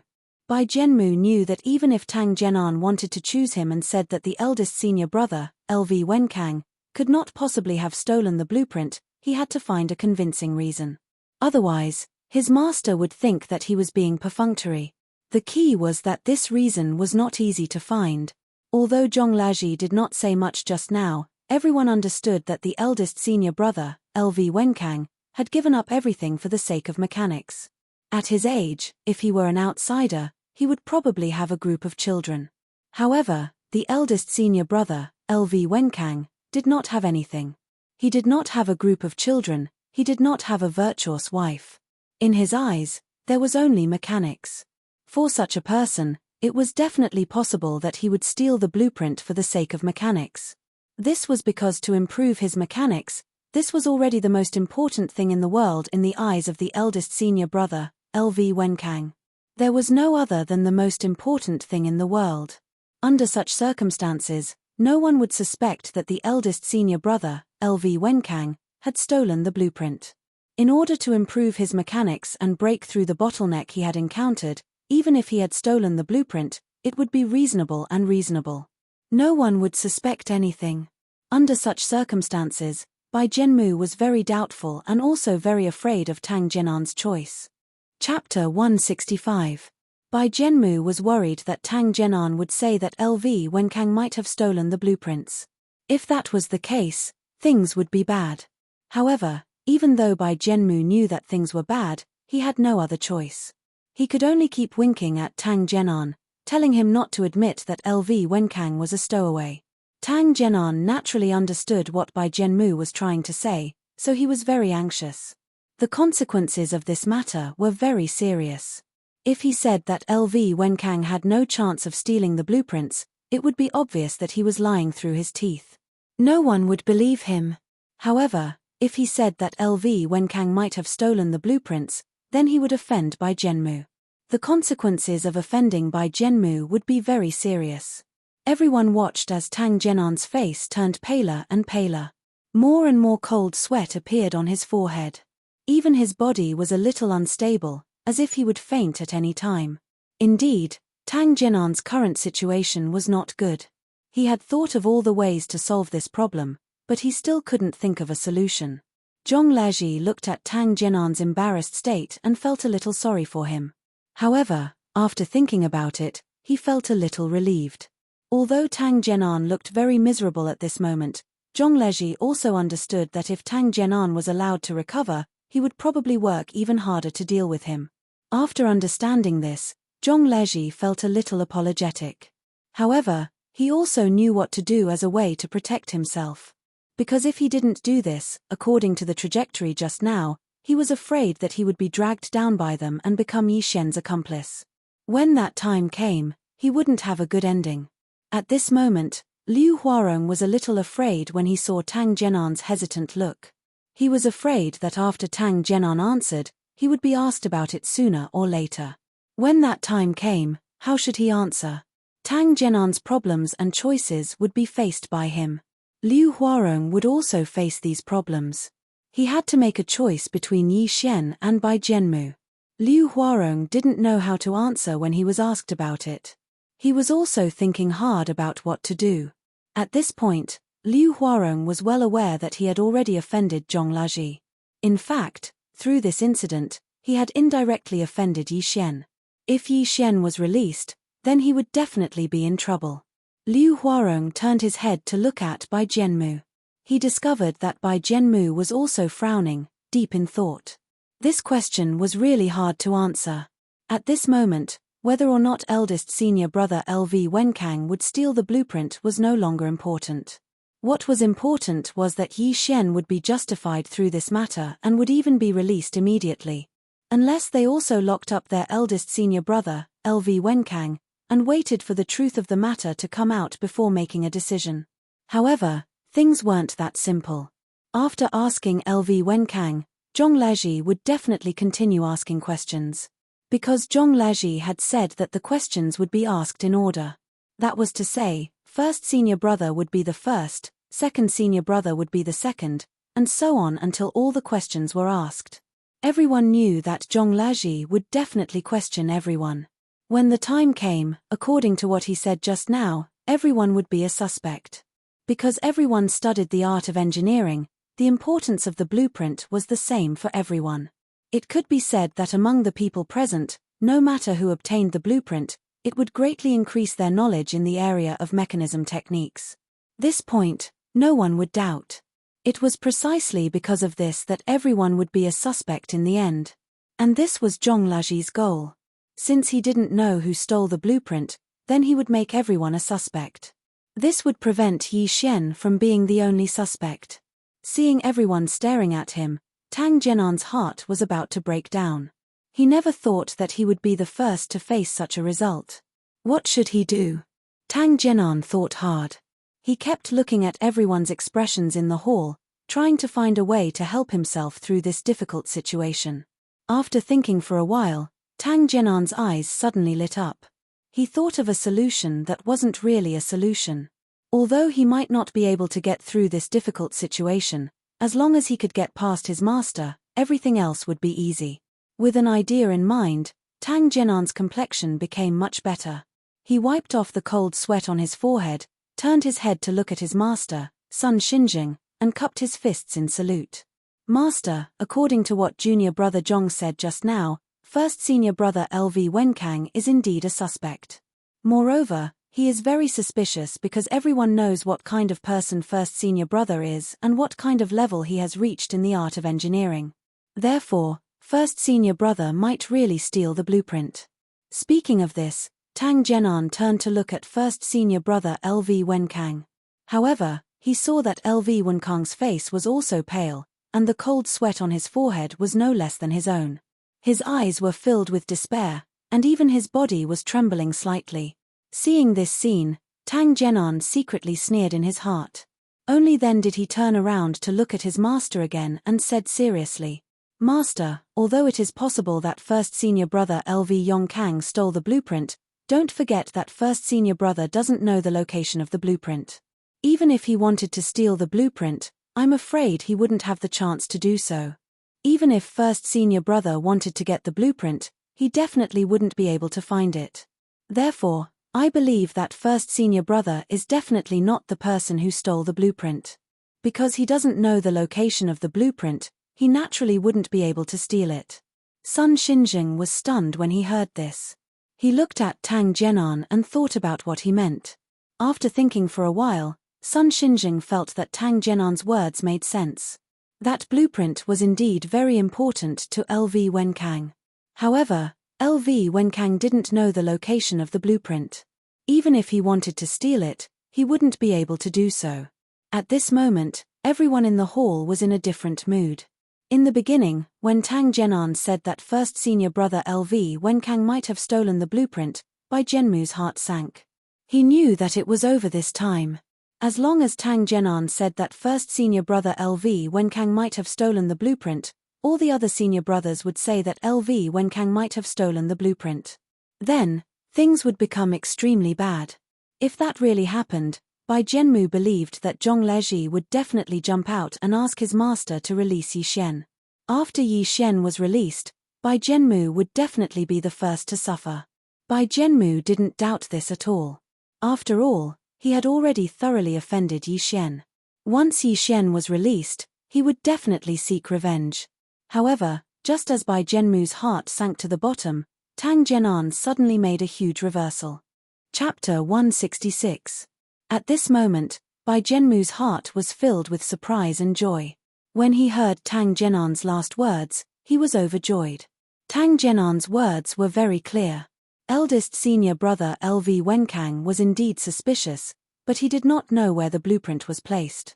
This meant that even if he was suspicious, it was absolutely impossible for him to steal the blueprint. In this way, Yi Xian was still the most suspicious because he was indeed the only one who knew the location of the blueprint. Everyone in the South County branch knew this, and no one could change this fact. This was the most disadvantageous situation for Yi Xian. After Tang Jian'an said this, he was also secretly observing his master's expression.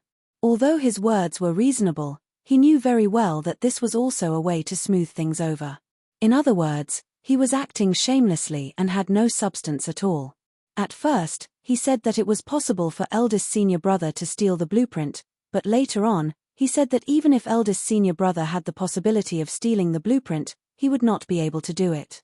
In this way, it was as if he did not say anything. It did not help the matter at all. Whether eldest senior brother LV Wenkang stole the blueprint or not was still not clear. At this moment, the happiest person was naturally the eldest senior brother, LV Wenkang. After hearing the first half of Tang Jian'an's words, LV Wenkang's face was already ashen. He was like a prisoner waiting to be sentenced, but now, he had received the most serious sentence. At this moment, LV Wenkang only felt extremely desolate in his heart. Looking at the fellow disciples in the hall, he felt a sense of loneliness. It was as if these fellow disciples who were usually very close to him were getting further and further away from him. Although everyone was standing very close to him, at this moment, LV Wenkang actually felt that everyone was standing very far away from him. Looking at these familiar faces in the hall, LV Wenkang only felt a sense of oppression in his heart. These junior brothers had all entered the sect later than him. It could be said that when they first learned the mechanism technique, he was basically the one who taught these junior brothers. In terms of the mechanism technique, LV Wenkang was very patient. He never shouted at these junior brothers, and he almost never reprimanded them. However, at this time, these junior brothers accused him of stealing his master's blueprint in front of his master. This made LV Wenkang feel that all of this was so laughable. If Zhong Laji was the only one who voiced this suspicion, then everyone could still study it. However, second junior brother Tang Jianan also agreed with Zhong Laji's statement, which made it hard for LV Wenkang to accept.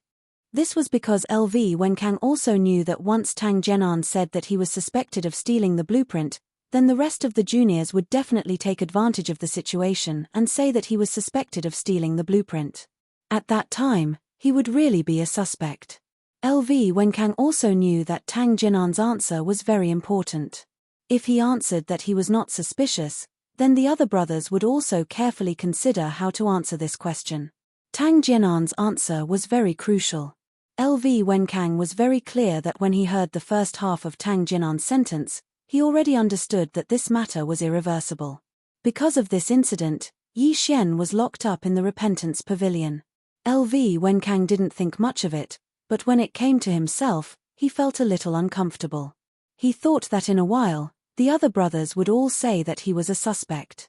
Master would also lock him up in the Repentance Pavilion. At that time, the suspicion of stealing the blueprint would be irreversible. When he thought of this, LV Wenkang felt like all his hopes were dashed. At this moment, he was really disappointed in everyone.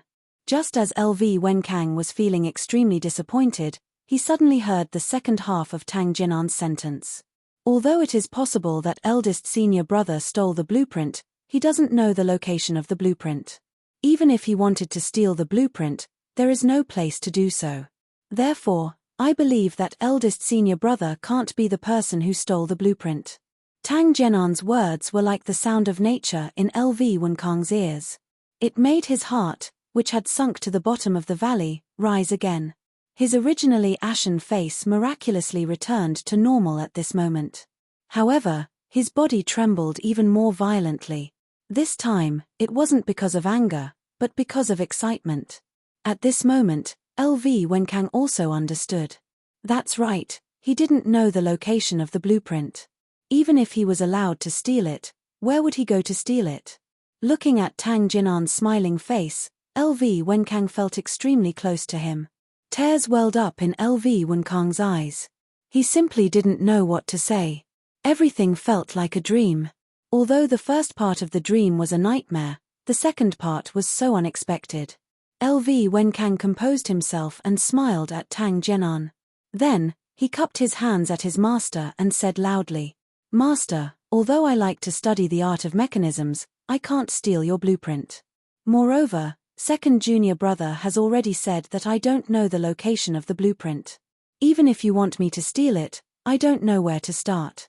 At this point, LV Wenkang bowed deeply and said loudly again, "Master, I didn't steal your blueprint. Master, this disciple didn't steal the blueprints. Master, please investigate." At this moment, Sun Xinzheng also calmed down. After hearing LV Wenkang's words, he smiled and waved his hand. "I got it. You can stand aside for now."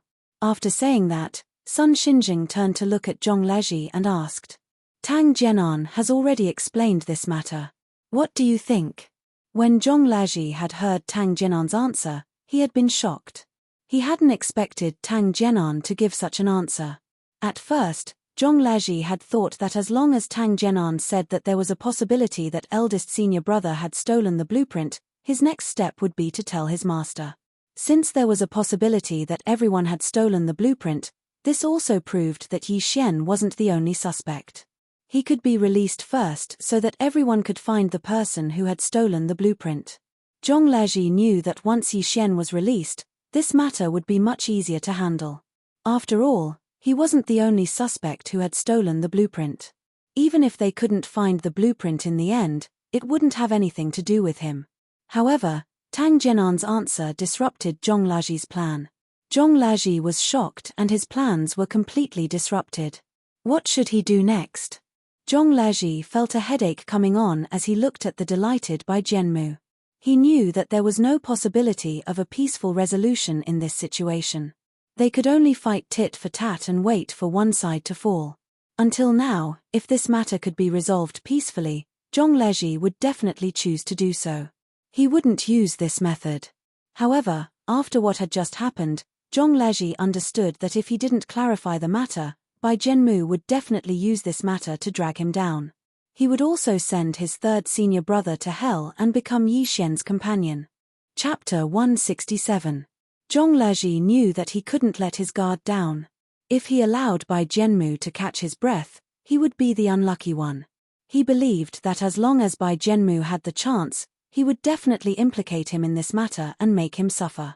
Although Sun Xinjing's expression was still as calm as water, Tang Jian'an could see the acknowledgement in his master's eyes. At this moment, he was completely relieved and knew that he had passed this matter.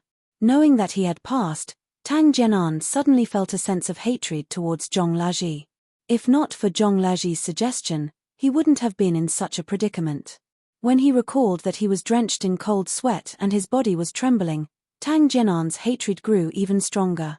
After hearing eldest senior brother LV Wonkang's words and seeing his agitated expression, Tang Jian'an finally felt relieved. He knew that he hadn't offended eldest senior brother.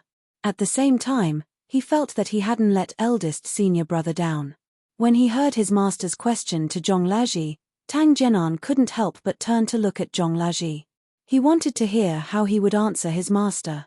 Zhong Laji was anxious, but he didn't show any expression on his face. This was because he knew that if Tang Jian'an and the others saw that he was anxious, things would be even worse for him. Seeing that Zhong Laji didn't answer, Bai Jianmu felt smug and couldn't help but urge him. Third senior brother, master is asking you a question. Hurry up and answer. Bai Jianmu sneered in his heart as he asked the question. I'll let you be arrogant for a long time. Answer it. Let's see what you're going to do. Now that eldest senior brother is no longer a suspect, let's see what else you can say. This was because no matter what, the fact that Yi Xian knew the location of the blueprint wouldn't change. After hearing Bai Jianmu's urging, Zhong Laji thought for a moment before he cupped his fists and said, Master, I think that second senior brother's answer was inappropriate. Sun Xinjing was stunned when he heard that. Then, he asked doubtfully, what's inappropriate about it? Zhong Laji replied slowly after hearing his master's question. Master, I'm asking if it's possible for eldest senior brother to steal the blueprint. I'm not asking if eldest senior brother will steal the blueprint. Therefore, I think that second senior brother's answer was inappropriate. Oh. After listening to Zhong Laji's words, Sun Xinjing nodded in understanding. That was indeed the case earlier. Zhong Laji's question was indeed whether it was possible for eldest senior brother to steal the blueprint, not whether eldest senior brother would steal it. However, Sun Xinjing did not understand.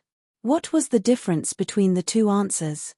Thinking of this, Sun Xinjing asked even more doubtfully, is there any difference between the possibility of LV Wenkang stealing the blueprint and the possibility of LV Wenkang stealing the blueprint? After listening to Sun Xinjing's question, Zhong Laji nodded. It's indeed different. If there's a possibility that eldest senior brother stole the blueprint, it means that he didn't have the intention to do so. As for whether or not he would steal the blueprints, it meant that he was not the one who stole the blueprints. Of course, these two problems are different. Zhong Laji cupped his fists at Sun Xinjing and said loudly, Master, I would like to ask second senior brother to answer this question again. Please allow it. After hearing Zhong Laji's words, Sun Xinjing pondered for a moment before nodding in agreement. All right, you can ask him again. After hearing this, Zhong Laji turned to look at Tang Jian'an. When he saw the coldness in Tang Jian'an's eyes, he could not help but be shocked. Seeing the coldness in Tang Jian'an's eyes, Zhong Laji knew that Tang Jian'an hated him to the core. At this moment, he was probably thinking of ways to take revenge. Thinking of this, Zhong Laji sighed in his heart. To be honest, Tang Jian'an and Zhong Laji used to have a good relationship. When the two of them were free, they would definitely get together to drink, play chess, or chat together. Unexpectedly, the relationship between the two of them had turned out to be like this. Thinking of this, Zhonglaji's heart was filled with uneasiness. What exactly caused the relationship between the two of them to become like this? From today onwards, Zhonglaji had already seen that Tang Jianan was no longer the Tang Jianan of the past. The current Tang Jianan was already Bai Jianmu's accomplice. Everything they did was to target Yi Xian. Zhonglaji had already seen the essence of this matter. It was no longer a matter of stealing the blueprints, but a matter of the next leader's successor. If Yi Xian was not locked up, he would definitely be the next leader. However, now that Yi Xian was locked up, Zhonglaji also knew that the next leader would either be himself or Bai Jianmu.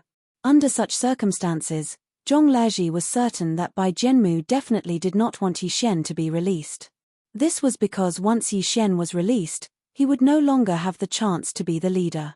Even if Yi Xian was locked up, Bai Jianmu still had an opponent, and that was Zhonglaji. Zhonglaji was also very clear about this point. Today, if he did not clarify the matter, Bai Jianmu would not let him off because he had obstructed his path to becoming the leader. Just now, Tang Jianan's answer was very important. Not only Zhonglaji knew this, but Bai Jianmu was also very clear about this point. Tang Jianan's answer just now was as if he had not said anything. The matter had returned to its original point. Yi Xian was still the biggest suspect because he was the only one who knew where Sun Xinjing put the blueprints. Zhonglaji slowly walked in front of Tang Jianan. Although Tang Jianan's eyes flashed with a cold light, Zhonglaji saw it but pretended not to see it. He still asked with a smile. "Second senior brother, you must have heard what I said to Master just now. What we want to talk about now is whether eldest senior brother had the intention to steal the blueprints, not whether the blueprints were stolen by eldest senior brother. Therefore, second senior brother, please answer the question just now again." After listening to Zhonglaji's words, Tang Jianan's heart surged with anger again. This anger rushed to his head, and he couldn't help but want to explode. He had finally thought of a way to answer that question and finally fooled Master. However, Zhonglaji actually wanted him to answer it again. How should he answer this? When Zhonglaji asked this question, the solution that he had thought of with great difficulty was swept away, and the matter returned to its original point. He had to face the question just now again and say whether eldest senior brother had the intention to steal the blueprints. Whether eldest senior brother had the intention to steal the blueprints or not, Tang Jianan's answer in his heart was certain. Yes. Tang Jianan was certain that eldest senior brother LV Wenkang would definitely have such an idea because he had the same idea when facing the blueprints. However, when he saw that Master was still sitting at the head of the table and his fellow disciples were still looking at him, Tang Jianan could only take a few deep breaths and suppress the anger in his heart. You're tuning in to the Celestial War YouTube channel. Don't forget to subscribe and join us on this journey to catch the most captivating stories,